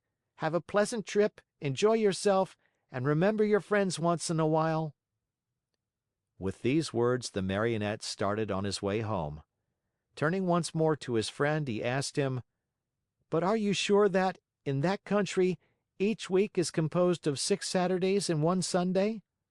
"Very sure." "And that vacation begins on the 1st of January and ends on the 31st of December?" "Very, very sure." What a great country!" repeated Pinocchio, puzzled as to what to do. Then, in sudden determination, he said hurriedly, "Goodbye for the last time, and good luck!" Goodbye. "How soon will you go?" Within 2 hours. "What a pity! If it were only 1 hour, I might wait for you." And the Fairy? By this time I'm late, and 1 hour more or less makes very little difference." Poor Pinocchio. And if the Fairy scolds you? "Oh, I'll let her scold. After she gets tired, she will stop." In the meantime, the night became darker and darker. All at once in the distance a small light flickered. A queer sound could be heard, soft as a little bell, and faint and muffled like the buzz of a faraway mosquito. There it is!" cried Lampwick, jumping to his feet. "What?" whispered Pinocchio. The wagon which is coming to get me. For the last time, are you coming or not? "But is it really true that in that country boys never have to study?" Never, never, never. "What a wonderful, beautiful, marvelous country! Oh!" End of chapter. Chapter 31. Finally the wagon arrived. It made no noise, for its wheels were bound with straw and rags. It was drawn by 12 pair of donkeys, all of the same size, but all of different color. Some were gray, others white, and still others a mixture of brown and black. Here and there were a few with large yellow and blue stripes. The strangest thing of all was that those 24 donkeys, instead of being iron shod like any other beast of burden, had on their feet laced shoes made of leather, just like the ones boys wear. And the driver of the wagon? Imagine to yourselves a little fat man, much wider than he was long, round and shiny as a ball of butter, with a face beaming like an apple, a little mouth that always smiled, and a voice small and wheedling like that of a cat begging for food.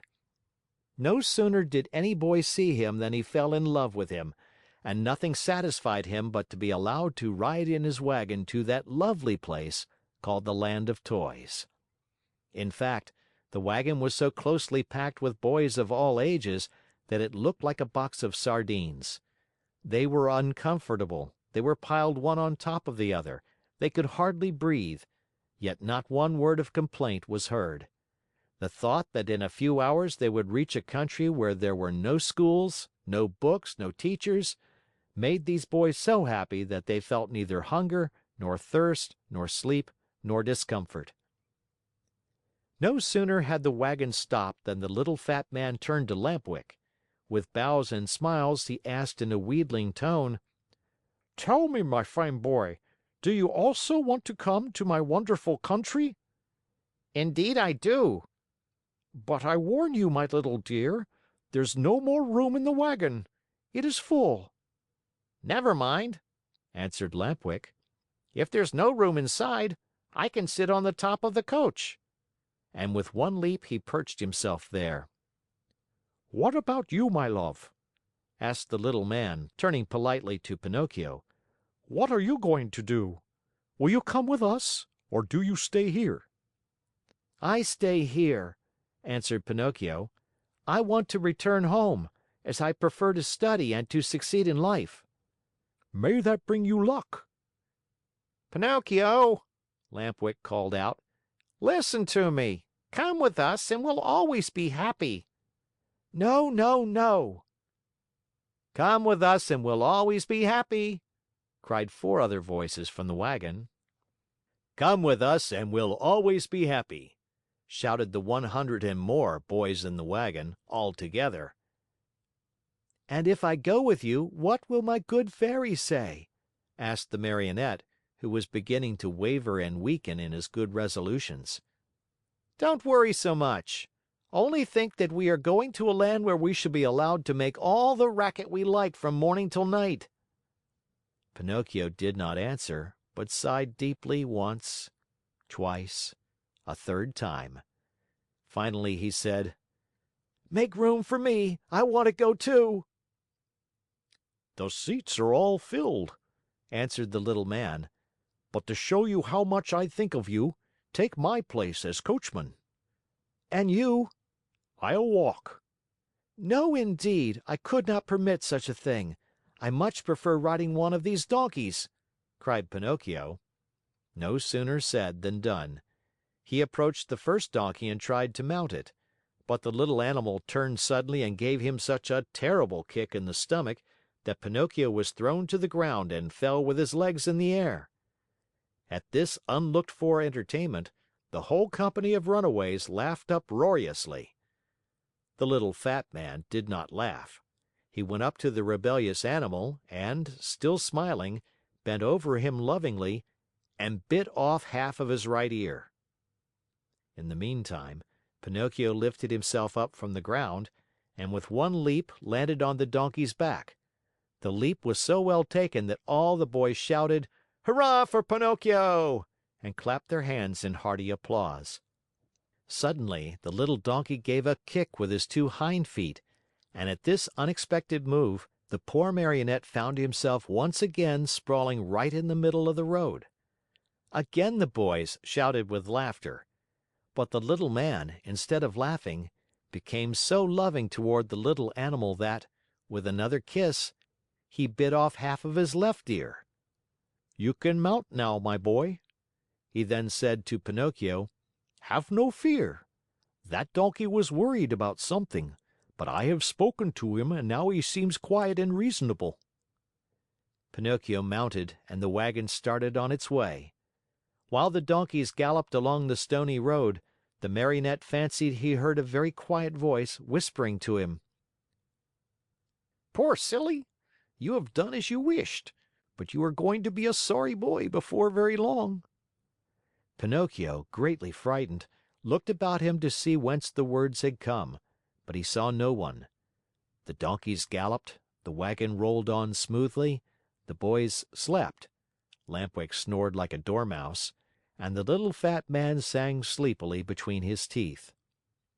After a mile or so, Pinocchio again heard the same faint voice whispering, "Remember, little simpleton, boys who stop studying and turn their backs upon books and schools and teachers in order to give all their time to nonsense and pleasure, sooner or later come to grief. Oh, how well I know this! How well I can prove it to you!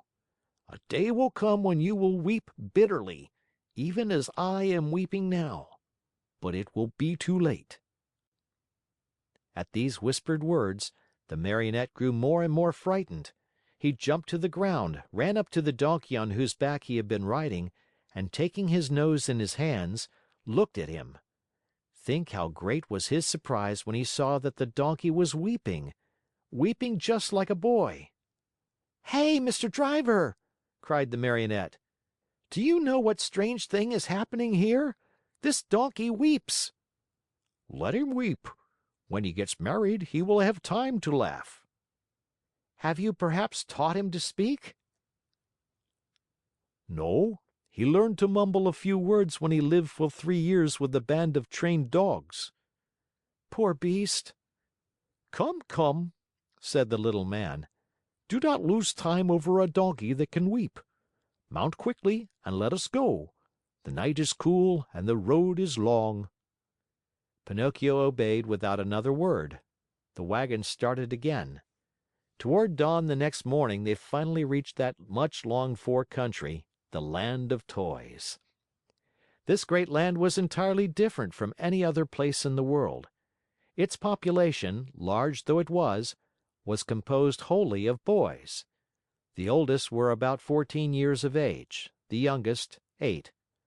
In the street there was such a racket, such shouting, such blowing of trumpets, that it was deafening. Everywhere groups of boys were gathered together. Some played at marbles, at hopscotch, at ball. Others rode on bicycles or on wooden horses. Some played at blindman's buff, others at tag. Here a group played circus, there another sang and recited. A few turned somersaults, others walked on their hands with their feet in the air.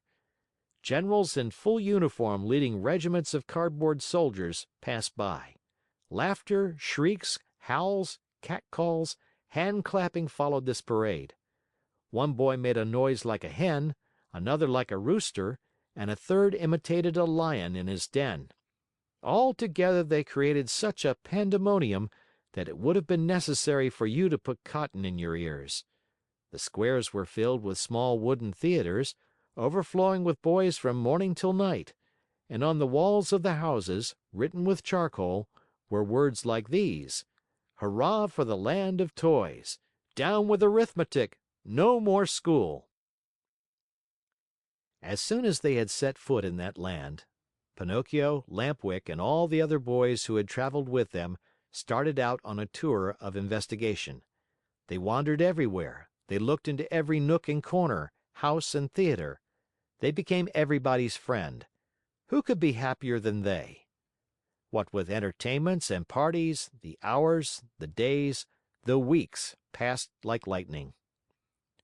"Oh, what a beautiful life this is!" said Pinocchio each time that, by chance, he met his friend Lampwick. "Was I right or wrong?" answered Lampwick. "And to think you did not want to come! To think that even yesterday the idea came into your head to return home to see your fairy and to start studying again! If today you are free from pencils and books and school, you owe it to me, to my advice, to my care. Do you admit it? Only true friends count, after all." "It's true, Lampwick, it's true. If today I am a really happy boy, it is all because of you. And to think that the teacher, when speaking of you, used to say, 'Do not go with that Lampwick. He is a bad companion, and some day he will lead you astray.'" "Poor teacher," answered the other, nodding his head. "Indeed, I know how much he disliked me, and how he enjoyed speaking ill of me. But I am of a generous nature, and I gladly forgive him." "Great soul!" said Pinocchio, fondly embracing his friend. 5 months passed, and the boys continued playing and enjoying themselves from morn till night, without ever seeing a book, or a desk, or a school. But, my children, there came a morning when Pinocchio awoke and found a great surprise awaiting him, a surprise which made him feel very unhappy, as you shall see. End of chapter. Chapter 32. Everyone, at one time or another, has found some surprise awaiting him.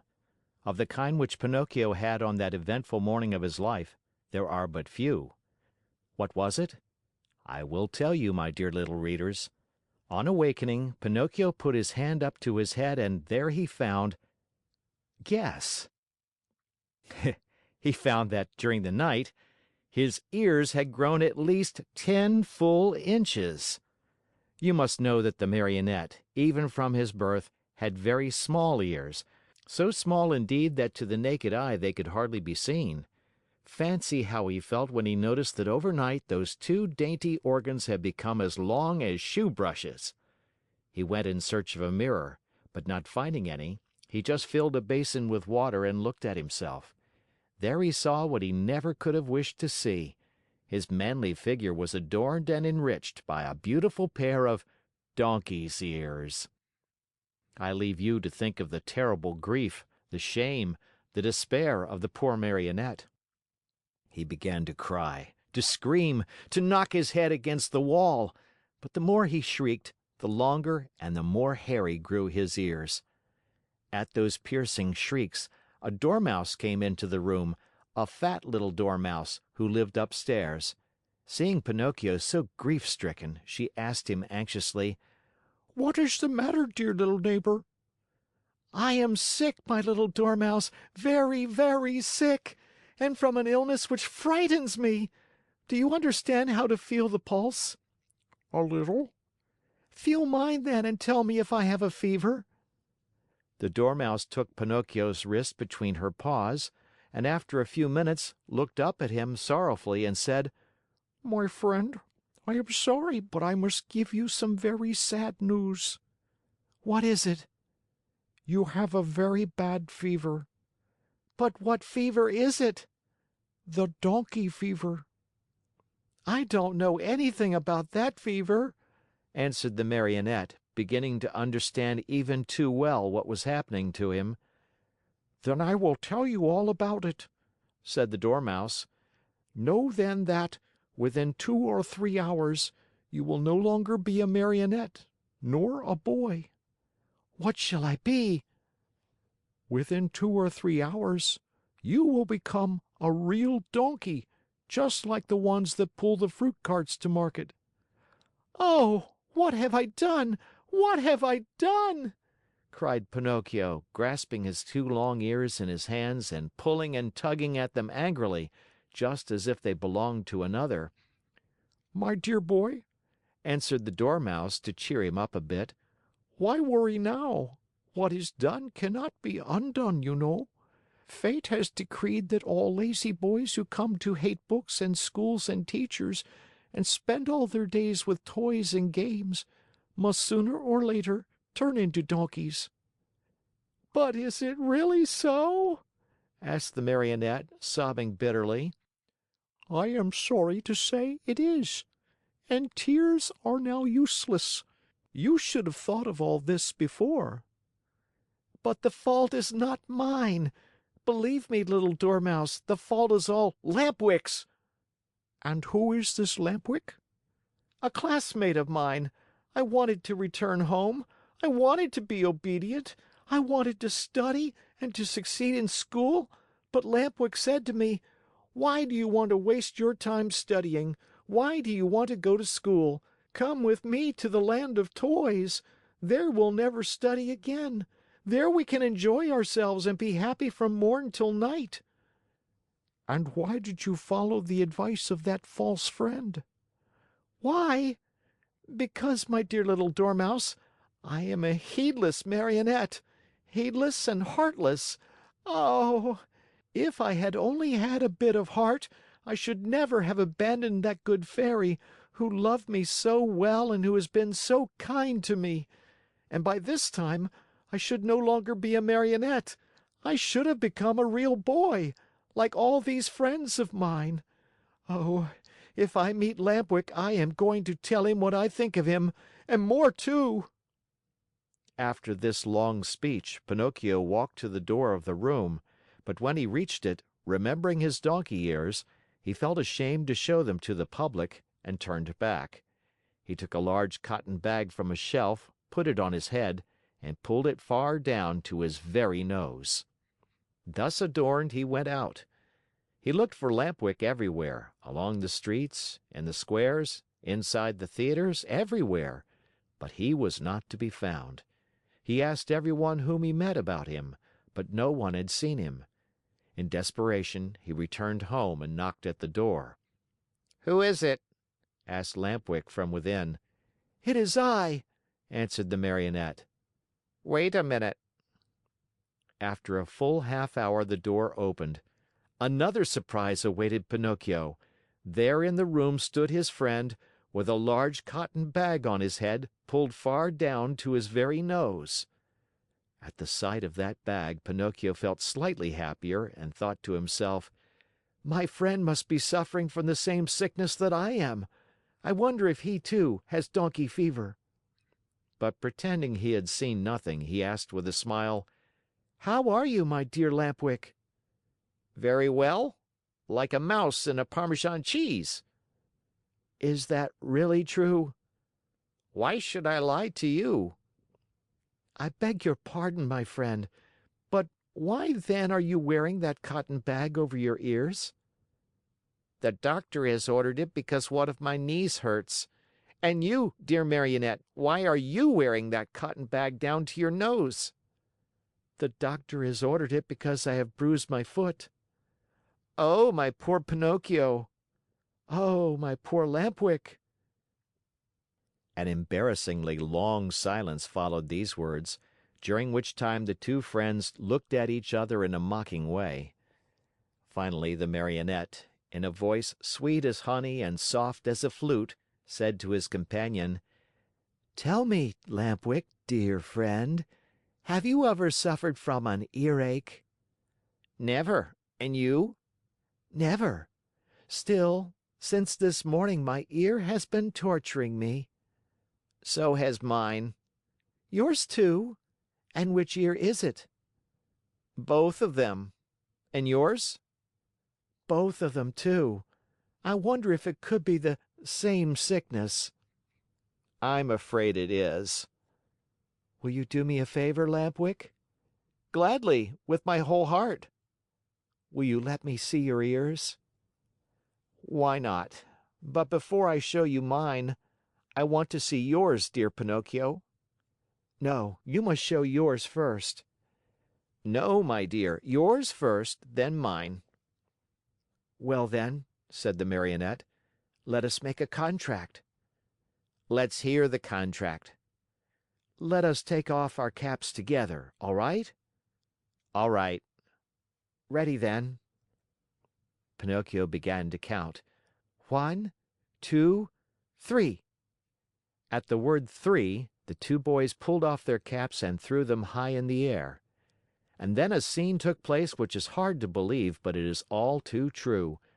The Marionette and his friend Lampwick, when they saw each other both stricken by the same misfortune, instead of feeling sorrowful and ashamed, began to poke fun at each other, and after much nonsense, they ended by bursting out into hearty laughter. They laughed and laughed and laughed again, laughed till they ached, laughed till they cried. But all of a sudden Lampwick stopped laughing. He tottered and almost fell.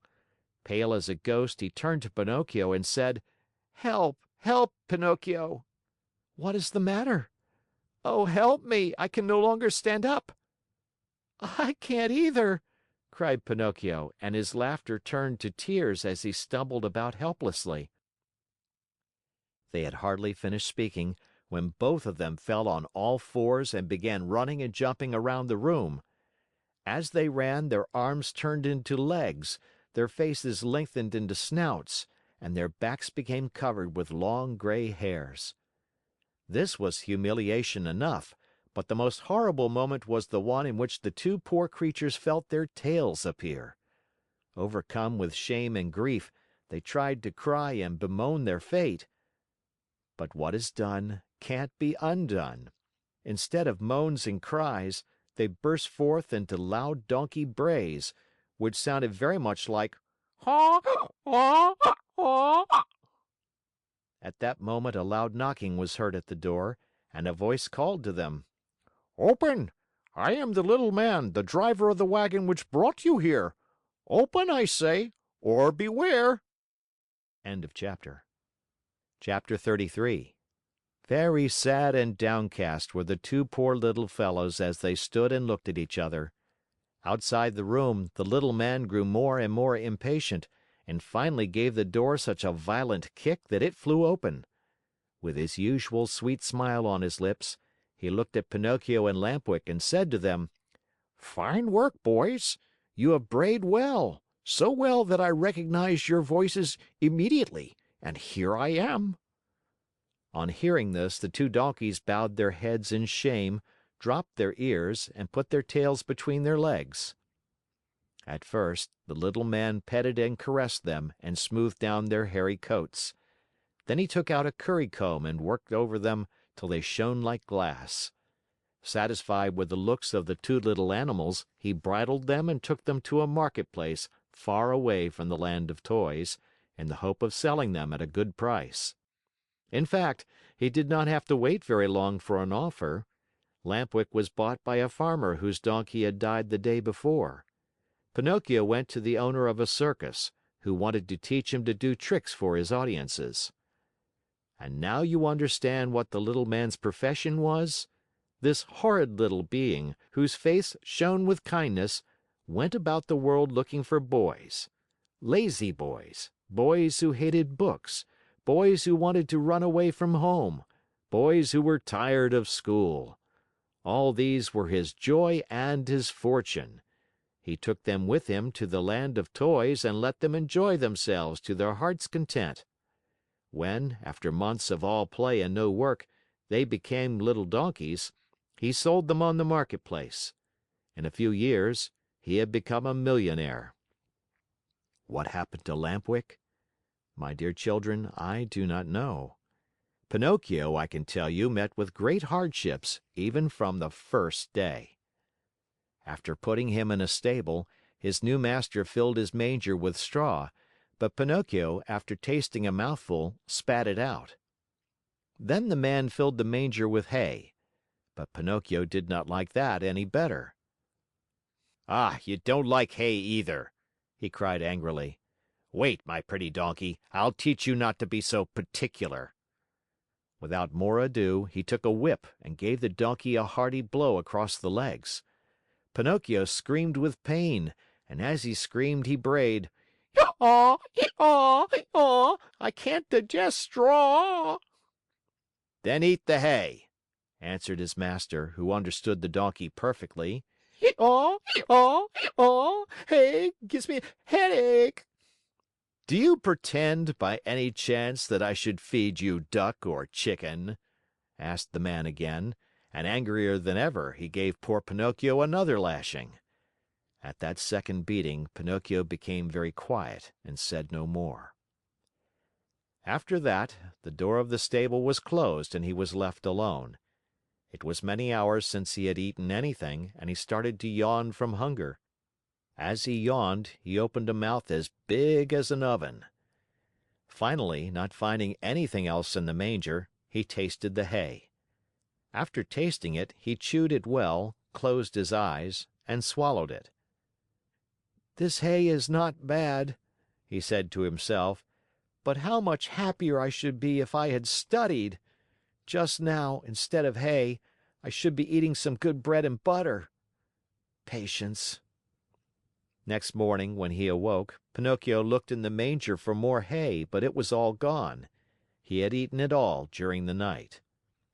He tried the straw, but as he chewed away at it, he noticed to his great disappointment that it tasted neither like rice nor like macaroni. "Patience," he repeated as he chewed. "If only my misfortune might serve as a lesson to disobedient boys who refuse to study. Patience. Have patience." "Patience, indeed!" shouted his master just then, as he came into the stable. "Do you think, perhaps, my little donkey, that I have brought you here only to give you food and drink? Oh, no! You are to help me earn some fine gold pieces, do you hear? Come along now. I am going to teach you to jump and bow, to dance a waltz and a polka, and even to stand on your head." Poor Pinocchio, whether he liked it or not, had to learn all these wonderful things, but it took him 3 long months and cost him many, many lashings before he was pronounced perfect. The day came at last when Pinocchio's master was able to announce an extraordinary performance. The announcements, posted all around the town, and written in large letters, read thus: "Great spectacle tonight! Leaps and exercises by the great artists and the famous horses of the company. First public appearance of the famous donkey called Pinocchio, the star of the dance. The theater will be as light as day." That night, as you can well imagine, the theater was filled to overflowing 1 hour before the show was scheduled to start. Not an orchestra chair could be had, not a balcony seat, nor a gallery seat, not even for their weight in gold. The place swarmed with boys and girls of all ages and sizes, wriggling and dancing about in a fever of impatience to see the famous donkey dance. When the first part of the performance was over, the owner and manager of the circus, in a black coat, white knee breeches, and patent leather boots, presented himself to the public and in a loud, pompous voice made the following announcement: "Most honored friends, gentlemen and ladies, your humble servant, the manager of this theater, presents himself before you tonight in order to introduce to you the greatest, the most famous donkey in the world, a donkey that has had the great honor in his short life of performing before the kings and queens and emperors of all the great courts of Europe. We thank you for your attention." This speech was greeted by much laughter and applause. And the applause grew to a roar when Pinocchio, the famous donkey, appeared in the circus ring. He was handsomely arrayed.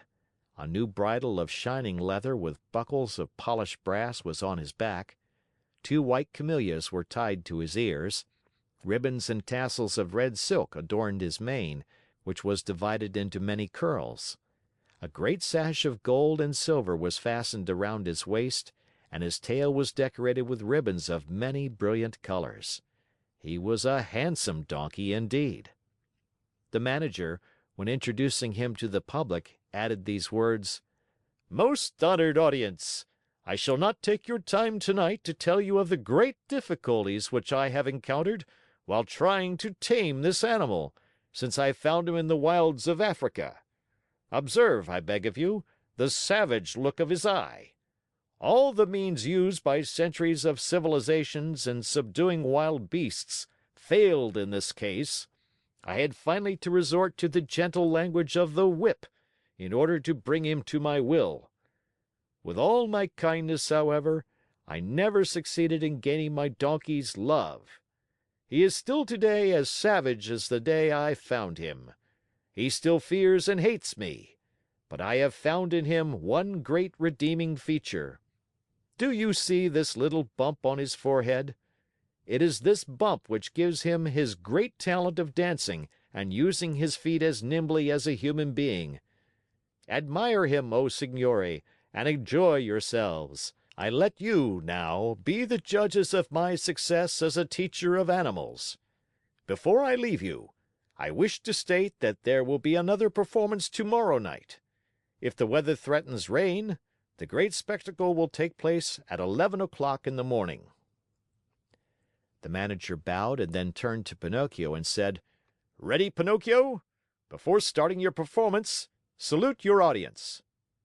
Pinocchio obediently bent his 2 knees to the ground and remained kneeling until the manager, with the crack of the whip, cried sharply, "Walk!" The donkey lifted himself on his 4 feet and walked around the ring. A few minutes passed and again the voice of the manager called, "Quick step!" And Pinocchio obediently changed his step. "Gallop!" And Pinocchio galloped. "Full speed!" And Pinocchio ran as fast as he could. As he ran, the master raised his arm and a pistol shot rang in the air. At the shot, the little donkey fell to the ground as if he were really dead. A shower of applause greeted the donkey as he arose to his feet. Cries and shouts and hand clappings were heard on all sides. At all that noise, Pinocchio lifted his head and raised his eyes. There in front of him, in a box sat a beautiful woman. Around her neck she wore a long gold chain, from which hung a large medallion. On the medallion was painted the picture of a Marionette. "That picture is of me! That beautiful lady is my Fairy!" said Pinocchio to himself, recognizing her. He felt so happy that he tried his best to cry out, "Oh, my Fairy! Oh, my Fairy!" But instead of words, a loud braying was heard in the theater, so loud and so long that all the spectators, men, women, and children, but especially the children, burst out laughing. Then, in order to teach the donkey that it was not good manners to bray before the public, the manager hit him on the nose with the handle of the whip. The poor little donkey stuck out a long tongue and licked his nose for a long time in an effort to take away the pain. And what was his grief when on looking up toward the boxes, he saw that the Fairy had disappeared. He felt himself fainting, his eyes filled with tears, and he wept bitterly. No one knew it, however, least of all the manager, who, cracking his whip, cried out, "Bravo, Pinocchio! Now show us how gracefully you can jump through the rings." Pinocchio tried 2 or 3 times, but each time he came near the ring, he found it more to his taste to go under it. The 4th time, at a look from his master, he leaped through it, but as he did so his hind legs caught in the ring and he fell to the floor in a heap. When he got up, he was lame and could hardly limp as far as the stable. "Pinocchio! We want Pinocchio! We want the little donkey!" cried the boys from the orchestra, saddened by the accident. No one saw Pinocchio again that evening. The next morning the veterinary, that is, the animal doctor, declared that he would be lame for the rest of his life. "What do I want with a lame donkey?" said the manager to the stable boy. "Take him to the market and sell him." When they reached the square, a buyer was soon found. "How much do you want for that little lame donkey?" he asked. "$4." "I'll give you 4 cents. Don't think I'm buying him for work. I only want his skin. It looks very tough, and I can use it to make myself a drumhead. I belong to a musical band in my village, and I need a drum." I leave it to you, my dear children, to picture to yourself the great pleasure with which Pinocchio heard that he was to become a drumhead. As soon as the buyer had paid the 4 cents, the donkey changed hands. His new owner took him to a high cliff overlooking the sea, put a stone around his neck, tied a rope to one of his hind feet, gave him a push, and threw him into the water. Pinocchio sank immediately, and his new master sat on the cliff waiting for him to drown, so as to skin him and make himself a drumhead. End of chapter. Chapter 34. Down into the sea, deeper and deeper sank Pinocchio, and finally, after 50 minutes of waiting, the man on the cliff said to himself, "By this time my poor little lame donkey must be drowned. Up with him and then I can get to work on my beautiful drum." He pulled the rope which he had tied to Pinocchio's leg, pulled and pulled and pulled, and at last he saw appear on the surface of the water. Can you guess what? Instead of a dead donkey, he saw a very much alive Marionette, wriggling and squirming like an eel. Seeing that wooden Marionette, the poor man thought he was dreaming and sat there with his mouth wide open and his eyes popping out of his head. Gathering his wits together, he said, "And the donkey I threw into the sea?" "I am that donkey," answered the Marionette, laughing. You? "I." "Aw, you little cheat! Are you poking fun at me?" "Poking fun at you? Not at all, dear master. I am talking seriously." But then, how is it that you, who a few minutes ago were a donkey, are now standing before me a wooden Marionette?" "It may be the effect of salt water. The sea is fond of playing these tricks." Be careful, Marionette, be careful! Don't laugh at me! Woe be to you if I lose my patience." "Well then, my master, do you want to know my whole story? Untie my leg and I can tell it to you better."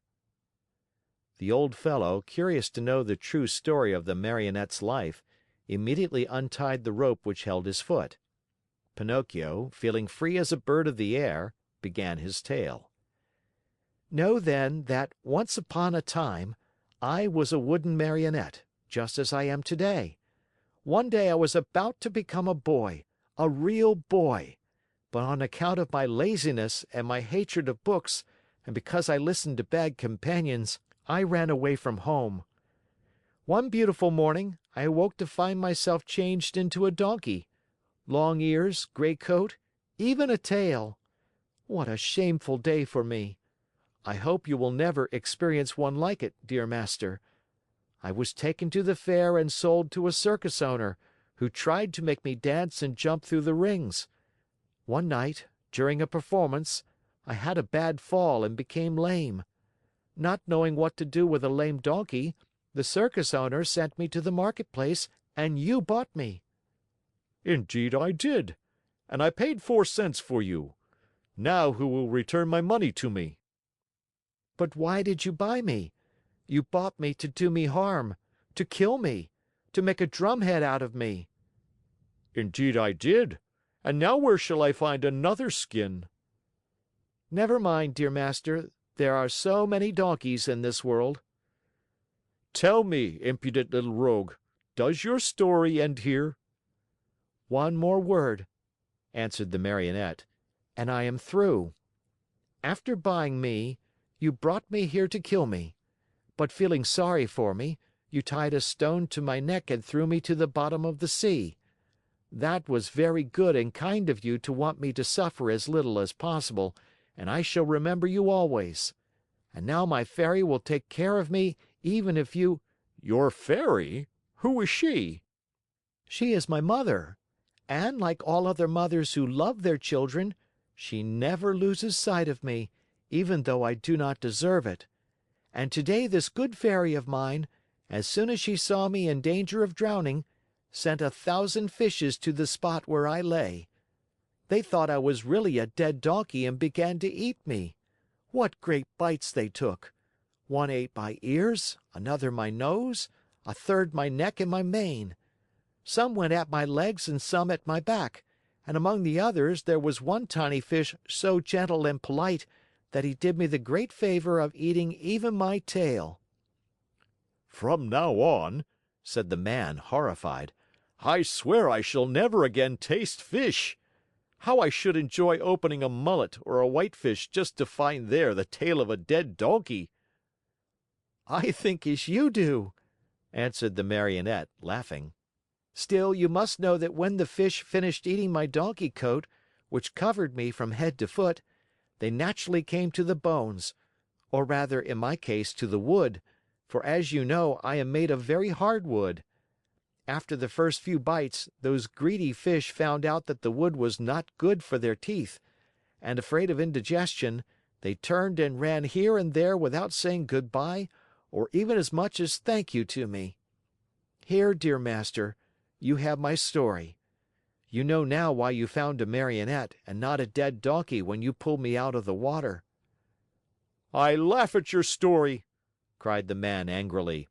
I know that I spent 4 cents to get you, and I want my money back. Do you know what I can do? I am going to take you to the market once more and sell you as dry firewood. Very well, sell me. I am satisfied, said Pinocchio. But as he spoke, he gave a quick leap and dived into the sea. Swimming away as fast as he could, he cried out, laughing, "Goodbye, master! If you ever need a skin for your drum, remember me!" He swam on and on. After a while, he turned around again and called louder than before, "Goodbye, master! If you ever need a piece of good dry firewood, remember me!" In a few seconds he had gone so far he could hardly be seen. All that could be seen of him was a very small black dot moving swiftly on the blue surface of the water, a little black dot which now and then lifted a leg or an arm in the air. One would have thought that Pinocchio had turned into a porpoise, playing in the sun. After swimming for a long time, Pinocchio saw a large rock in the middle of the sea, a rock as white as marble. High on the rock stood a little goat bleating and calling and beckoning to the Marionette to come to her. There was something very strange about that little goat.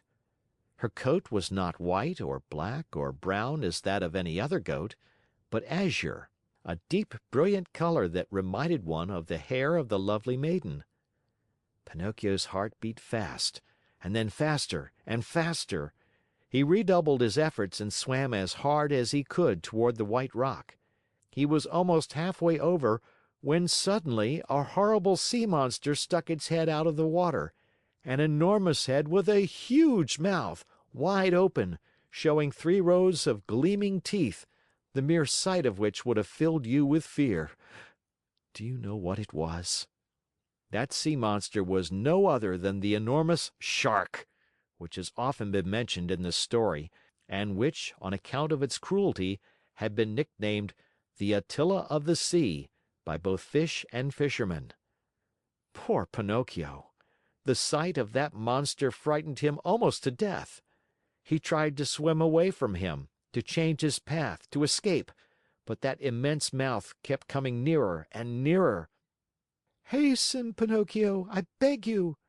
bleated the little goat on the high rock. And Pinocchio swam desperately with his arms, his body, his legs, his feet. "Quick, Pinocchio, the monster is coming nearer!" Pinocchio swam faster and faster, and harder and harder. "Faster, Pinocchio, the monster will get you! There he is! There he is! Quick, quick, or you are lost!" Pinocchio went through the water like a shot. Swifter and swifter. He came close to the rock. The goat leaned over and gave him one of her hoofs to help him up out of the water. Alas, it was too late! The monster overtook him and the Marionette found himself in between the rows of gleaming white teeth. Only for a moment, however, for the Shark took a deep breath and, as he breathed, he drank in the Marionette as easily as he would have sucked an egg. Then he swallowed him so fast that Pinocchio, falling down into the body of the fish, lay stunned for a half hour. When he recovered his senses, the Marionette could not remember where he was. Around him all was darkness, a darkness so deep and so black that for a moment he thought he had put his head into an inkwell. He listened for a few moments and heard nothing. Once in a while a cold wind blew on his face. At first he could not understand where that wind was coming from, but after a while he understood that it came from the lungs of the monster.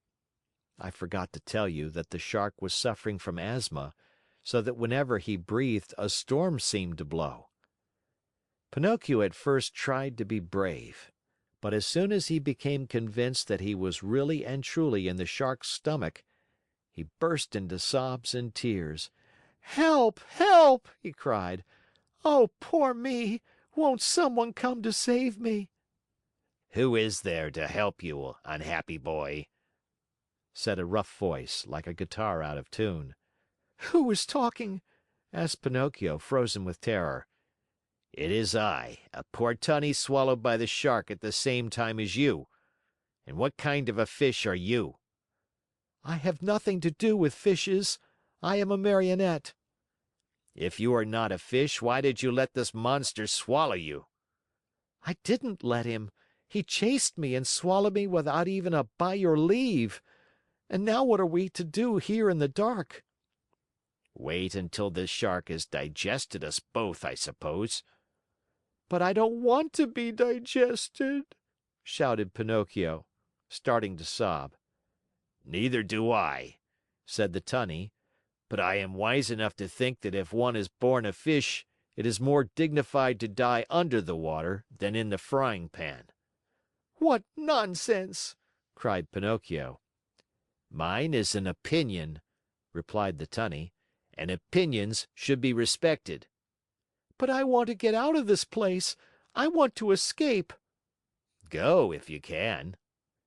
"Is this Shark that has swallowed us very long?" asked the Marionette. "His body, not counting the tail, is almost a mile long."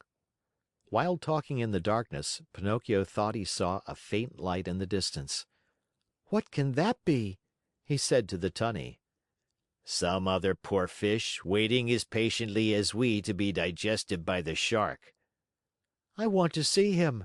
He may be an old fish and may know some way of escape." "I wish you all good luck, dear Marionette." "Goodbye, Tunny." "Goodbye, Marionette, and good luck." "When shall I see you again?" "Who knows? It is better not to think about it." End of chapter. Chapter 35. Pinocchio, as soon as he had said goodbye to his good friend, the Tunny, tottered away in the darkness and began to walk as well as he could toward the faint light which glowed in the distance. As he walked, his feet splashed in a pool of greasy and slippery water, which had such a heavy smell of fish fried in oil that Pinocchio thought it was Lent. The farther on he went, the brighter and clearer grew the tiny light. On and on he walked until finally he found— I give you 1,000 guesses, my dear children. He found a little table set for dinner and lighted by a candle stuck in a glass bottle, and near the table sat a little old man, white as the snow, eating live fish. They wriggled so that, now and again, one of them slipped out of the old man's mouth and escaped into the darkness under the table. At this sight, the poor Marionette was filled with such great and sudden happiness that he almost dropped in a faint. He wanted to laugh. He wanted to cry. He wanted to say 1,001 things, but all he could do was to stand still, stuttering and stammering brokenly. At last, with a great effort, he was able to let out a scream of joy, and, opening wide his arms, he threw them around the old man's neck.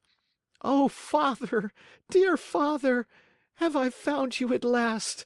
Now I shall never, never leave you again." "Are my eyes really telling me the truth?" answered the old man, rubbing his eyes. "Are you really my own dear Pinocchio?" "Yes, yes, yes! It is I. Look at me. And you have forgiven me, haven't you? Oh, my dear Father, how good you are! And to think that oh, but if you only knew how many misfortunes have fallen on my head and how many troubles I have had! Just think that on the day you sold your old coat to buy me my ABC book so that I could go to school, I ran away to the Marionette Theater and the proprietor caught me and wanted to burn me to cook his roast lamb. He was the one who gave me the 5 gold pieces for you, but I met the Fox and the Cat, who took me to the Inn of the Red Lobster. There they ate like wolves, and I left the inn alone, and I met the assassins in the wood. I ran, and they ran after me, always after me, till they hanged me to the branch of a giant oak tree. Then the Fairy of the Azure Hair sent the coach to rescue me, and the doctors, after looking at me, said, 'If he is not dead, then he is surely alive.' And then I told a lie and my nose began to grow. It grew and it grew, till I couldn't get it through the door of the room. And then I went with the Fox and the Cat to the Field of Wonders to bury the gold pieces. The parrot laughed at me, and instead of 2,000 gold pieces, I found none. When the judge heard I had been robbed, he sent me to jail to make the thieves happy, and when I came away, I saw a fine bunch of grapes hanging on a vine. The trap caught me, and the farmer put a collar on me and made me a watchdog. He found out I was innocent when I caught the weasels, and he let me go. The serpent with the tail that smoked started to laugh, and a vein in his chest broke, and so I went back to the fairy's house. She was dead, and the pigeon, seeing me crying, said to me, 'I have seen your father building a boat to look for you in America.' And I said to him, 'Oh, if I only had wings!'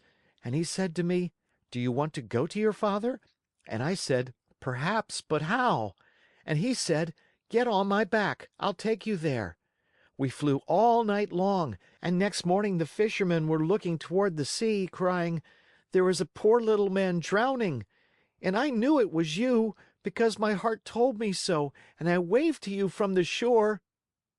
"I knew you also," put in Geppetto, "and I wanted to go to you, but how could I? The sea was rough, and the whitecaps overturned the boat. Then a terrible shark came up out of the sea, and as soon as he saw me in the water, swam quickly toward me, put out his tongue, and swallowed me as easily as if I had been a chocolate peppermint." "And how long have you been shut away in here?" "From that day to this, 2 long, weary years. 2 years, my Pinocchio, which have been like 2 centuries." "And how have you lived? Where did you get the candle? And the matches with which to light it? Where did you get them?" You must know that, in the storm which swamped my boat, a large ship also suffered the same fate. The sailors were all saved, but the ship went right to the bottom of the sea, and the same terrible shark that swallowed me swallowed most of it." "What? Swallowed a ship?" asked Pinocchio in astonishment. "At one gulp. The only thing he spat out was the mainmast, for it stuck in his teeth. To my own good luck, that ship was loaded with meat, preserved foods, crackers, bread, bottles of wine, raisins, cheese, coffee, sugar, wax candles, and boxes of matches. With all these blessings I have been able to live happily on for 2 whole years. But now I am at the very last crumbs. Today there is nothing left in the cupboard, and this candle you see here is the last one I have." "And then?" "And then, my dear, we'll find ourselves in darkness." "Then, my dear Father," said Pinocchio, There is no time to lose. We must try to escape. Escape? How? We can run out of the shark's mouth and dive into the sea.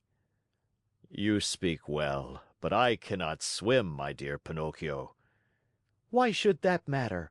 You can climb on my shoulders, and I, who am a fine swimmer, will carry you safely to the shore. Dreams, my boy, answered Geppetto, shaking his head and smiling sadly. Do you think it possible for a marionette, a yard high, to have the strength to carry me on his shoulders and swim? Try it and see, and in any case, if it is written that we must die, we shall at least die together. Not adding another word, Pinocchio took the candle in his hand, and going ahead to light the way, he said to his father, Follow me and have no fear. They walked a long distance through the stomach and the whole body of the shark. When they reached the throat of the monster, they stopped for a while to wait for the right moment in which to make their escape. I want you to know that the shark, being very old and suffering from asthma and heart trouble, was obliged to sleep with his mouth open. Because of this, Pinocchio was able to catch a glimpse of the sky filled with stars as he looked up through the open jaws of his new home. The time has come for us to escape, he whispered, turning to his father. The shark is fast asleep. The sea is calm, and the night is as bright as day. Follow me closely, dear father, and we shall soon be saved. No sooner said than done. They climbed up the throat of the monster till they came to that immense open mouth. There they had to walk on tiptoes, for if they tickled the shark's long tongue, he might awaken, and where would they be then?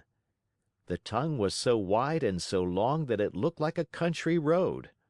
The two fugitives were just about to dive into the sea, when the shark sneezed very suddenly, and, as he sneezed, he gave Pinocchio and Geppetto such a jolt that they found themselves thrown on their backs and dashed once more and very unceremoniously into the stomach of the monster. To make matters worse, the candle went out, and father and son were left in the dark. And now? Asked Pinocchio with a serious face. Now we are lost. Why lost? Give me your hand, dear father, and be careful not to slip. Where will you take me? We must try again. Come with me, and don't be afraid. With these words, Pinocchio took his father by the hand, and, always walking on tiptoes, they climbed up the monster's throat for a second time. They then crossed the whole tongue and jumped over 3 rows of teeth. But before they took the last great leap, the Marionette said to his father, Climb on my back and hold on tightly to my neck. I'll take care of everything else. As soon as Geppetto was comfortably seated on his shoulders, Pinocchio, very sure of what he was doing, dived into the water and started to swim. The sea was like oil, the moon shone in all splendor, and the shark continued to sleep so soundly that not even a cannon shot would have awakened him. End of chapter. Chapter 36. My dear father, we are saved, cried the Marionette. All we have to do now is to get to the shore, and that is easy. Without another word, he swam swiftly away in an effort to reach land as soon as possible. All at once, he noticed that Geppetto was shivering and shaking as if with a high fever. Was he shivering from fear or from cold? Who knows? Perhaps a little of both. But Pinocchio, thinking his father was frightened, tried to comfort him by saying, Courage, father! In a few moments we shall be safe on land. But where is that blessed shore? Asked the little old man, more and more worried as he tried to pierce the faraway shadows. Here I am searching on all sides, and I see nothing but sea and sky. I see the shore, said the Marionette. Remember, father, that I am like a cat. I see better at night than by day. Poor Pinocchio pretended to be peaceful and contented, but he was far from that. He was beginning to feel discouraged. His strength was leaving him, and his breathing was becoming more and more labored. He felt he could not go on much longer, and the shore was still far away. He swam a few more strokes. Then he turned to Geppetto and cried out weakly, "Help me, Father, help, for I am dying."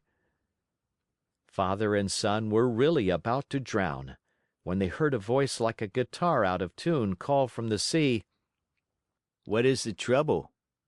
"It is I and my poor father." I know the voice. You are Pinocchio. "Exactly. And you?" I am the tunny, your companion in the shark's stomach. "And how did you escape?" I imitated your example. You were the one who showed me the way, and after you went, I followed." "Tunny, you arrived at the right moment. I implore you, for the love you bear your children, the little tunnies, to help us, or we are lost." "With great pleasure indeed. Hang on to my tail, both of you, and let me lead you. In a twinkling, you will be safe on land." Geppetto and Pinocchio, as you can easily imagine, did not refuse the invitation. Indeed, instead of hanging on to the tail, they thought it better to climb on the tunny's back. "Are we too heavy?" asked Pinocchio. Heavy? Not in the least. You are as light as seashells," answered the tunny, who was as large as a 2-year-old horse. As soon as they reached the shore, Pinocchio was the first to jump to the ground to help his old father. Then he turned to the fish and said to him, "Dear friend, you have saved my father, and I have not enough words with which to thank you. Allow me to embrace you as a sign of my eternal gratitude." The tunny stuck his nose out of the water, and Pinocchio knelt on the sand and kissed him most affectionately on his cheek. At this warm greeting, the poor tunny, who was not used to such tenderness, wept like a child. He felt so embarrassed and ashamed that he turned quickly, plunged into the sea, and disappeared. In the meantime, day had dawned. Pinocchio offered his arm to Geppetto, who was so weak he could hardly stand, and said to him, "Lean on my arm, dear father, and let us go. We will walk very, very slowly, and if we feel tired, we can rest by the wayside." "And where are we going?" asked Geppetto. "To look for a house or a hut where they will be kind enough to give us a bite of bread and a bit of straw to sleep on." They had not taken 100 steps when they saw 2 rough-looking individuals sitting on a stone begging for alms. It was the Fox and the Cat, but one could hardly recognize them, they looked so miserable. The Cat, after pretending to be blind for so many years, had really lost the sight of both eyes. And the Fox, old, thin, and almost hairless, had even lost his tail. That sly thief had fallen into deepest poverty, and one day he had been forced to sell his beautiful tail for a bite to eat. "Oh, Pinocchio!" he cried in a tearful voice. "Give us some alms, we beg of you. We are old, tired, and sick." "Sick?" repeated the Cat. "Addio, false friends," answered the Marionette. "You cheated me once, but you will never catch me again." "Believe us, today we are truly poor and starving." "Starving," repeated the Cat. "If you are poor, you deserve it. Remember the old proverb which says, 'Stolen money never bears fruit.' Addio, false friends." "Have mercy on us, on us." "Addio, false friends. Remember the old proverb which says, 'Bad wheat always makes poor bread.'" "Do not abandon us." "Abandon us," repeated the Cat. "Addio, false friends. Remember the old proverb, 'Whoever steals his neighbor's shirt usually dies without his own.'" Waving goodbye to them, Pinocchio and Geppetto calmly went on their way. After a few more steps, they saw, at the end of a long road near a clump of trees, a tiny cottage built of straw. "Someone must live in that little hut," said Pinocchio. "Let us see for ourselves." They went and knocked at the door. "Who is it?" said a little voice from within. A poor father and a poorer son, without food and with no roof to cover them," answered the Marionette. "Turn the key and the door will open," said the same little voice. Pinocchio turned the key and the door opened. As soon as they went in, they looked here and there and everywhere, but saw no one. "Oh, oh, where is the owner of the hut?" cried Pinocchio, very much surprised. "Here I am, up here." Father and son looked up to the ceiling, and there on a beam sat the Talking Cricket. "Oh, my dear Cricket," said Pinocchio, bowing politely. "Oh, now you call me your dear Cricket. But do you remember when you threw your hammer at me to kill me?" "You are right, dear Cricket. Throw a hammer at me now. I deserve it. But spare my poor old father." "I am going to spare both the father and the son. I have only wanted to remind you of the trick you long ago played upon me, to teach you that in this world of ours we must be kind and courteous to others, if we want to find kindness and courtesy in our own days of trouble." "You are right, little Cricket. You are more than right, and I shall remember the lesson you have taught me. But will you tell how you succeeded in buying this pretty little cottage?" "This cottage was given to me yesterday by a little goat with blue hair." "And where did the goat go?" asked Pinocchio. "I don't know." "And when will she come back?" "She will never come back.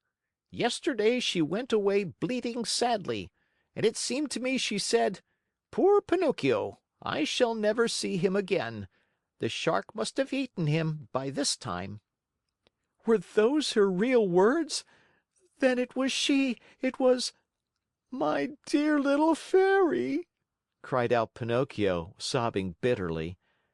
After he had cried a long time, he wiped his eyes and then he made a bed of straw for old Geppetto.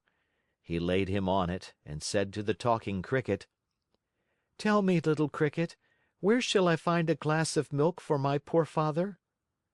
3 fields away from here lives Farmer John. He has some cows. Go there and he will give you what you want." Pinocchio ran all the way to Farmer John's house. The farmer said to him: "How much milk do you want?" "I want a full glass." "A full glass costs a penny. First give me the penny." "I have no penny," answered Pinocchio, sad and ashamed. "Very bad, my Marionette," answered the farmer. "Very bad. If you have no penny, I have no milk." "Too bad," said Pinocchio and started to go. "Wait a moment," said Farmer John. "Perhaps we can come to terms. Do you know how to draw water from a well?" "I can try." "Then go to that well you see yonder and draw 100 bucketfuls of water." "Very well." "After you have finished, I shall give you a glass of warm, sweet milk." "I am satisfied." Farmer John took the Marionette to the well and showed him how to draw the water. Pinocchio set to work as well as he knew how, but long before he had pulled up the 100 buckets, he was tired out and dripping with perspiration. He had never worked so hard in his life. "Until today," said the farmer, "my donkey has drawn the water for me, but now that poor animal is dying." "Will you take me to see him?" said Pinocchio. "Gladly." As soon as Pinocchio went into the stable, he spied a little donkey lying on a bed of straw in the corner of the stable. He was worn out from hunger and too much work. After looking at him a long time, he said to himself, "I know that donkey. I have seen him before." And bending low over him, he asked, "Who are you?" At this question, the donkey opened weary, dying eyes and answered in the same tongue, "I am Lampwick." Then he closed his eyes and died.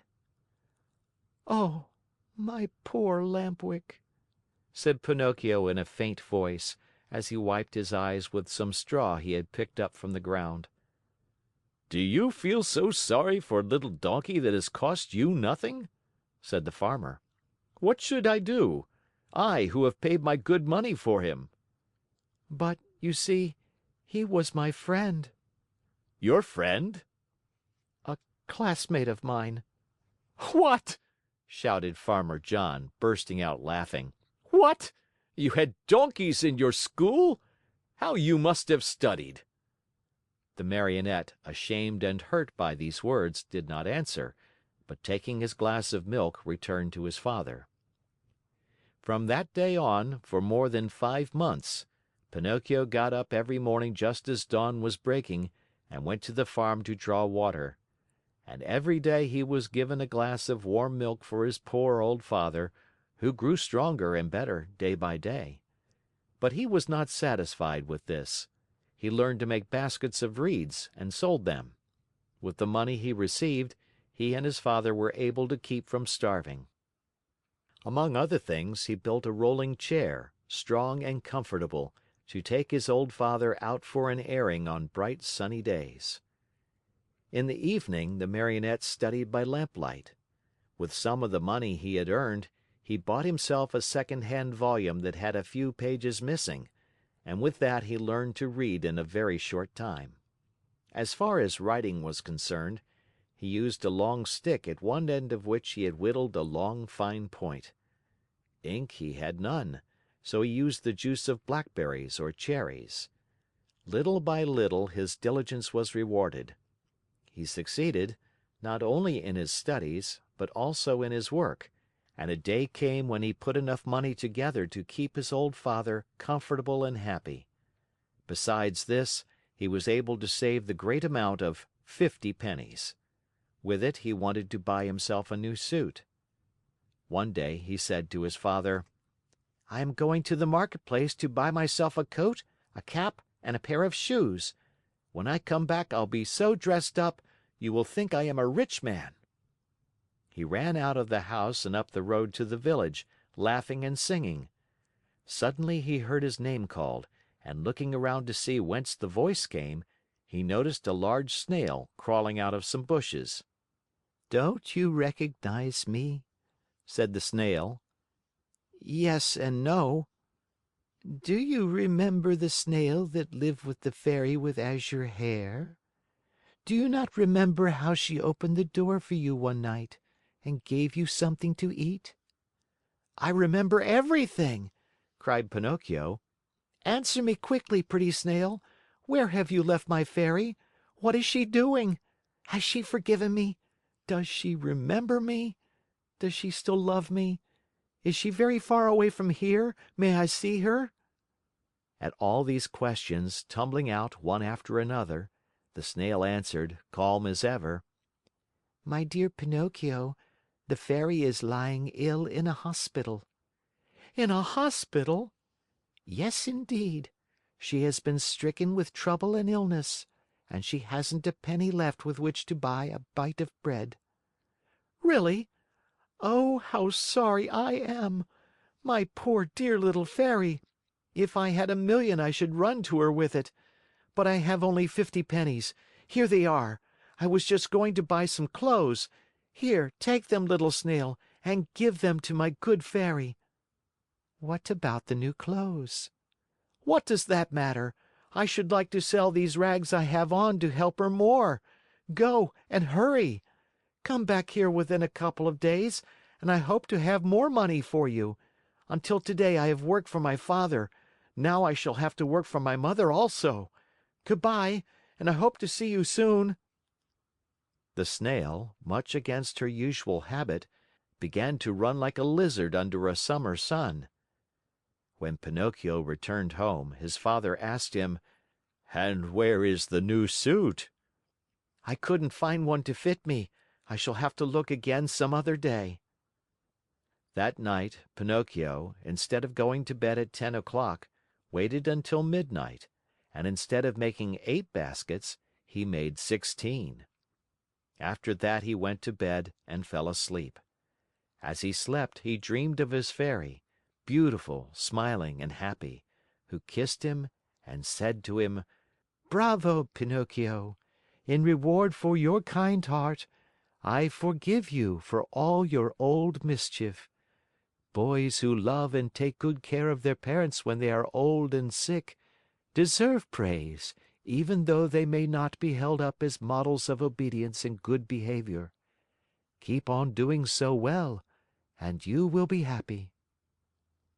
At that very moment, Pinocchio awoke and opened wide his eyes. What was his surprise and his joy when, on looking himself over, he saw that he was no longer a Marionette, but that he had become a real live boy.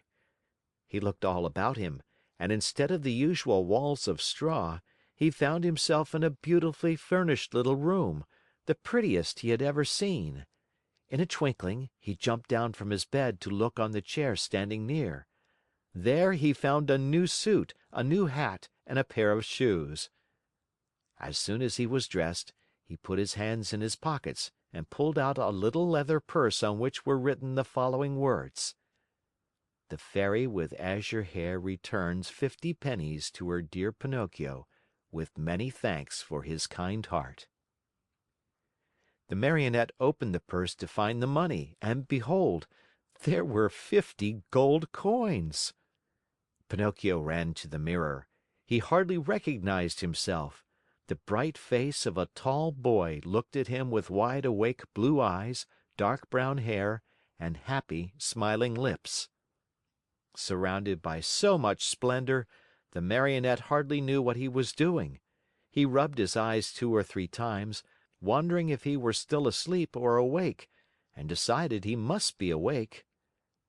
"And where is Father?" he cried suddenly. He ran into the next room, and there stood Geppetto, grown years younger overnight, spick and span in his new clothes and gay as a lark in the morning. He was once more Mastro Geppetto, the woodcarver, hard at work on a lovely picture frame, decorating it with flowers and leaves and heads of animals. "Father, Father, what has happened? Tell me if you can!" cried Pinocchio, as he ran and jumped on his father's neck. "This sudden change in our house is all your doing, my dear Pinocchio," answered Geppetto. "What have I to do with it?" "Just this. When bad boys become good and kind, they have the power of making their homes gay and new with happiness." "I wonder where the old Pinocchio of wood has hidden himself." "There he is," answered Geppetto, and he pointed to a large Marionette leaning against a chair, head turned to one side, arms hanging limp, and legs twisted under him. After a long, long look, Pinocchio said to himself with great content: "How ridiculous I was as a Marionette! And how happy I am, now that I have become a real boy!" End of chapter, end of book. Thank you for listening.